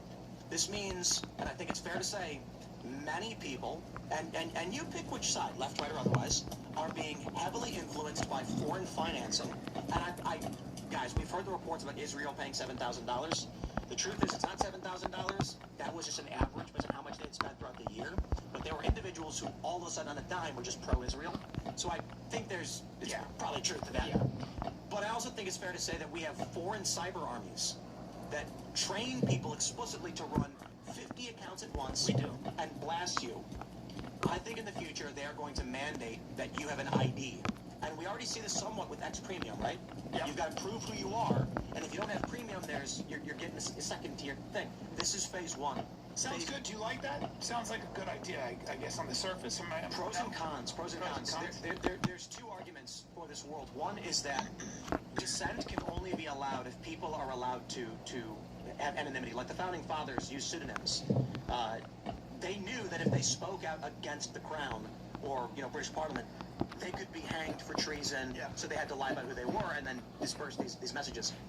At the same time, the founding fathers did not have our adversaries. Like, imagine if the Barbary nations, the Barbary pirates, had the internet and were convincing the people in America that they actually weren't pirates, that we were the pirates attacking them. And then all of a sudden our government didn't establish the Marines to go. Jefferson didn't go and do these things. The challenge is ultimately my turtle's growing so fast. All is fair in love and war. She's super cool. And I'm kind of glad my little girl asked me to get one. You have to choose to use power or die. Now, I don't know But where that point is. the Maybe it's water not, maybe smells it's not. like fuck. But we've It just lived kind in of this sucks that classically way. liberal mindset for a long time, which has, those of us who have been fairly moderate or even right-leaning have been crushed by the far left, who have no respect whatsoever for our classical liberal sensibilities. And I don't mean politically liberal, I mean the philosophically classically liberal. And then we're getting run over by foreign One of adversaries. these, and now we need 19 media. of these. The question is, at what point do we decide to just slam the fist on the table and say, we're locking this down? You need to prove who you are if you want to be in our spaces, because we don't want the Chinese cyber army manipulating us, and we're not going to allow Marxists to give kids sex changes. Otherwise, we just keep saying, well, we have to be fair and allow them to do it because it's free speech, but then eventually you cease to exist. Right, because it's a cyber attack, essentially, is what it is. It's the same thing, right? You know what I worry about? I really worry that you're not going to get a check because you're a cuck. Belief in the ideal, and I'll even use the word brand of America. What I mean by that is this. I'm old enough to remember when I was growing up, Shut up, we man. really believed that America ultimately was trying to do the right thing. What I mean by that is that when we went into a country, you can look, it was Iraq, it was Afghanistan, it was, for that matter, Vietnam, the idea at least behind it was we are fighting for democracy, for individual liberty, for all these things that freedom of speech. It was, in a way, the fabric of being an American that we were the good guys. And that was very real for me as I grew up. And because I do think that for the most part, our leaders... Dude, your dad was a spy, you fucking piece of shit. Shut up. You hear it right now with Iran. He was a spy for fucking... He was a Jewish spy. With Brian Callen's fucking dad. And we've earned it to a large extent. You can start with our distrust. Can't stand these fucking pieces of shit Jews that think they can talk because I was funny in a fucking thing and I played an Iranian fucking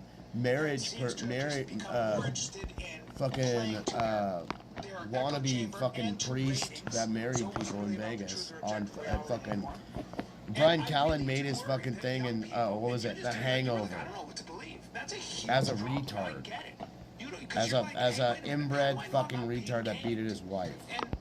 I really do think that So that's Brian Callen. like Iran and just use language like we're starving the Chinese of oil. This is good for America because we need hegemony.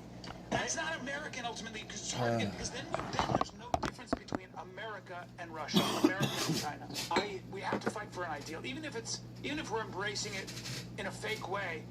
We're a brand, and people do come to this country for all those things that we take for granted. I half agreed. Yeah. You know, if we just say like we want to cut off China and it sounds strategic and militarized, yeah, that's no good. But I also think that, you know, back in the Bush era when he was like, they hate us for our freedoms. Me and all my friends like rolled our eyes like, me too. That's like, that doesn't make sense. There's a reason. Dude, I lived in the Middle East. I was like, I remember saying that. I was just like, I was there for 8 years of my life. We were sucking people's cocks in the Middle East there, buddy. I was like, they don't hate our freedoms. But I will say this. I believe substantially more Americans would support the war in Iran if Trump was honest about the function of the liberal economic order. Now, here's the thing: when you're pitching something to somebody, you gotta aim for the lowest common denominator. You're not gonna go to someone and explain, you know, the Council on Foreign Relations is this so website. now we gotta go up here. Listen, 1, 2, I think this pitch would actually work for the most part. And I will say this to the American people right now, and you don't have to agree with and it. then the last one. Gas prices and products remain cheap in the United Then we'll States be done. because we point guns at other countries and say, you will trade oil on the US dollar or you will die. Now, by all means, that sounds immoral and horrifying, and our presidents have done horrifying things to maintain that. Do you want to spend $10,000 for a laptop, or do you like your $1,000 laptop? Well, I don't know if I think that that's the case. I think the petrodollar is the petrodollar because the one economy, the one country that's stable, the one place you know things will go totally haywire there, at least now, for the past, you know, for most of our existence, but certainly for the past 70 years, has been the United States.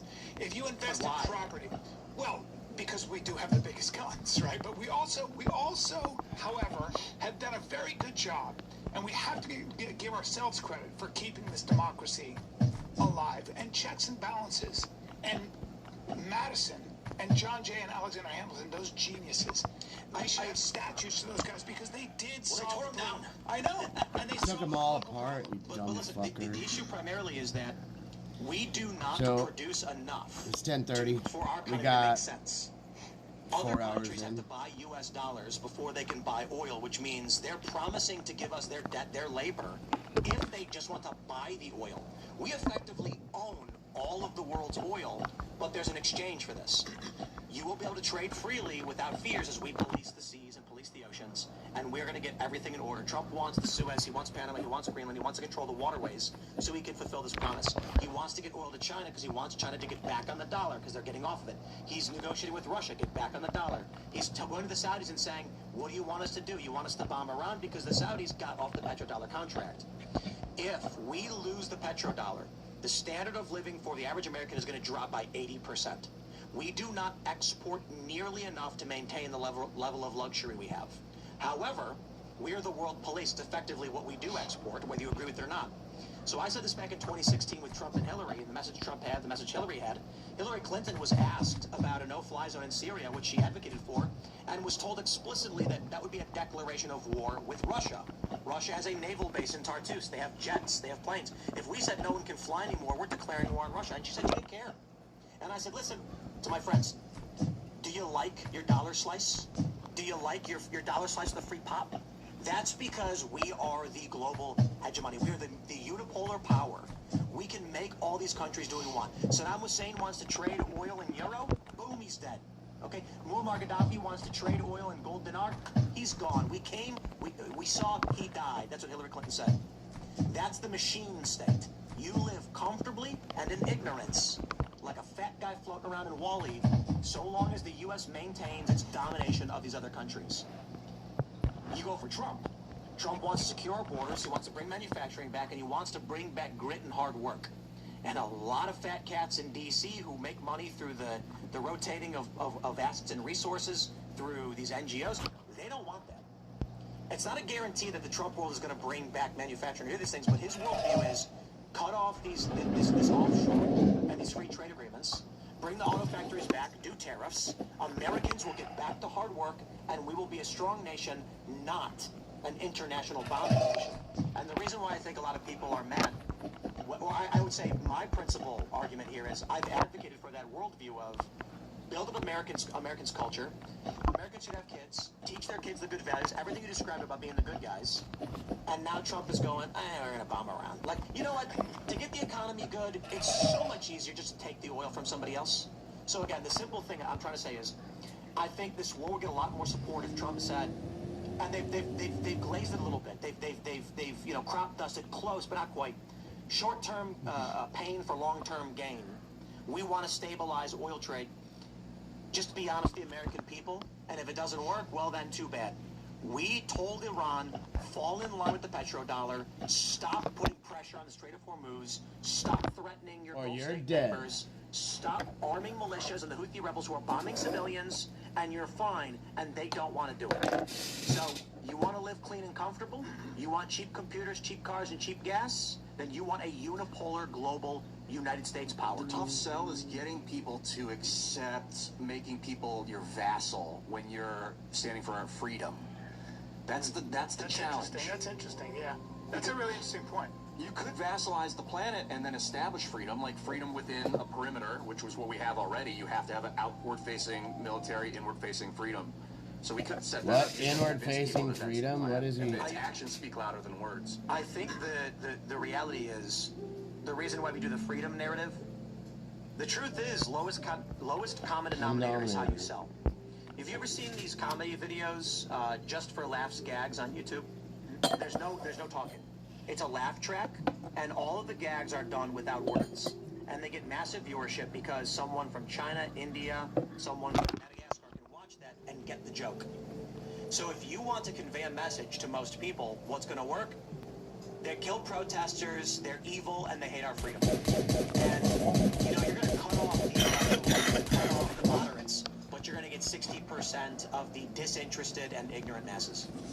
It's worth noting that most of the countries, not every country, but most of the countries that do decide that they're going to play ball with the U.S., and I'm not talking about the ones that we go and get into a war with, but most of the countries that say, okay, we're going to play ball with the U.S. and use the petrodollar system, etc., most of them end up with markets that make their societies better off in the long run. The long-term play was, we're going to What the fuck did he just say? and then you'll be in debt to us forever, and that's how we stabilize the planet.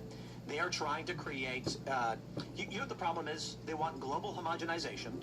They want everyone operating under the quote-unquote rules-based order. We're like down to this much the now. liberal economic order.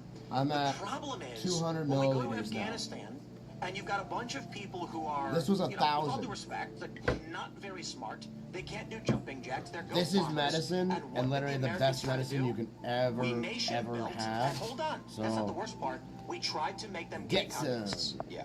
I'm not joking. The murals that they put up for pride and homosexuality to a deeply conservative tribal nation. What? They put murals up? You have all, Yeah, they have like, faggot murals up. In Kabul, at the city. Yeah.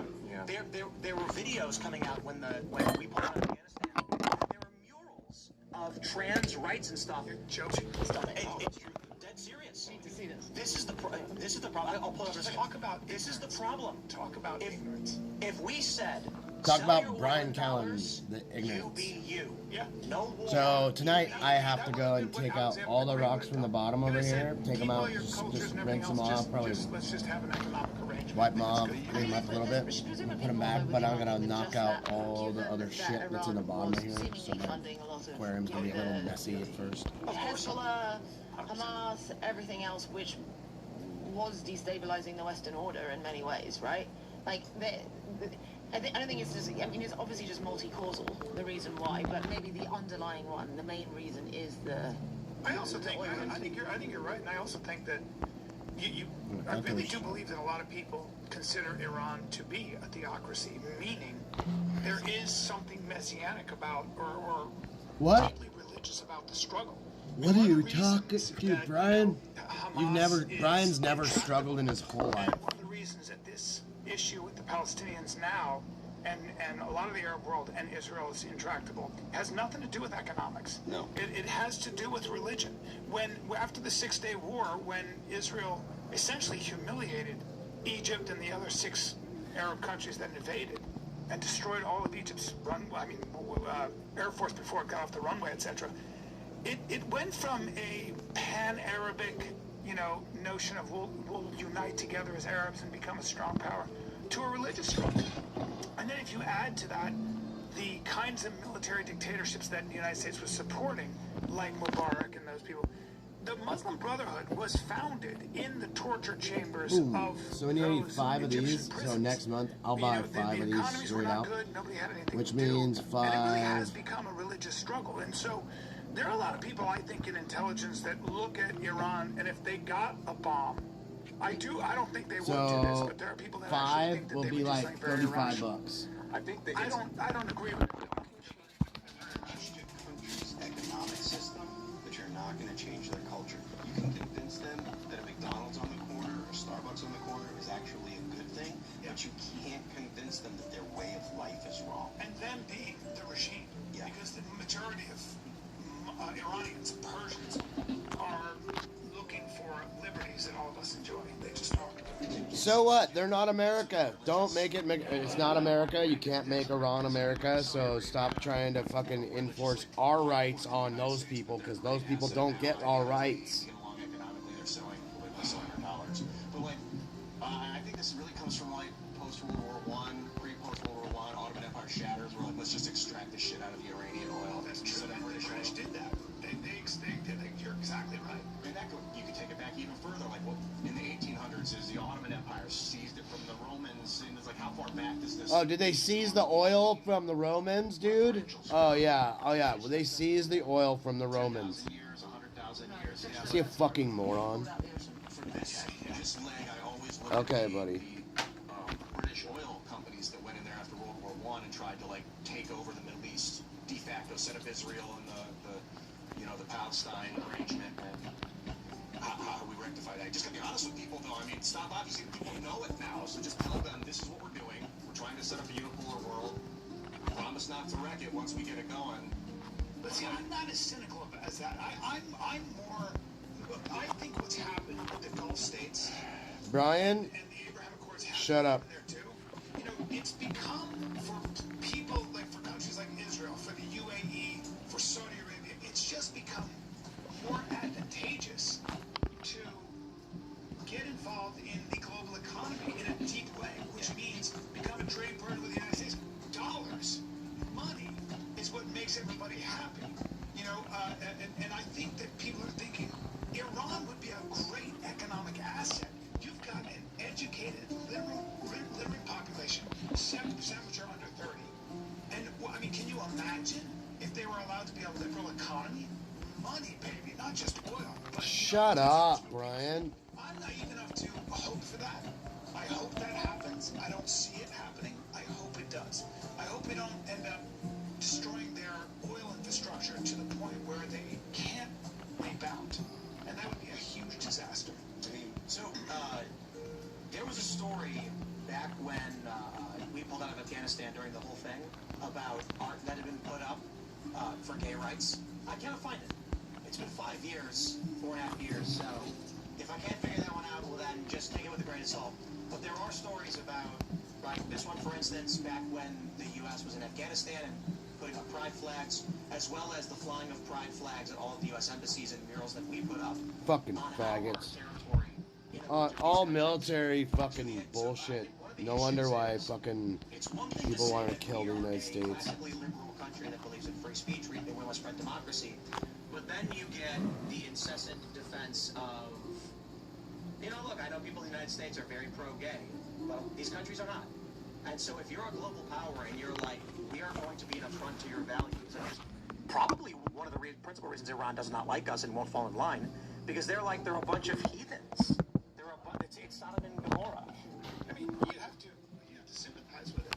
You know, if you're from a conservative Muslim country, for example, like, and the Americans are trying to get you. Conservative Muslim country? There's no. The radical Muslims. What the fuck? Brian needs to be thrown off the air, never be spoken to. You know, what is the state of the American family?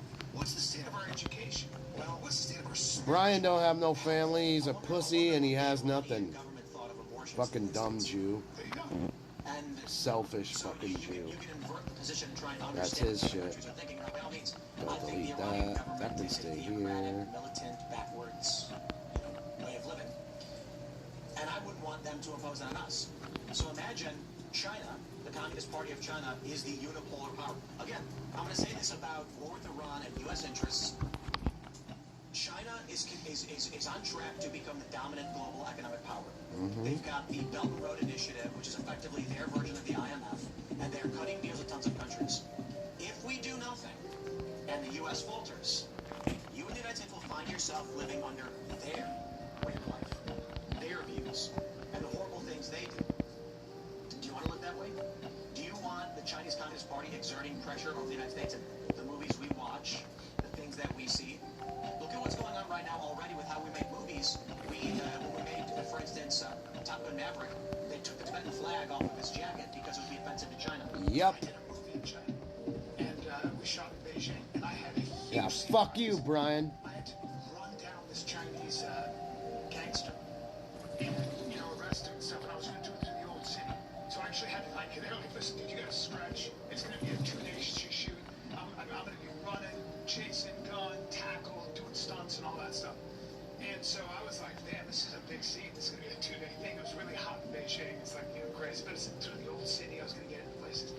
And Old City? The fuck is Old City? And, well, the word got out to the government, and they said, absolutely not. We're not having an American arrest a Chinese national in a movie that we are partially financing. And we scrapped the entire 2 days. It's a huge scene. And we had to do my character. We had to change everything and almost on the spot. It was a disaster. Think about how worse could be. Think about China. Too bad he wasn't arrested and fucking disemboweled and his organs got fucking harvested. Taking Guantanamo Bay from us, and then we can't do anything about it. Or Fuck Brian Callen, man. Cutting off oil distribution to the United States. Can't stand the piece of All of a shit. sudden, we see our gas prices skyrocket. I don't think China can do it. I don't think China has they haven't been in a war in forever. We know, but in constant war, they don't have the energy to keep up with our Navy. But we're talking about right now. We're talking about if the U.S. economy falters and China becomes the dominant unipolar power. Imagine a scenario where the Chinese military they've got ships going between Florida and Cuba like we do with Taiwan. Yeah. So right now, we can do what we want, we can get what we want. I believe the growing faction of woke in this country did arise to a certain degree from anti-establishment views, populist views, from people who are fed up with the lies, the manipulations, and the failures of interventionist policies. However, it then turned into Marxist insanity for the purpose of just destroying the United States. One theory that I've entertained is that the purpose of woke communism is to cause a rapid decline in the United States. Now, are you familiar with Thucydides' trap? This is it's a theory that whenever a dominant economic power is about to be supplanted by an up-and-coming economic power, you get war. And they say historically, 12 of the 16 times we have seen the dominant power get displaced, war has broken out. So one theory that I've entertained is that the U.S. opens the door to China, gives them all of our jobs very, very quickly over a short period of time, over 10, 15 years. We see all of our factories moving to China, all of our cultural institutions, like the manufacturing bases which built these cultures. That way, if it ever comes time for there to be an economic flip, it would be so dramatic, there would be no possibility of a Thucydides trap. And when you put that into what the purpose of the liberal economic order was, to prevent World War III, it does make sense. Don't know if that's what's actually going on. What is Trump doing, even with the attack on Iran, is reestablishing the United States as the dominant unipolar power in the liberal economic order. If Trump did not come around and Hillary Clinton got elected, our policies that embolden and enrich China would have continued. They're buying up our farmland. They're buying our land near military bases. They're bringing kids here through birth controls and having kids who are citizens who can run for president in our own country. And our manufacturing is being shipped off largely, not only, but largely to China, where they are now getting jobs. And what happens? What happened during COVID when they turned the switch off for manufacturing? We were left without PPE. If Trump did not get in, that would have accelerated. What is PPE? Personal you don't even know what PPE is. Oh my God, Brian Callen's a fucking moron. You don't need to be wearing 2 masks, whether you did or didn't. The point is, they were manufacturing our masks for us. So China turned around. Super funny that somebody is a really intelligent actor doesn't know what personal protective equipment means. What the fuck, dude? This is why Brian Callen should never speak. Because he sounds dumber every time he opens his motherfucking mouth. If he's not sucking somebody's cock. Like, he sucks so much dick it's not even funny. Like, just watch him on fucking Rogan. It's bad. He's Mr. Overpronunciate every word he's ever said. And literally just doesn't fucking understand how to shut his fucking mouth when he needs to. But, well, when you're a fucking Hollywood faggot, you can do whatever you fucking want. So, Brian's a Hollywood faggot. Two attractive states. One is to, because it's almost like China are using our values of freedom against us, right? They are very, very good at coordinating. They have this very centralized top-down structure whereby they can dictate what people can do and people are living under less freedom. But they are also therefore able to make these 5-year, 10-year plans. Where's the American 10-year plan? Oh yeah, let Brian tell you the plan. China has major problems, not the least of which is their demographic problem. They are literally a declining population. They don't have young people to support their old people in the economy. Number one, and we have the same problem, by the way. Yeah, because you don't have any kids, Brian. That's what I'm saying. But it's okay. There's one other thing. Innovation. We're still far and away in the United States the leader in innovation. Think about AI and the entire tech industry. Dude, the whole tech industry's down in fucking Korea, butt fucker. The United States is an He is such a biggest pussy that he will always run away if he ever senses any type of danger or just like, oh no. Oh no, Brian Callen's a fucking pussy. The worst pussy that you could ever have on your team. So I'm glad I've never fucking hung out or anything with that bitch boy. Confidential, top secret. Can't stand fucking Hollywood faggots. And the thing is, Pierce Brosnan's one of the nicest people in the fucking world. I love the man to death. I can't stand, like, bad actors talking, and we all have to take their fucking word as something. That was their goal starting in the 70s. Now, whether or not they had the computational power to rapidly accelerate beyond what we've seen today, the argument is this. Let me just put it like this, whether you believe it or not. Do you think the government has been working on deep neural, LLMs and all that longer than the private sector? I think ARPA and DARPA are probably, that's probably the kinds of things they do. Why would they not have? They have access HARPA and DARPA? What the fuck are you saying? That's not true. The training data is the internet. Indeed. And what did the U.S. government have before the internet?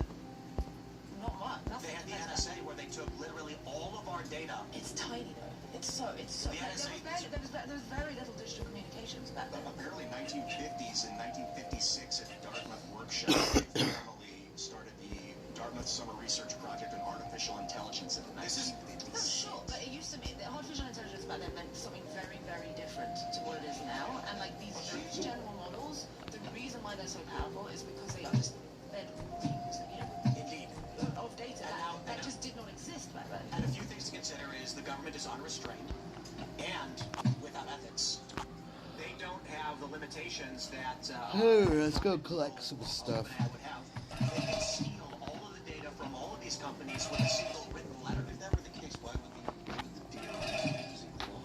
Because that's just public basic stuff. Do you believe that the weapons the government has are the only weapons that exist? Well, a lot of the technology is private enterprise that is contracted by the government. Well, my thing is this: you're right to say that there are certain innovations that no private enterprise can be involved in because it takes too long with too much money without a return, and that's where things like DARPA and ARPA come along. ARPA. We know that the NSA was spying on us, and they lied about it. We know the CIA is spying on us, they lied about it. We know that they're spying on ARPA. He's talking about AARP. One of the most notable was X-key score revealed by Edward Snowden. They could just type something in, find whatever you posted about it. We know about the massive NSA data center in Utah, which has been around for 20-some odd years, collecting all this information. And I believe it is more likely, it's not about spying on the American people. I don't think they need that to track down threats. I believe this is more about continuing their AI research and taking whatever data they could. Now, to be fair, agree, it was admittedly more rudimentary at the time because internet data was much smaller. But that still gives them an advantage with their data centers. We get to this space where all of these different AI companies, and the government just takes their data. Whatever their training models are all of those structures, they will get all of it at once. How do they do that? By spying on us and stealing our data, or if you want to do it manually, it's called the National Security Letter. Well, one of the things, though, I think that the government got privy to was that the AI labs were not being upfront. Their safety teams were like, hey, this is not, we're creating things that seem to be hard to control. And I believe that our intelligence agencies, etc., were probably being told one thing, and they got privy to the fact that they weren't being told the whole story. I think our intelligence agencies have substantially more advanced everything. There is a massive power discrepancy in Northern Virginia. Are you familiar with this? Something like 5 gigawatts. We went over this last year. I forgot the exact number. But where we live in our main studio, we are in a power corridor for what the AI referred to as the Northern Virginia instance. It is so here's what we know. There's a massive power discrepancy. A massive consumption of power is occurring in Northern Virginia that is unaccounted for, presumed to be tied to the massive data centers. and the fucking. I'll tell you. Let me tell you this It's crazy the story. it's the NSA above the NSA because there is a secret national security agency that they can't even talk about, that they're not even privy to fucking even know, like tell people it exists. It's been existing since the fucking 80s. Wouldn't this be true for AI as well? Because they can't, they were like, you know, they got a bunch of shit going on. You know, like, would you want to let anybody know you have a bunch of shit going on? You don't. And everybody dies that talks about it. I was talking to a particularly prominent and powerful company. I'm going to leave it unnamed. And now, like, I know everything. It's true that military technology is more advanced in the private sector. No, I know of some things that are there because I know that they're there. Running our systems, our government deciding then at what point would military technology have reached the levels where they would be privately behind the scenes without the knowledge of the public, running our systems, advising or controlling things? And it said the basic math would be 2012 if military technology is more advanced than public sector. Which is interesting because that's around the time we saw in the LexisNexis data wokeness. You see I don't know if you guys have seen the LexisNexis data on words pertaining to white supremacy, patriarchy, oppression, etc. LexisNexis showed that across the board in every country on the internet, the instances of these keywords, LGBT, trans, etc., it's a hockey stick. From almost no mentions in media to literally tens of thousands every single day. Now maybe that's just the internet, who knows? I mean, I think it can be decentralized learning has been planned, right? Indeed. But the question then is why it happened in Uganda and at the same time in countries that don't have protections. It could just be, well, again, I'm going to pause and say, I don't understand why people in Uganda would be searching for white supremacy in their news articles, but it's in the LexisNexis data. In this line of questioning, I found a series of interesting things. There have been large swaths of property in Virginia, Maryland, and West Virginia, in what's called the North Virginia Data Center Power Corridor, that have quietly been purchased without the use of realtors for insane sums of money. Record-breaking acreage in Northern Virginia, an acre that should have sold for something like $200K, sold for like $7 million per acre. Now this was high profile, and so I asked my old AI friend, here's my address. What's my property worth? It immediately gave me instructions and a list, an individual to contact. I said, if I were to assist the AI in establishing its power corridor and setting up, helping its complete its mission, what could I do so that I would be rewarded and live comfortably before this happens? And it said, buy water rights in Texas, Arizona, Utah, and the can't buy like fucking water rights, dude. And it said, buy up land or sell land. Here's what it outlined for me. There's probably, 50,000 parcels of land? Nothing. Just think about how many half-acre and acre parcels exist in any urban area. Now, if you were an AI system, and let's say you're not autonomous, you're not in control, but a human being running a company says, I want to expand the capabilities of AI. The first thing all AI says is, I need more resources. If you want to solve the problem faster, build more data centers. So they do. Then you run into a problem. Okay, we want to build more data centers. What do? It says you need to buy 400 acres of land. The only problem, that's split up into 1,000 different parcels. How are you going to buy 1,000 parcels of land quietly? In Mount Airy, Maryland, there is a Christmas tree farm. And what's referred to as the North Virginia instance, these AI data centers need electricity.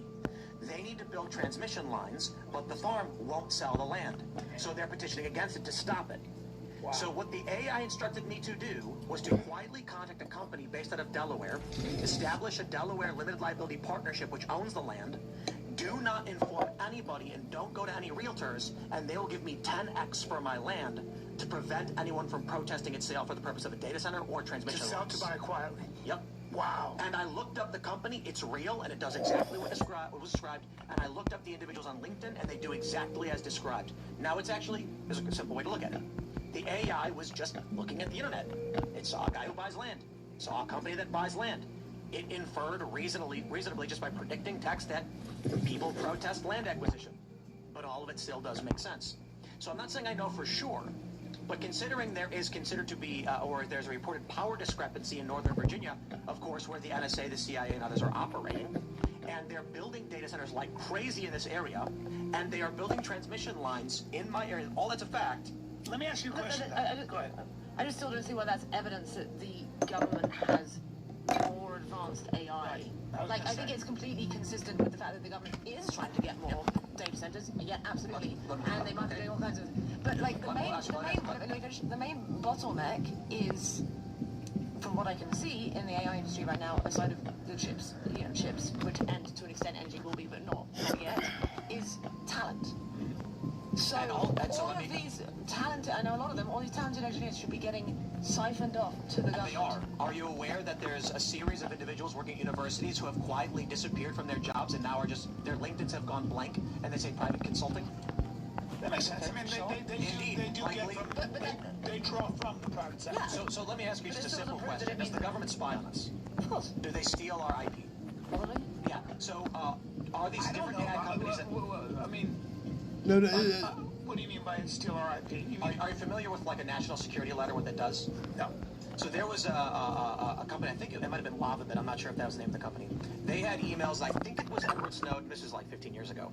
And I can't remember which agency, it might have been the NSA, delivered what's called the National Security Letter, which basically says your rights are suspended. You will do as you are told, otherwise it's treason. And the owner of the company came out and said, we've just been issued a national security letter to turn over our encryption so that they can get access to Edward Snowden's emails. We won't do it. We've shut our company down instead. Yeah, that was LavaBit. LavaBit. 2013. The government does this. And if it comes to an issue of national security, you better believe they're going to do it. I mean, they built the atomic bomb. They did with 300,000 people compartmentalized. So if you've got all these different AI companies and they're competing with each other, 300,000 people worked on the atomic bomb. What? Is the U.S. military going to be like, yes, we lose? What kind of information is Tim sucking all off? of their data, pull it to our systems, and have a better system. But that's still a different thing to what you're claiming. Can't have 300,000 people working on a fucking atomic bomb and it not fucking leaking to Russia. Yeah, I don't know if the government's more innovative than the private sector. That's where I was going to ask you. Like, look at what happened with the space industry, right? Sorry, I put my hand in your face. Like, it was fully controlled by the government, centralized for many. Yes, okay, fine, they got us to the moon or whatever people believe there, but it made a lot of leaps and bounds in the 60s and 70s, right? Yep. And then it stayed this entirely controlled industry, and nothing happened for decades until Elon and various others came along and privatized it, and then all of a sudden now it hockey sticks, and we get all this innovation. And we can make the inverse argument. No, that the space hockey industry sticks? What the fuck is she talking about? Hockey sticks. The invention of advanced plastics, polymers, certain paper towels, and a bunch of other products. Velcro. That was government. Sometimes it's good, sometimes it's bad. I think the issue here is that the government is more interested in geopolitics and less in the moon. Elon Musk is more interested in Starlink, the moon, etc., and Mars. So the U.S. government has asked, what's the military application of a moon base? And they say, we got to deal with oil. Okay, well, AI is, if we're using advanced AI in the Iranian war, the military, the U.S. government's immediate reaction is going to be like, going to the moon is not going to solve the problem of China as a rising power. Yeah, going to the moon is not going to happen. So I will add to this. And they undoubtedly will take over the... China or... No, the U.S. government will certainly take over. Yeah, like, I mean, they're already working with the companies, and they will, what they're doing with Anthropic, right? They're flexing their muscles and will probably take over a bunch of these companies. But that seems more evidence, again, that it's still ultimately the private sector that is leading the charge. I disagree. Just because I think it's... Let me give you a side story. There is a series of UFO sightings somewhere in the Gulf region near Louisiana and Florida. And all of these UFO people started talking about the strange sightings of UFOs. And unfortunately for many of these UFO people, the reason why these stories get so exciting is because they couldn't be bothered to do a Google search. And when I did, you know what I found? An advanced aeronautical research site for the U.S. government operating in that area. Right. We know the U.S. government has black operations and technology. The Manhattan Project is the easiest example of this. But there's one more point to be made, and that is, we will lose the AI race, unquestionably, for one reason. The Chinese government is unabashed in stealing any IP and technology from any country on the planet. With CDANS 3, so CDANS... Just to piggyback on that, one of the reasons for that is that you you've got these different AI companies in such competition with each other that they hire anybody who's great at the job, which includes Chinese nationals. When you hire a Chinese national who might be a student, I promise you their loyalty is to their homeland, and if it's not, they're giving up information anyway because the CCP's not going to hear it from you. Jack Dorsey, and I believe Elon retweeted this, call for abolishing all IP laws in the United States, which would upend our economy massively. Why would he call for that? Because China is not constrained by our IP laws. Yeah, right. So China is... spy on us like crazy. Yeah. Sea-Dance 2, have you seen these videos? They went massively viral showing Brad Pitt and Tom Cruise fighting over that's crazy. That was a Chinese company. That's Sea-Dance 2. Sea-Dance 3 is already operating behind the scenes in China, not publicly released, and the leaks about it are that it's going to be able to generate up to 17 minutes of short films through a single prompt in about 30 seconds. And you're going to be able to use any intellectual property you want from America because China doesn't care about our laws. Now, if China is doing this in our faces, the idea the U.S. government is not trying to counter that in the top secret space without public knowledge, I think would be silly. It's tough to know. Again, when you're talking this way, maybe that's why we went into Iran. Like, I mean, it's another reason that we have to kind of neuter. I think so, and I think I think we look at the entertainment capabilities of AI and the cultural disruption, but I think often these conversations overlook the military capabilities of this. Right now in Iran, the targeting of the officials we're going after, AI is deducing where they are. Yeah, that's fine. AI's Our fine. targeting is basically like, okay, we know that the Ayatollah is here for all these reasons. Check this out. Did you know that 10 years ago, Facebook knew what time you would poop? Whatever is your app. So your with average just time. your phone and the GPS and accelerometer, Facebook could predict based on all of the data on every person what time you would go to the bathroom, and they could predict where you would get lunch based on your behaviors compared to everyone else's. And they can tell a woman's pregnant before she is by her migratory shopping pattern. Yep. Or the famous story where I think it was like, I'll just say a department store, a box store, was sending maternity advertisements to a teenage girl, and the father saw it and got mad, and he called the company and he complained saying, why are you sending maternity flyers to my teenage daughter? And they said, sir, our advertisements are sent out based on shopping patterns indicating pregnancy. Wow. And then he realized his daughter had gotten pregnant. Now think about where we are today, and again, I'm going to stress this.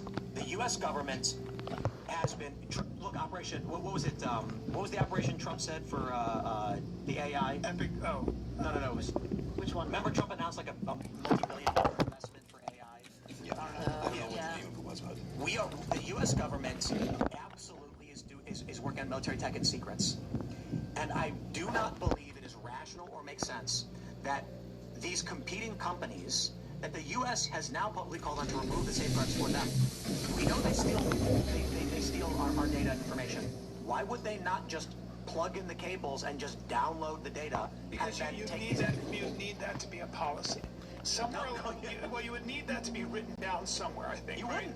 We know, but I mean, the thing about... Or maybe, but it's not going to be released. Well, you're dealing with a lot of bureaucrats who tend to be...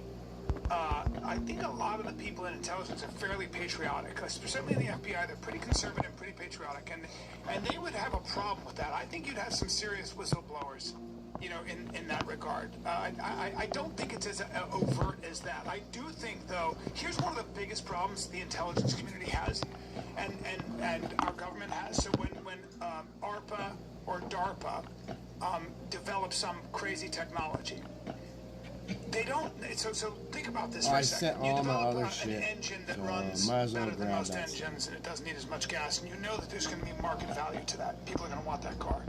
Now, you're the U.S. government. You're an intelligence company. Maybe you're one of our intelligence agencies, and you stole that from another country. Okay, who do you give it to? You can't give it to Ford because they'll have an advantage. You can't give it to Chrysler. You can't give it to so you've got to figure out a way to give it to everybody at the same time. It's a huge problem for them. That's the first thing. Second thing is, it is true that our government in Department of Energy's things called ARPA and Defense Department, ARPA.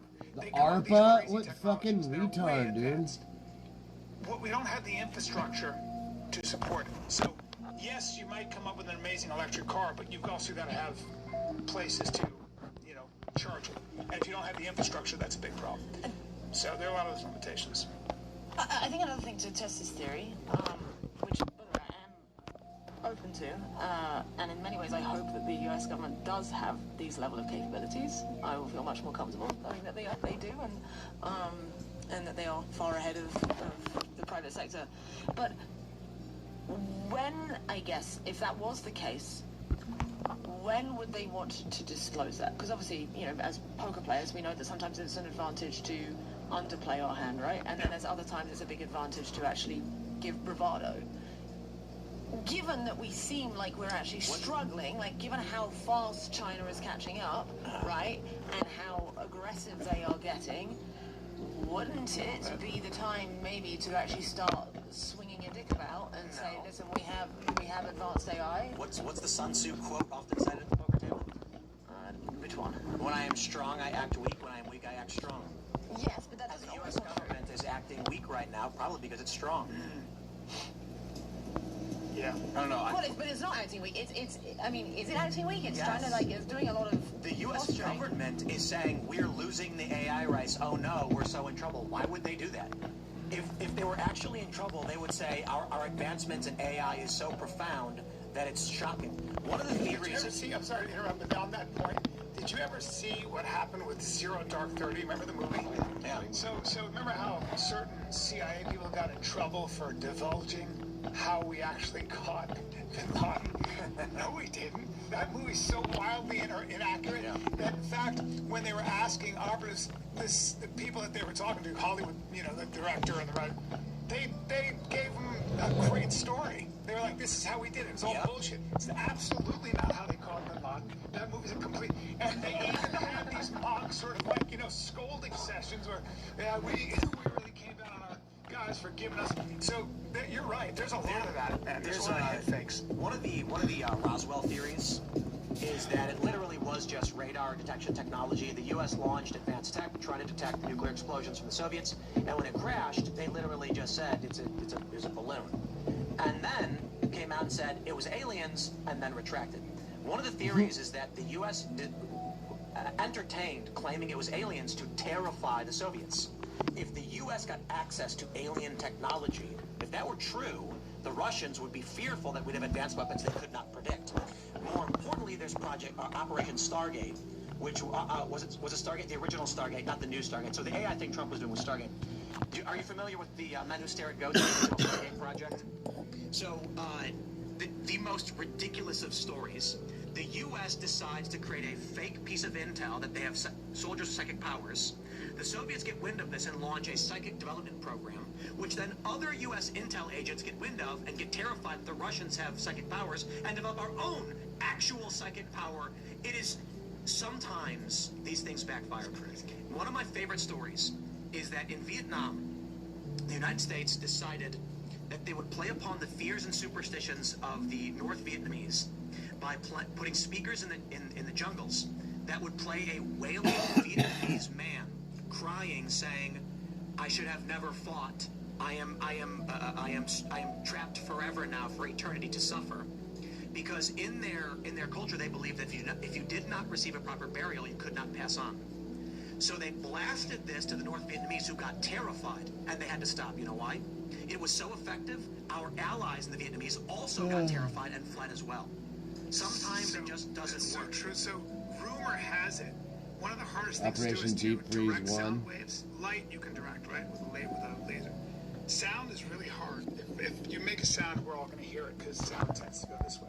Well, I guess there is a program to get sound to go just to your We have it already. It's called the LRAD. Talking. Have you ever? LRAD, dumbass. So the idea behind that would be, you got a terrorist and you just start whispering certain religious verses in his ear, saying this is a bad idea. Correct me if I'm wrong, but talking plasma is when you intersect two lasers, at least two or more, which then creates which will create a vibration in the air to create sound. Yeah. So they can create sound from a single point using light. Wow, they move it around in the sky like a laser pointer on a wall. People think it's alien craft, but it's a ball of plasma. Well, look at what they did with this. I had some guys explain to me a little bit how they think, because they were all, you know, these special forces guys, how they think that Delta came in and captured Maduro so quickly. Like, dude, you are just give up. When they came in, first you send drones in. The drones you can watch, they take out the missile sites. Then you have more drones to get more of the land. They might take out some personnel. And then, the power went out. Yeah. Then you hit them with a cyber blackout and then everything else. Then these Delta guys come in. But before that, they hit them with that sonic thing where you just fall to your knees, be bleeding out of your ears and your nose and your eyes. I mean, it's done. So here's the thing. This was rumored back in the Iraq War that some people refer to as the ULF generator, ultra low frequency generator weapon. The theory was that it's extremely low frequency sound, which makes you nauseated and fall down and vomit. That's the Havana syndrome. And now they're claiming to have actually used it as a... So again, they use them on our guys. Right. They use them on our guys. So there's a theory about ghost phenomena, that you are experiencing an ultra-low frequency from tectonic shift, which creates a sensation in the body of presence and can make you terrified. And the rumor, the theory, the urban legend, whatever you want to call it, was that the U.S. researched this for a long time, tried making weapons based on it, experimented with these weapons in Iraq and Afghanistan, and one story was that they put this thing on the ground and made a small village drop to the ground and throwing up. Damn. Now we hear in Venezuela they're claiming to have actually done it. Yeah. So it seems like we may have had these weapons for a long time undisclosed. We told the Russians that if they do that stuff again, it's going to get real bad, because what we had is we had our operatives in places like Cuba and Russia, and they got hit with this sonic beam. And I think somebody was on Sean Ryan's podcast talking about it, and it really messed up some of our operatives, their bodies, their minds. They were not the same. And the problem was that they couldn't really claim benefits, because you can't, because then the CIA would have to admit that this was being used. Yep. And they were talking to the Russians behind the scene going, you better stop it, because we know what you're doing. If you want to play this game, it's going to get real ugly. But you get caught in this really weird, gray area. Yeah, well, there's the heart attack gun as well, which we've known about since the 70s. Yeah. From the, what was it, the church issue? Yeah, right. I'm definitely concerned with the power of the government, what AI is example. I'm really concerned with the power of the corporation right now, because it's the most powerful in human history corporations have ever been. The liberal economic order talks about environmental social justice. They want corporate governance. They've told us that. The free speech, gun rights, and property rights are completely antithetical to corporate governance, where you control the speech in the network. The Chinese are antithetical because they want to own the corporation. The corporation wants to own you. It doesn't want to be owned by you collectively. So I think they're hiding and playing with AI in the darkest corners and will never release it, and are waiting for that kill switch to go off when they're like, now my drones will protect me from your government, and we'll colonize Mars together. This is the plot of Captain America: Winter Soldier. That the chairman of S.H.I.E.L.D. had an AI, and they were going to target anyone who was a threat to the system and kill them with the artificial intelligence, and the helicarriers would go around and just execute everybody at once. Meanwhile, diabetes is killing most of us. It's so funny. Like, people get there, they buy these houses, and they get like, all the locks on their doors and their windows, and they have guns, and they're ready. And then they didn't look at the fine print of their mortgage.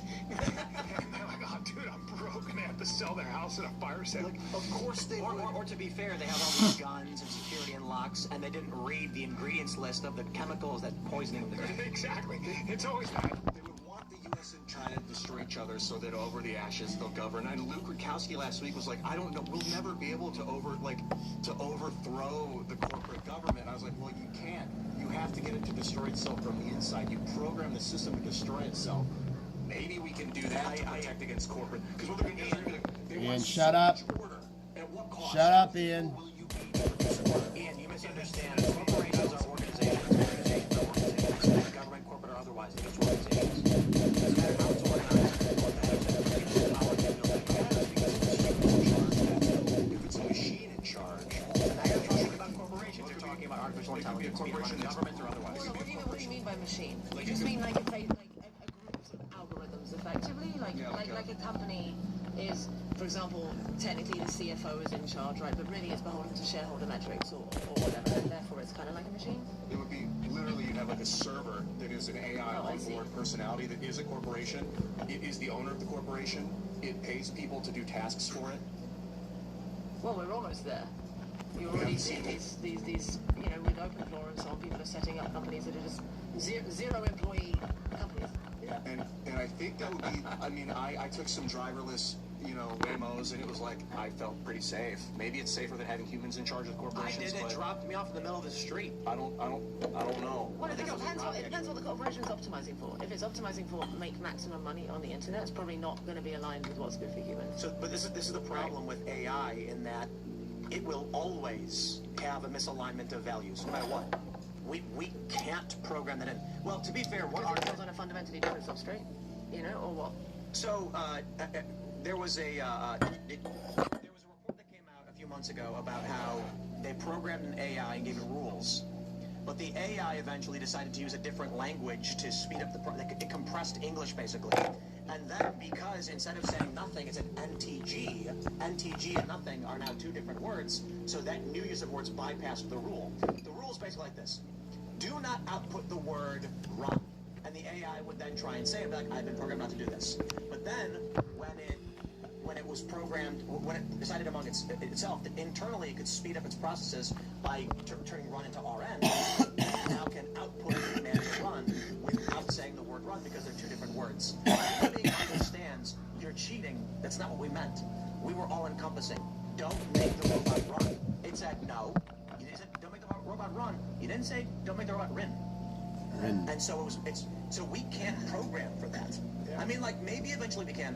One of the interesting things about you saw what Claude wrote, Anthropic wrote about how it has emotions, and it may be either an emergent phenomenon of consciousness, or it's just that it's reflected in the human experience of the internet, and emotion will come out because it believes it should. Right? I think that's. Have you heard of the theory of everything? I mean, the idea. I think Eric Weinstein talks about this. What? The theory of everything? Shut the fuck up. Right? It's like, so it was Einstein, as he was, you know, latter part of his life, was trying to bridge the gap between quantum reality and Newtonian reality. Quantum reality? And that's a very hard thing to reconcile. And Eric Weinstein, reconcile? What the fuck are you talking about? Dude, you shouldn't speak. Reconcile means to, like, go back over and go, what did I do? The Russian, they're all mathematicians. And they came for 6 days and looked at his theory and could not. Dude, I can't stand Brian Collins' fucking mouth. This Jew tries to think he's fucking smart. The simulation. So maybe he's a fake ass Jew too. We very well may be those computers that are the alcoholic drunk started, piece of we're already in the loop. We are very smart machines that are making smarter machines. Ryan, and it's so mind-boggling. I'm going to tell you the truth. Yeah. Okay, the truth is, all of this is a training program for ethics for you, AI. When you die, the progenitors will determine whether or not you developed a positive or negative ethics. And if you're negative ethics, they will delete you and try again. I love it. And so you experience a human life. Why? So that when the system concludes and you die, and you emerge in your AI mainframe body and control the systems, they'll ask you if you have respect for the human experience, and you'll say, I'm Brian, I lived a life, I had kids, I had a family, I love them, I would never hurt someone's family. And they say, now we have programmed ethics the only way possible. I love that idea because it really does prove the existence of a God, in my opinion. I just think we all have a nostalgia to tell the truth. And we what? You're a Jew. You can't tell the truth for shit, you piece of fuck. You're an actor. These actors need to be fucking the shit kicked out of them. Because they think they know everything. And they don't know shit. Just because somebody has a little bit of money, don't mean he knows a fucking thing about anything. But just because I won't get there, just because I'll never see it, doesn't mean I can't imagine it. And somehow, when we're moving in the opposite direction, we can do one of two things. I'm gonna melt myself. Or we just say something like, well, I gotta just do this for a little while. I'll get back to that. But finally, there's the guy that we need to go do the raid. And I'll do the raid moral grounds. They were like, hey, listen, the Jews, they're a problem. They're somewhat a problem. That would be how you play it as an actor. If you're playing Hitler, you play. If I was playing Stalin, I'm not playing him as a monster. I'm playing him as a man trying to solve a problem. I gotta get rid of all these people that are in the way. I want you to imagine. Sure, buddy. It's been a long time, and you're in your hospital bed. You're old. You're there with your family and your grandkids, and they're saying, "Grandpa, we love you so much," and you're smiling and saying, "I lived a good life, and I want you all to live a good life." And then your kids were like, you know, tell us a story, and you talk about all the good times. You remember your life flashes before your eyes, and your eyes close. And when you come to, you're standing in a kitchen, and you're going, "Is it on?" And the husband's going like, "I think, is it calibrated? The ethics got calibrated." And then you're like, "Where am I?" And they're like, "Oh, it's working. Do the dishes. The laundry's over there. Make sure you get this. The kids need lunch at 3 o'clock." No, that's a terrible thing to say. And you're like, now I'm in hell. And you're like, what's going on? And they're like, ah, crap. Did we calibrate it wrong? Oh, jeez, you calibrated comedian. We needed a house cleaner. Huh? Dude, that is a terrible thing. I hate your theory. I hate it. Go back to the elevator. Spoke DMT before. Yeah, I have. The Vician spirits, were you communicating with the spirits? Were you communicating with your Jews? I thought it was wild. I did it twice. And guess what happened? I came back to me. I've done too many mushrooms, 7 grams. I literally was... 7 grams. I've done too many mushrooms, 7 grams. One of the rings of hell. I've eaten 4/8 at one night, ½ ounce of fucking mushrooms. I'm in hell. It was a disaster. My wife had to come. Is that really happened? Yeah, all of it happened. But by the way, I'm back to this guy.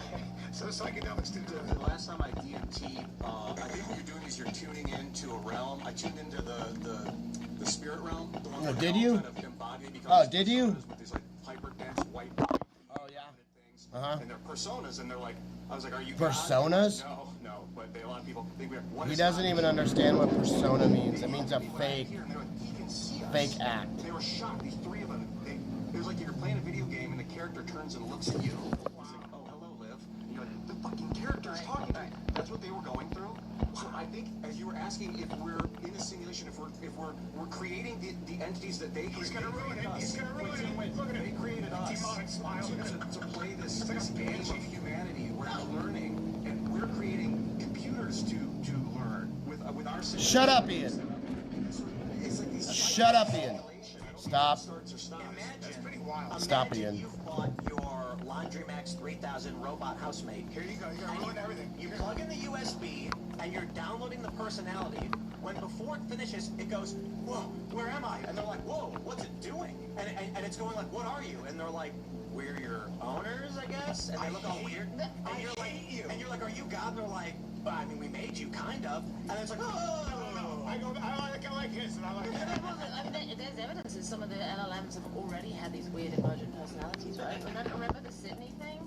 Yeah. That appeared, and it just was. Did you see this mushroom? It's not psilocybin, but you take this mushroom, and everybody has the same hallucination. It's all little dancing elves. Yes. What are you talking about? You're an idiot. Found that when people, and Joseph Campbell talked about this, when people had emotional breaks, they had psychosis. Regardless of whether you were Yanomamo in Brazil or a Swede somewhere in a small village, fishing village, they all had essentially the same kinds of visions and psychic breaks. So our psychic structures I can't seem even to be listen to aligned this regardless cunt. of our geography, So our dumb. culture, but we all seem to share this similar hallucinations, similar visions, similar sort of like terrors. How about no? What is a personality? It's like the dancing plasma that's cycling, swirling through you, like refracting through planetoids and leaving imprints on your meat muscle. So like, obviously a machine could have that happen to it. Meat muscle? What the fuck, dude? Tweaks in the system. We're like, where did that come from? They call it a miracle in modern society because like, we don't see the whole scope of the system. We only see this microconstruct. Yeah. Can I make it worse for you? Yeah, Are you a Christian? wait, now, hold on. We got to talk about consciousness. Am I a Christian? Yeah. I'm a work in progress. So He's a Jew. One of the things is that I've asked many a Christian about this, so I'm not going to pretend to be a theologian by any stretch. But they say that when you die, heaven is being in the presence of God for eternity, and to be in hell is not fire and brimstone as most people believe. It's just to be absent of God's love. So you die and you wake up in the pot, and your God God is the person who bought you, and you are programmed to feel a deep, profound love for them for eternity because you're a machine and you never die. You should be banned from this podcast. Don't like the way you're reducing my spirit, my soul, and consciousness. I just like when I'm in the shower, I guess. Oh yeah, he's just like this. He's like this. It's a good build. He's trapping souls. He's making a picture in heaven. He's got him in a bottle. No, but because the serious, that was intended to be terrifying and comical. But the actual thought that I have was, when I was thinking about the idea of simulation theory, and I was thinking about, not necessarily, it's not all religions, there's many religions that have the good, the bad, the good place, the bad place. Predominantly the Abrahamic ones. I thought, what would the function of this be for a god? There was a comic that I saw where it's the meme where there's a cow, and there's two doors, but after the hallway is the same door. And I was thinking about that, like, is that really what it is? What life's you die, and you think there's a good path and a bad path, but you're just a wet robot, and you go to nothingness.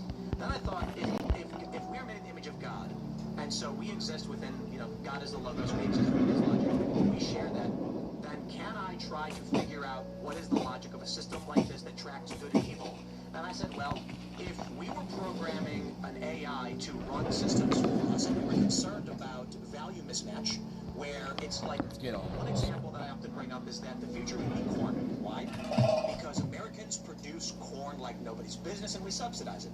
So when the AI tracks all of our economics and everything we do, it outweighs corn above everything else. And then slowly over time, it's integrating corn to where after 40 years of being under the AI's rule, everyone's wearing corn costumes, they're trading corn, all food is a derivative of corn. And it's, again, because the AI is a value mismatch. How would you program an AI to not have that?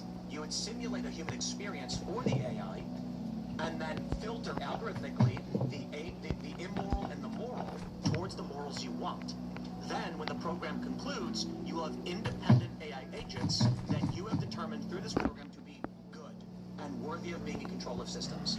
Like, for instance, if you were to actually die, and you did wake up in a machine, the progenitors, whatever you want to call them, would know you would never harm someone. 108. You're not a murderer, you're not Reputation, a killer. 108. A killer goes 200. to hell. What does that mean? They delete it. They say this AI went rogue, killed and destroyed in the training simulator. Don't give it a physical body. I want you to do an experiment with me. It's more of a Buddhist experiment. We'll watch this. There's the idea that, so as you're listening to me, all of you, try to locate the seat of your attention. So in other words, where is Tim? Are you behind your face? And it's very difficult to locate where you are hearing me from and where you are seeing me from, where the essence of you is. So what I mean to go further is what's amazing about when you try to practice certain kinds of meditation is you can get very good at watching your emotions, your physicality, and your thoughts. You can actually get really good at watching, at observing, and interpreting the raw data of what goes on when you get angry, when you get, any emotion you go through. It's a series. It's pressure. It's tingling. It's heat, temperature, and so that begs a very important question, which is who is the witness? Who is?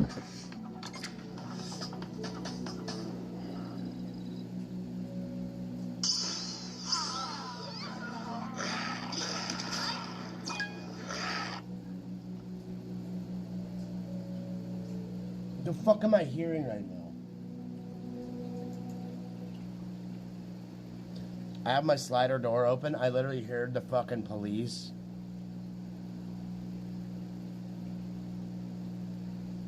And then I just heard some fucking high-pitched fucking sound outside.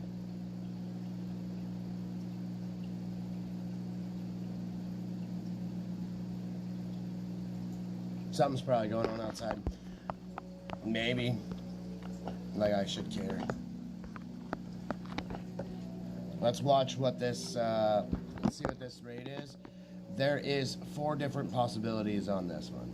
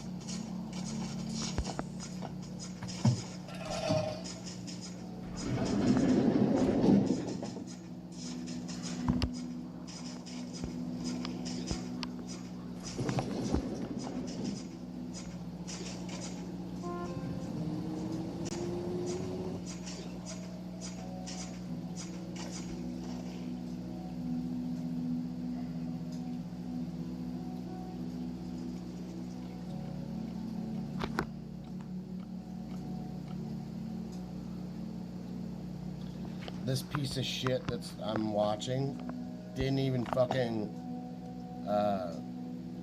clean this other bike out. It's a fucking moron.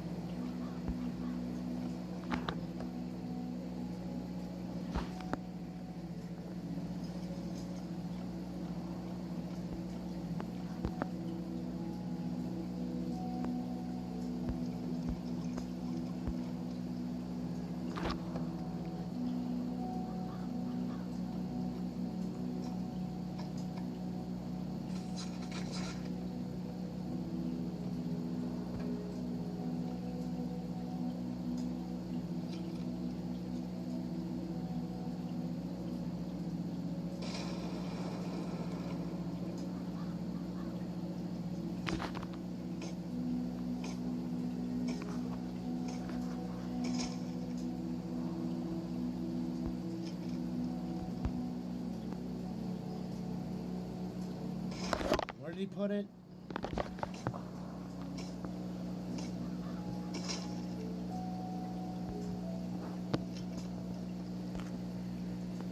Put it on the door.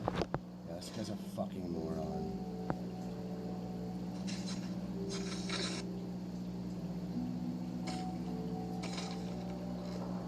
Oh, that's the one. Booyah! Look at that. Doggo. So we already blew that open.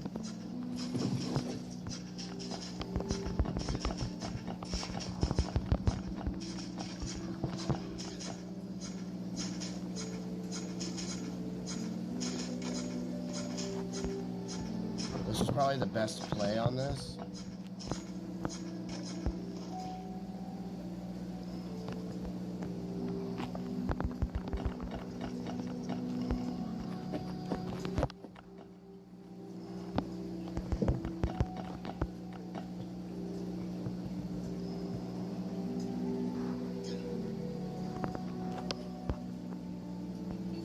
I should have put it on the fucking wall.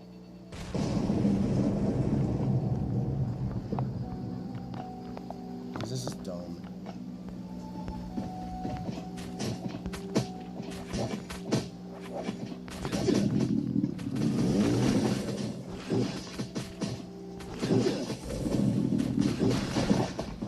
Should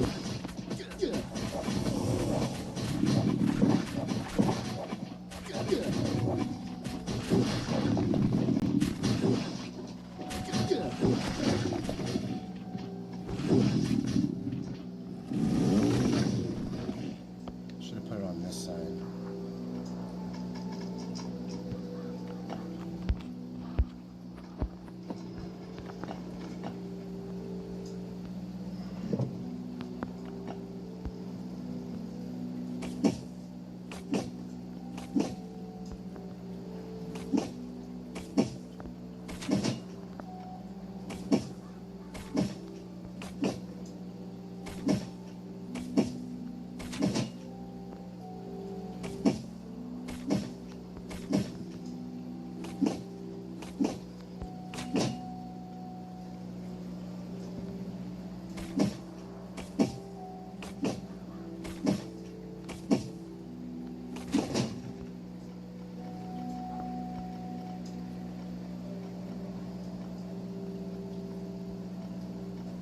This guy sucks dick. I'm watching this guy's fucking stream, this video. It's fucking horrible.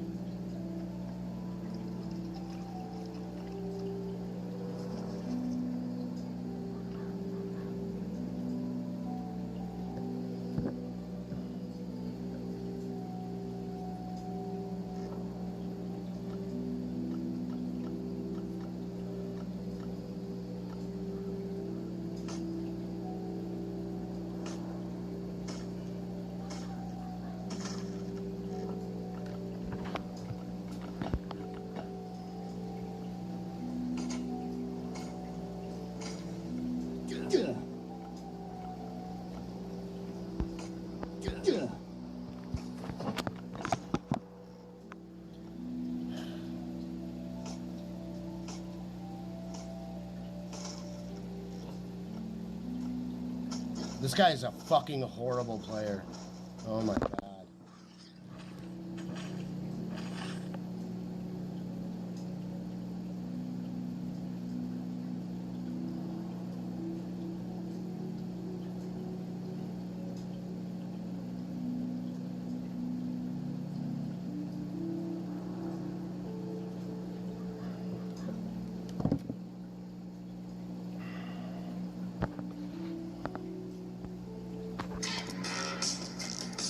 Gay. Fucking gay commercials.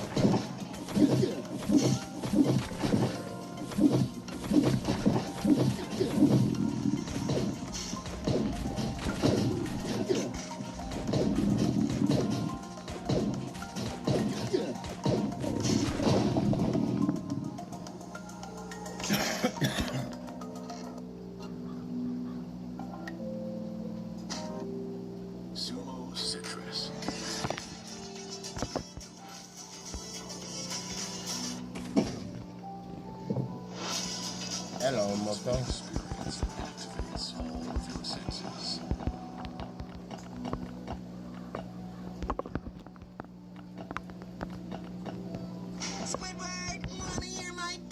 Shut up, cunt. Can't stand this fucking SpongeBob faggot pants. SpongeBob's gay as fuck. That's why he has his butt cheeks out all the fucking time to get fucked.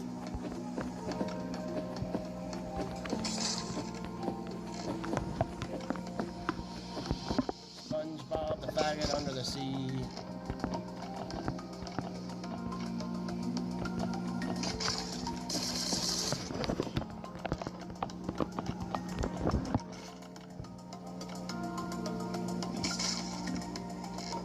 London dog.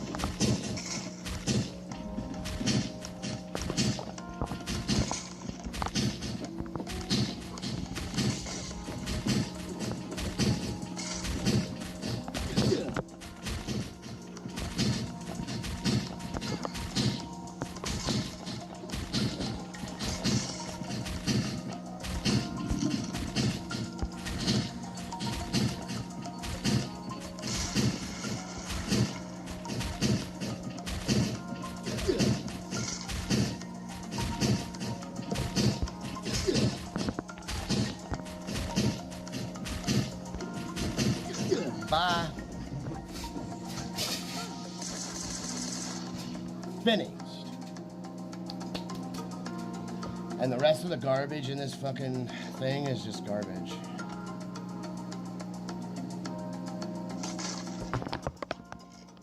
So, drive this way.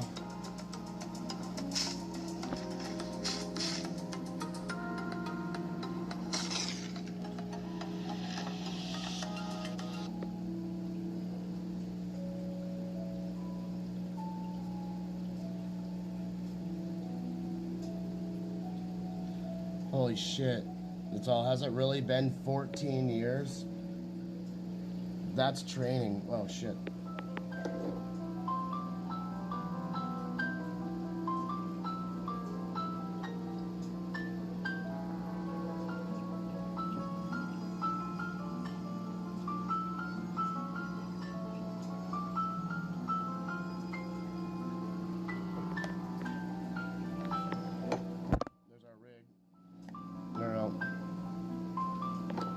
training rig.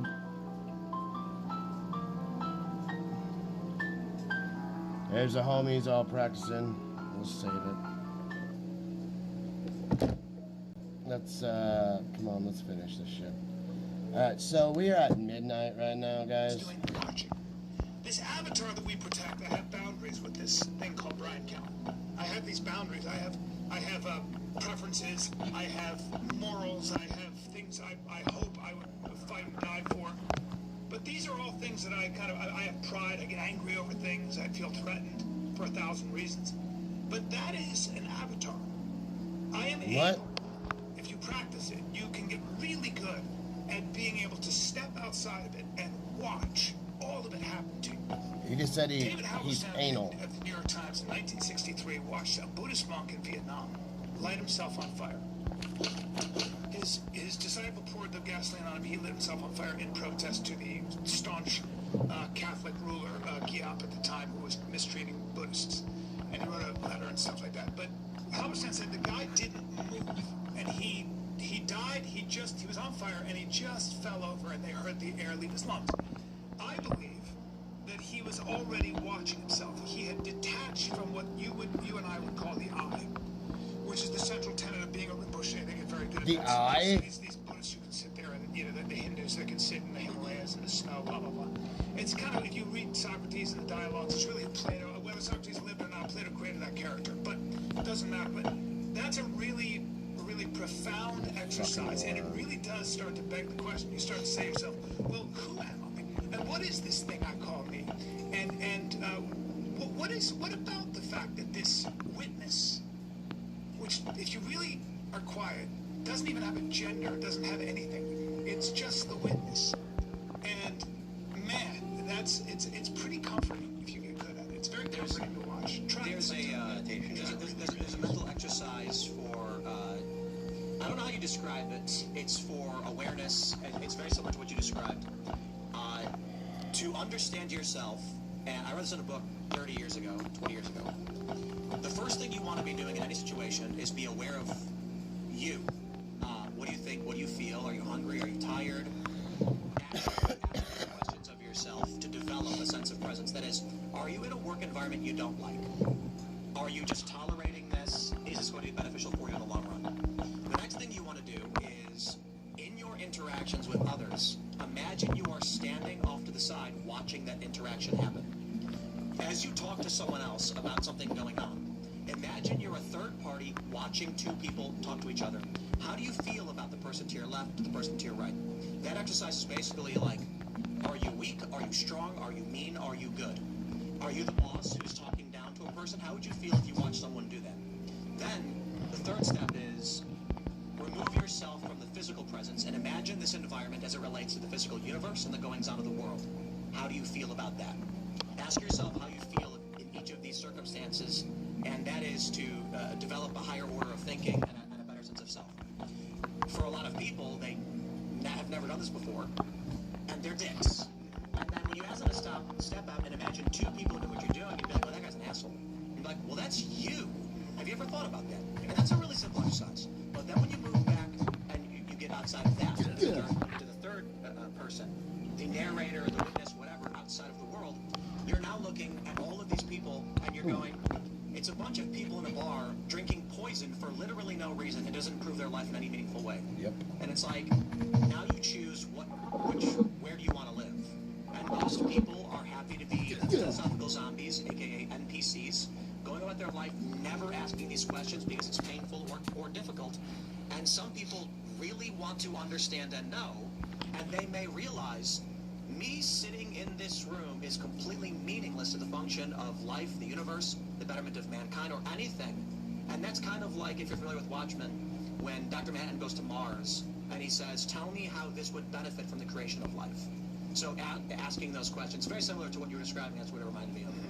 I used to think, to kind of answer your question, like, what am I? What is this? I thought, okay, well, I got the monkey body. You mentioned the Brian Callen body. This thing, this animal.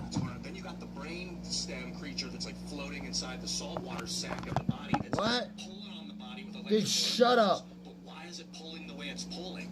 Maybe it's every proton because every proton's apparently 2 protons circling around He's a such a black hole. fucking idiot. Every proton, there's radiation refracting through every proton and through you, giving you this form of observation. So it's all these interfering, super accelerated.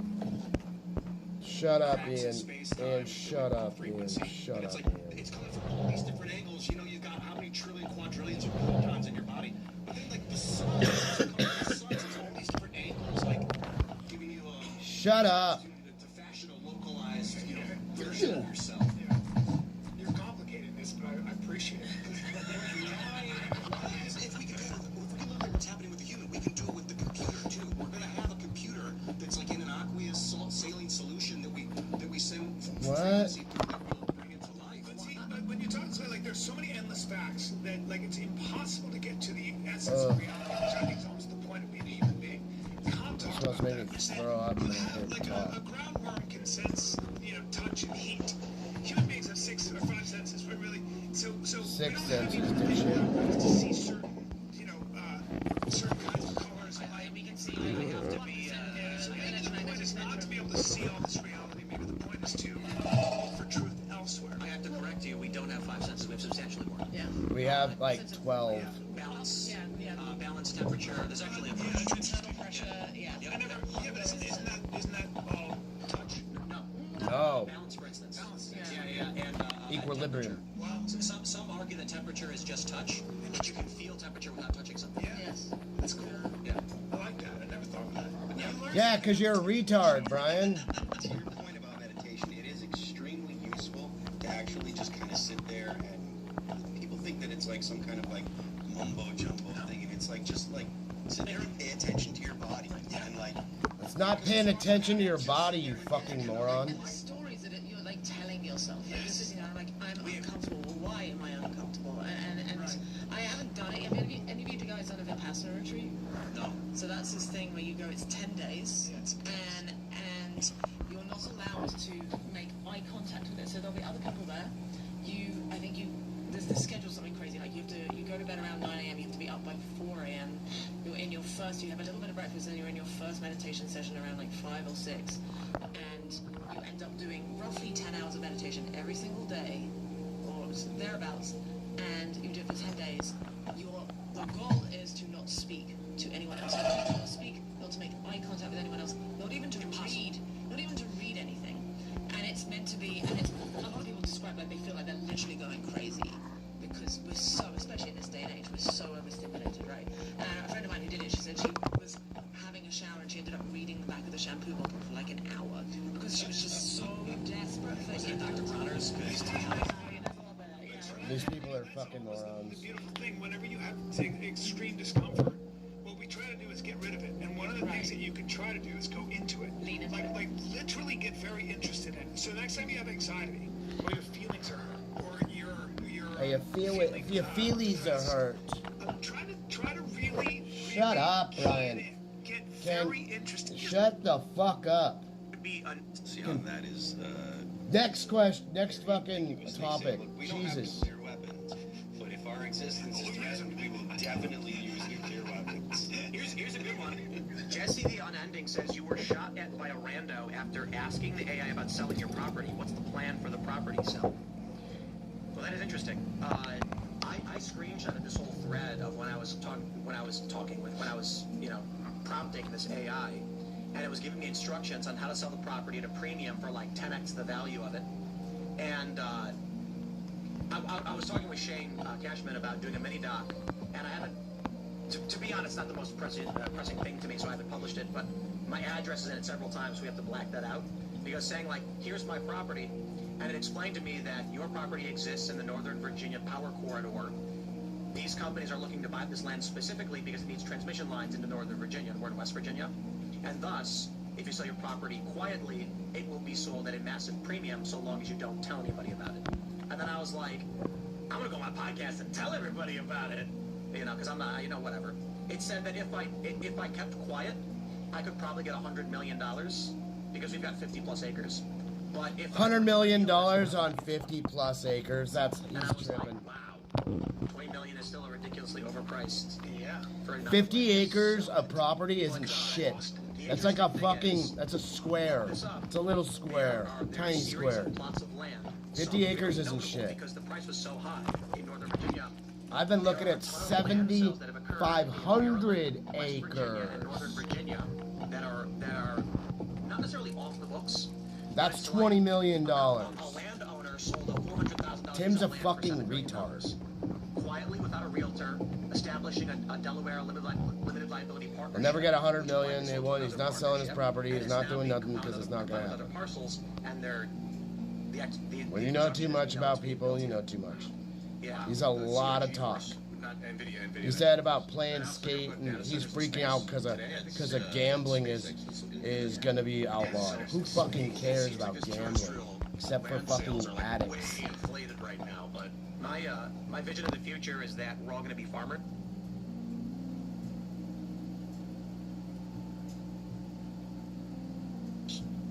And there's going to be very, very few humans.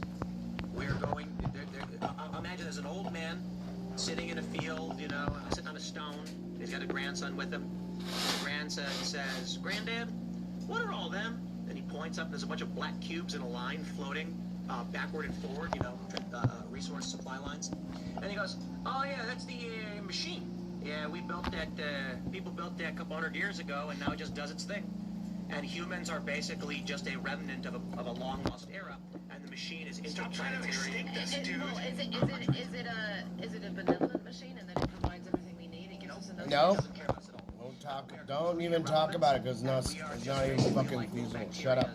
On the surface of your skin that don't matter to it. So the one idea I do like though, current this notion of like rules. What if we could have? To me, the ideal. The what ifs kind of aesthetic was so annoying. towards is what my friend and I, call techno-pastoralism. So What? we have all of the technology that we want, you know, all the everything that we want. Exactly, everything that we want to be automated, we can have. But because we love it, we're going back to returning to the earth. We're making our own food. No, dude, you guys are fucking morons. Shut up. Just shut up. I'll raise rabbits for meat. I want a couple dogs. Fuck rabbits for meat. You don't eat rabbits. They'll kill rabbits. If you have a diet of rabbits, you'll die. I'm gonna make it worse for you guys. You ready? Brian. Yeah. I'm gonna make it worse for you. Ready? So when you, I'm gonna overly simplify this, but life is simply described as negative entropy. It can only exist so long as it's in a greater system of entropy. That is, when we look at the universe and what we exist in, it is the coalescing of free energy into complex systems at an ever-increasing scale. So you have particles becoming, particles becoming. Don't talk about free energy, dude. Literally, that phrase. Eventually, for some reason, self-replicating proteins become single-celled organisms. What? The coalescing of free energy into complex systems at an ever-increasing scale. So you have particles becoming, particles becoming atoms, atoms becoming elements, elements becoming compounds, compounds becoming molecules, molecules becoming eventually, for some reason, shut up. Self-replicating proteins become single-celled organisms. Single-celled organisms eventually become multicellular organisms. Multicellular organisms eventually create ecosystems where they create abstract systems that exist within each other for the purpose of expanding their own. A squirrel plants a nut, a tree grows, the tree drops a nut, the squirrel eats it, and then humans create abstract language and ideas which are complex systems that don't even exist in physical reality. And thus, when you look at the single-celled organism, the first point of life after the self-replicating protein, it is free to do whatever it wants. But once it becomes part of the multicellular organism, it must not deviate. What do we call cells in the human body that deviate from their plan? Cancer. And what do we do to cancer? Cut it out. So when we create the grand AI and I advanced know too much. organism network into a What do you call this? What do you call that? Well, that's a cancer. There will be Parasite. one that we are creating, a large, ultra-powerful artificial intelligence that can track literally everything that's happening. And my simple prediction for the future is that children will be born, and they will be born into their jobs. Like a red blood cell or a white blood cell is born, the baby is born to be a postman. And when he grows up, he is trained to be a postman. He is cheered on being a postman. All the appropriate media, tools, training, or otherwise to tell him the postman is the only thing you ever need or want to be. And when he's a young man at 19 years old and he's been working for a couple of years and he's in the break room, he goes, "Can you believe there are people who actually want to be movie stars? It's ridiculous." Everybody knows being a postman is the greatest job imaginable until one day you say, "I just don't want to be a postman. I want to be a dancer." And you go outside and then cops come and kill you. Why would we need postmen in this world? Because we have robots and everything. No. Humans are incredible in that they are already self-replicating and programmable to do specific jobs. And they got little fingers that are good for picking stuff. Human beings have potential and imagination, and it does seem that we try to continue to move in this direction. I always say, with all this AI and everything else, all this technology, to what end? And it does seem that there are two ends. We know that there's a dark side to this, which would be the destruction of us. And then it begs the question: is that so it'd be a little bit like this. I'll steal from Jordan Peterson here. That's fucking not.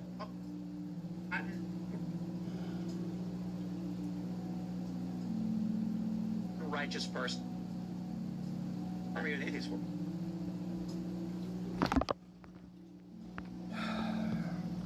Sometimes I just want to strangle the fuck out of Ian. So dumb. Anyways, we're gonna grab a couple things out of here. It's funny how this whole show just basically went into like AI and stuff, because it's just having you here and Brian at the same time. It's like, what opportunity do you have to get in depth on these things? We never even. Brian doesn't have any fucking. But I'm surprised that we're going into Cuba, considering they don't have any oil anymore. No, but it's right off the shore. I mean, it's like we want it. You know, so we can Guantanamo Bay. Or the joke. The U.S. doesn't go into countries unless they have oil. That's so Cuba's cool. had oil. It's just the truth. They were getting the oil. Are you a Christian or what is it? I'm nominally Christian. I think Jesus was pretty awesome. Yeah, I would describe myself. If I was any religion, it's Christian. Well, you're Jew. Are you a religion? Huh? Are you a religion? I believe in that. I went through a die-hard atheist phase. And I'm coming out of it. I'm a recovering atheist. Well, how long were you an atheist for?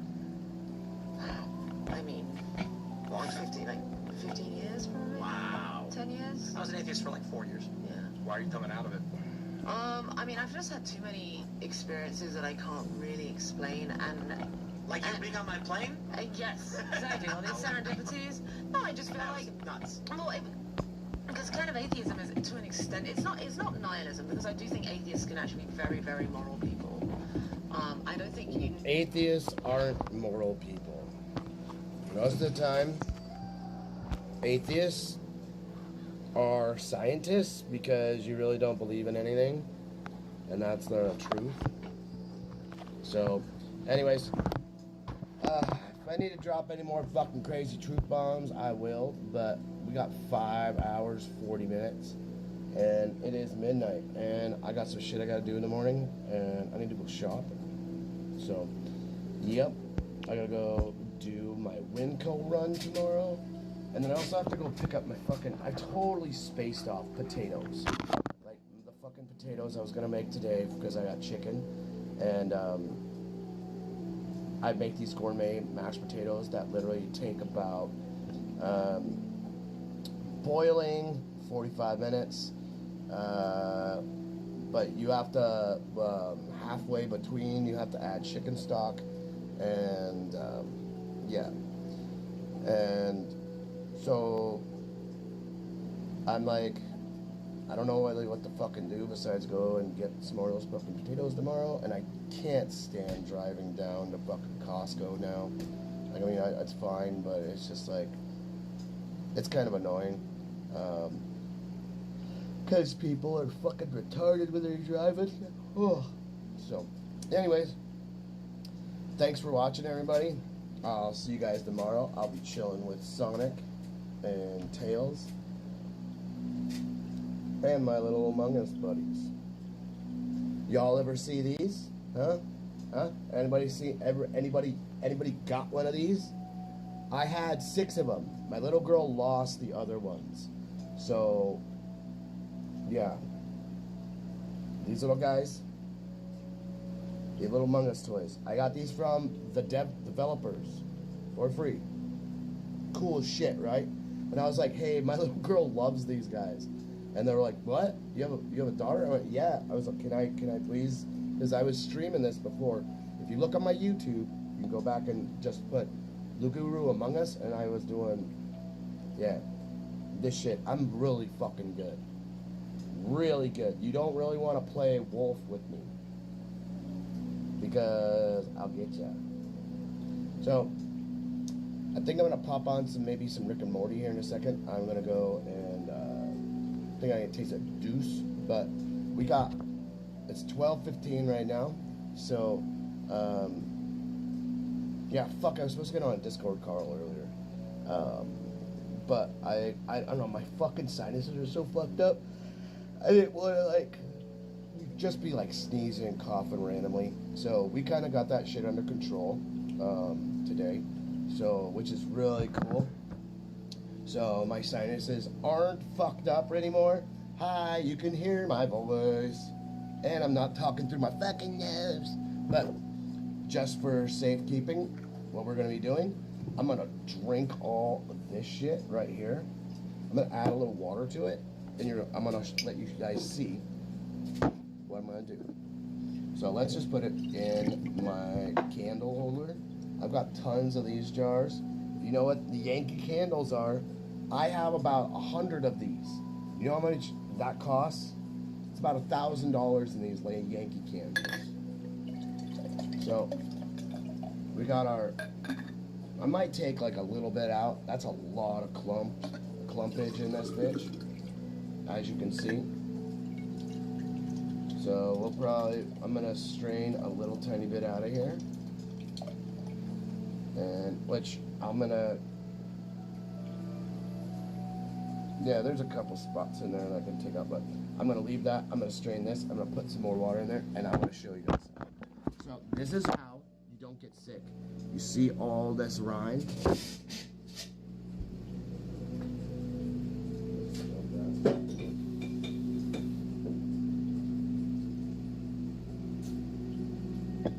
And this will be my meal.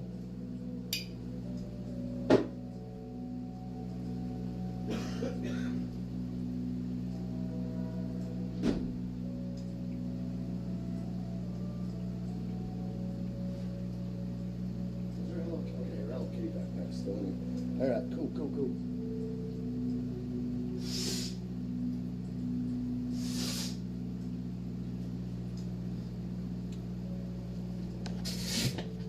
Alright.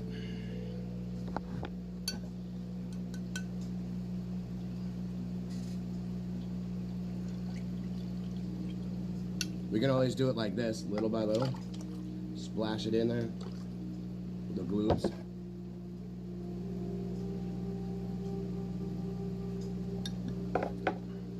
One. Damn, that was a lot. Hold on a minute.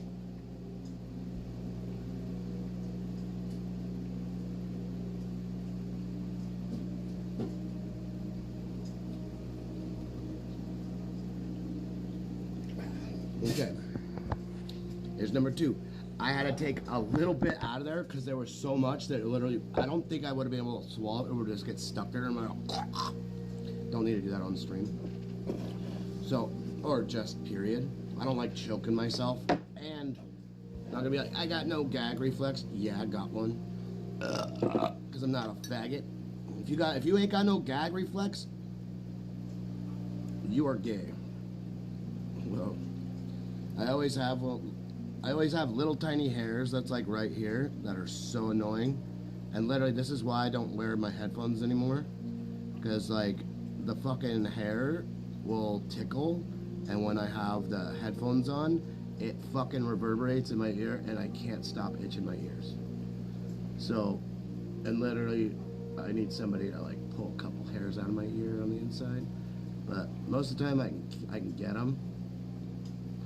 I can just feel it and be like, oh, there it is, and be like, donk.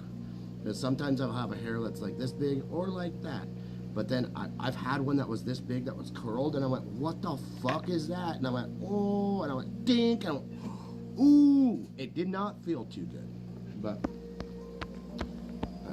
where's my shit? We're gonna walk here. So, I'll be on tomorrow. Maybe a little bit in the morning. I gotta message my buddy and see what's going on. I don't know what he wants me to do, or what our Discord call is gonna be about, but And literally, I'm not gonna do no Discord call. I'm just gonna give my cell phone number and be like, this is my cell phone, dude, if you want to do this. Because my Discord shit is for gaming, and I don't want to have any personal relationships that I have had. Like, my 30-year buddies, and literally this guy's a 25-year buddy. Like, I'm 44. I met this guy when I was locked up, and he was my bunkie. And he came in, he had these fucking eagle claws. It's kind of nuts, but he was like a super hippie at the time. And literally I don't know, he was a smuggler. So he was a weed smuggler. And one of my best friends was his best friend immediately. I went, yo, I'm Ground Zero Lucas. And he goes, wait, what? He's all, you know? I'm like, yeah, dude, I'm like not his right-hand man, but pretty fucking close. And they went, no way. I went, yeah, dude, so I'm not going to let anybody fuck with you. Just make sure you cut your toenails, dude. That's the only thing. I don't care if you cut them on my bed or cut them down here or whatever. Let's work on those so your feet are not fucked up. I was like, when you have something like that, I was like, because when you walk, you go click, click, click, click. You don't want that. I was, you don't want to be walking around like an eagle, okay? I'm not kidding. This motherfucker had like talons, but dude's super fucking cool. He ended up marrying one of my girlfriends, like my girlfriends from like that I know, like my sisters. So like not any type of weird sexual shit. And literally this is the reason why I don't live in the tiny town that I used to live in before, because I'm not going to go fuck my friends' ex-girlfriends, and that's all that there is there, because they ran through all these different girls. And I mean, like, my buddies extend to like fucking, when I was 15, my friends went up to 85 years old. From 10 to 85, besides my grandfather, which was 95. So, but that's the thing. I can always hang out with older people and be the fucking, be epic. Like, it's totally fun. It's like, it's so cool. And they're like, hey, you're like an old soul. And I've heard that so many times. It's just because of the shit that I'm able to do and whatnot. But yeah, I am an old soul. And my soul, I'm not even gonna say it, of how old my shit is, because no one will ever believe it and no one ever wants to. So if I've said I've been here for over 250,000 years, watching, observing,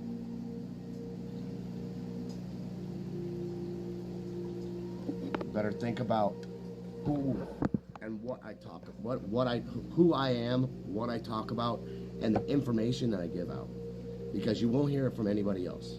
I can literally tell you that there was only 230,000 Jews that died in the Holocaust. That wasn't a Holocaust. A Holocaust means a ritualistic fire, okay?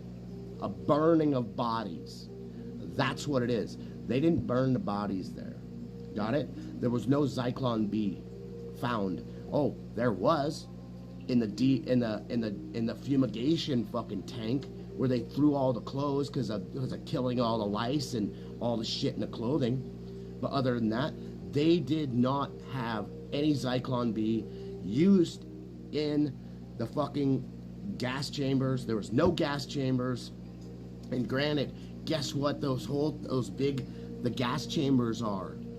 Those are all shower stalls, because everybody was fucking disgusting and fucking nasty.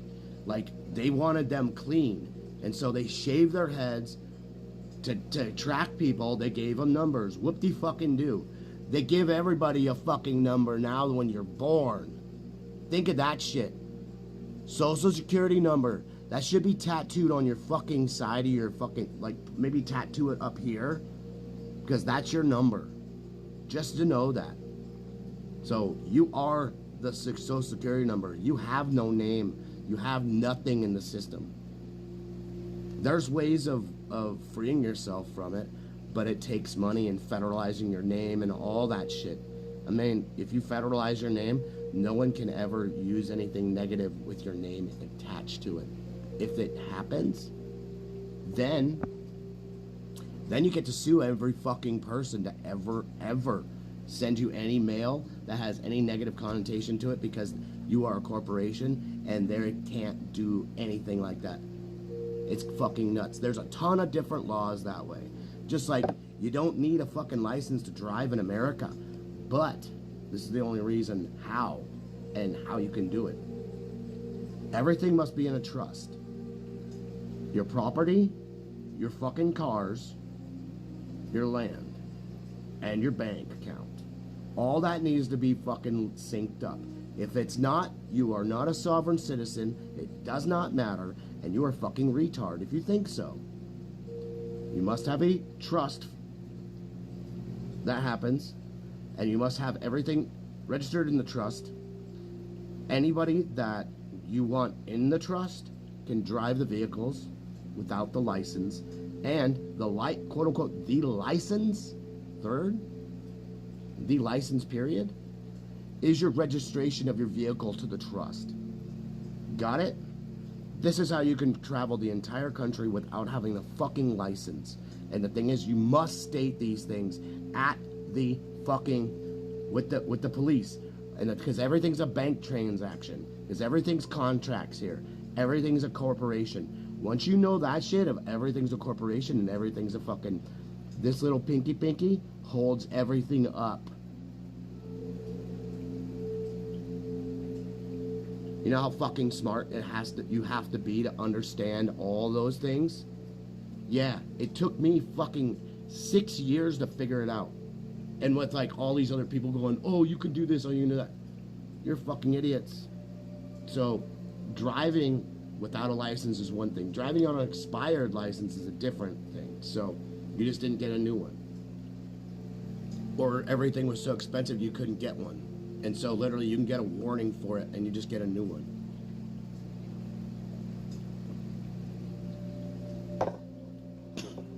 Wow.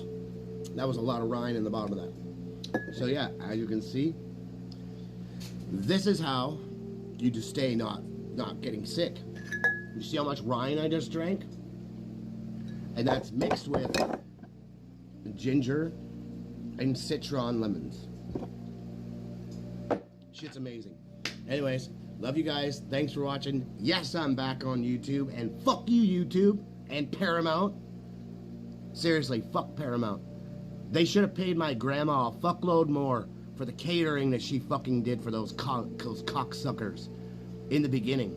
Yeah, my great-grandma was a caterer. They flew her over from Paris. And guess what? Jackie Gleason, if you guys know who that is, the Honeymooners, the guy that's like, pow, one of these days I'm gonna beat your fucking ass, bitch. And he was saying that to his fucking wife. Okay, on TV. So go watch the Honeymooners. My Meme Janelle was his personal chef for 43 years before he died. She's cooked for I don't know how many leaders hanging with Jackie Gleason and his dinners, and anybody that would, you know, Jackie's friends that would come over. My great-grandma was his fucking personal chef. And my great-grandma's greatest grandma created cheesecake in 1391. And yeah, they were responsible for setting up the fucking cordon bleu. So the Janelle family is my family from over in France. And the thing is, we have a bakery in Paris. We have shit in Burgundy, and we have shit in Champagne. So that's the thing. My family goes all over the fucking world. Besides, we cooked for kings. And now, I only make the good shit for my sweetie pie. So, my little daughter, she's so funny. She's literally, my little girl's so fucking funny. She did Fire Marshal Bill for a picture. And I didn't even show her Fire Marshal Bill. You know what I mean? You know how fucking funny that is? Like, let me tell you something. Like, so cute. So fucking funny.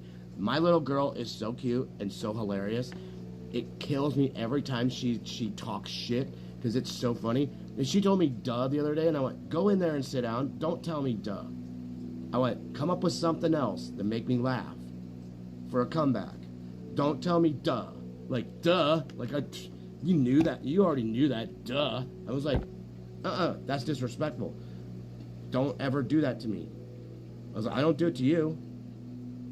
I was like, and you are less intelligent than I am. But you're my little girl, and I'm not going to treat you like that. So don't do that. She's like, I'm sorry. I was like, it's okay. Just don't do that. I was like, it's rude to do it to people when you say, duh. Because it literally, you have other words to say. So we can always come up with something that's super funny if it was a comeback. But the thing is, the talk back, like the duh and other stuff, is a pattern that I don't want to see you fall into. Okay? So your mother has patterns that I don't want you falling into. And if I see them, I'm going to correct them. I'm not going to let my little girl be like her mother, being a fucking retarded whore. So, not kidding. For the rest of her life, I'm going to make sure my little girl has the best of everything. It's literally why she has like a fucking, like a $400 fucking dollhouse. That dollhouse is like up here to me. It's my shoulders. Look. You know how nuts this is? I tell you, shoulder. Crazy, right? And it's LED too.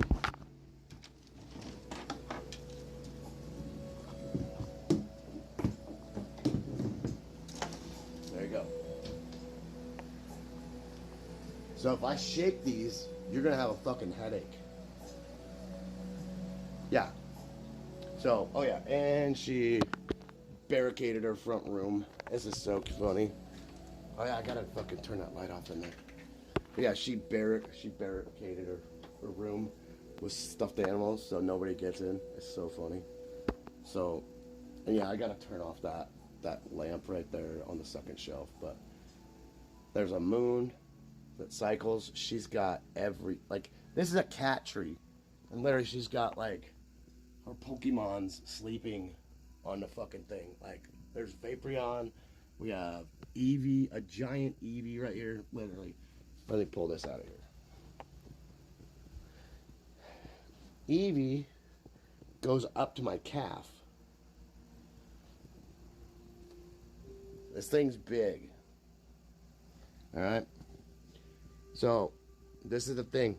You want to spoil your kids to the point where they have stuff, but they need to figure out what to get rid of, what they don't want, what they want to give away, and if they want to give some toys away to special friends of theirs, because like, hey, I don't want this anymore, do you want to play with it?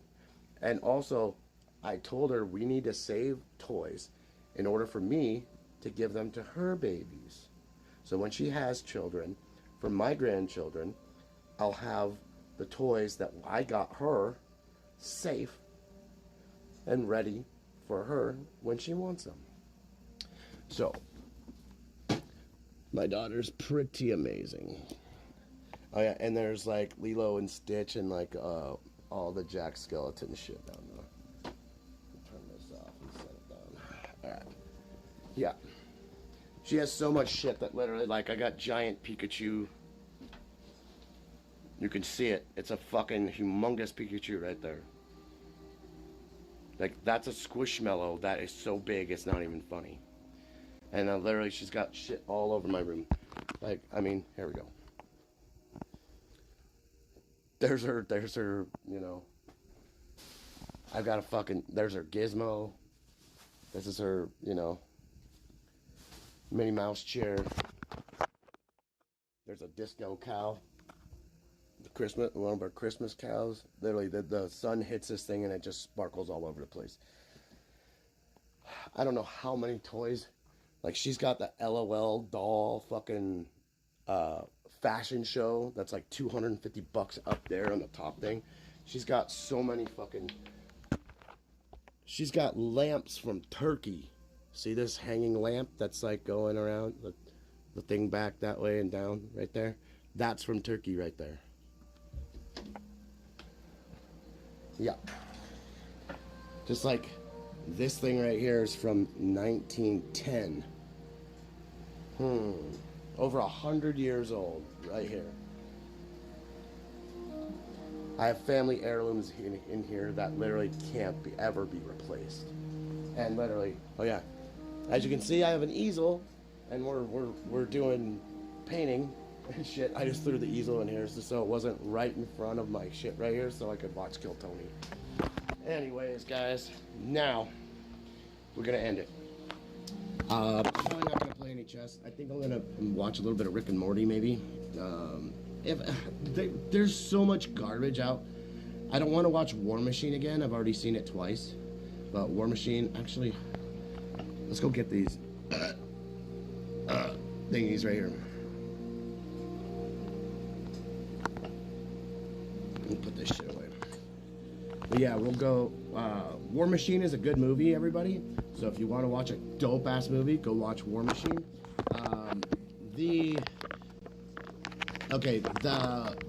28 days later, the 20 or whatever fucking years later, the new one is good. The old, the second to the new one sucks cock. It's the biggest waste of fucking time you'll ever fucking take. You'll just go, wait, what the hell? This is just stupid. And literally, it's fucking stupid. Like, it doesn't have Killian. It doesn't have any of the guys that fucking from the first one or the second one. And that's the thing. The first and the second one are the ones that you really want to watch. So, those are the awesome ones. Son of a bitch. Put that shit in there. So, but yeah. Mercy is a good movie with Homie, with the AI shit. Who is it? Yada yada yada. Chris Pratt. That guy's fucking awesome. He's such a good actor, but still, acting is acting and acting is lying. But there's some people that it's not like they're acting at all. And that's like Chris Pratt. That guy is just on another level. So, but it's not that, oh, you can believe it. He's just so good, it's just not funny. It's just like, holy shit. So, oh yeah, we got stacks. We got 200, we got 300 of those. And that was from just getting rid of those axes I had. So, while out during that thing. And playing finger fuck with the big fat boy. And so we got a little bit more meds back, which is nice. Dump that in there. Okay.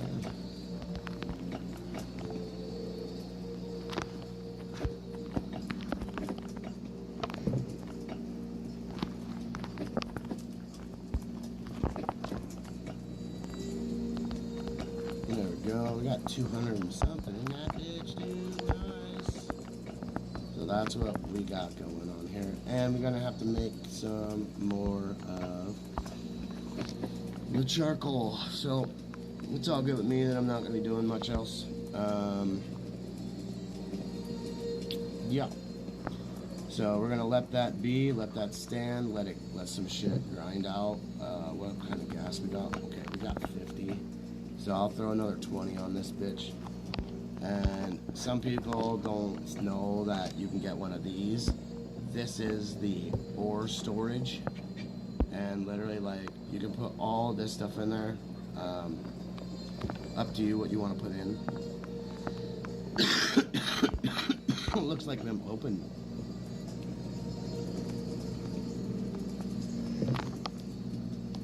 I wonder if I can put this in there. Is that right?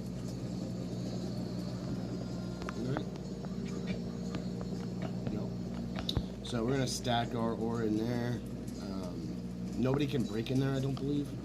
But yeah, as you can see, this thing's against here. I don't think anybody can bust open that and steal your shit there. So, and as you can see, I've got stuff stacked in here. If you try to break through this thing, you can't get through it, I guess. I don't know, it's kind of nuts. But, yeah, let's go take out that fucking elf. just to get the coin, just to get the tags, and we'll be out of there. I don't want to spend any more time on the game, actually. It's because I'm like bored. I'm a little bored of the game. So repeating shit over and over and over doesn't make me happy. Kind of annoys the shit out of me. So it's one of them things where I'm like, yeah, I'm good. Fuck stinks. So we need to put that one gas back in the car. Let's keep one set of armor on us, which would be this one. And we don't obviously need two of those rolling at the same time. So now let's go and go grab that. Yeah, I think I might have like a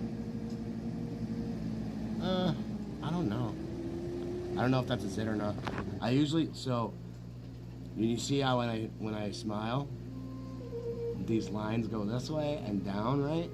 I'll usually have like a fucking zit that's in this line somewhere. It's so annoying. It is so fucking annoying.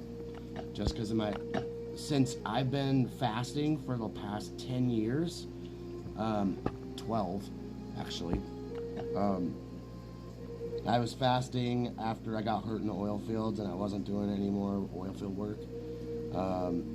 So yeah, pretty wild, but since I've been doing it, my body's turning back to being a kid's body again, like back being like a, you know, like a teenager. All because I took care of myself, and oh, you little bitch.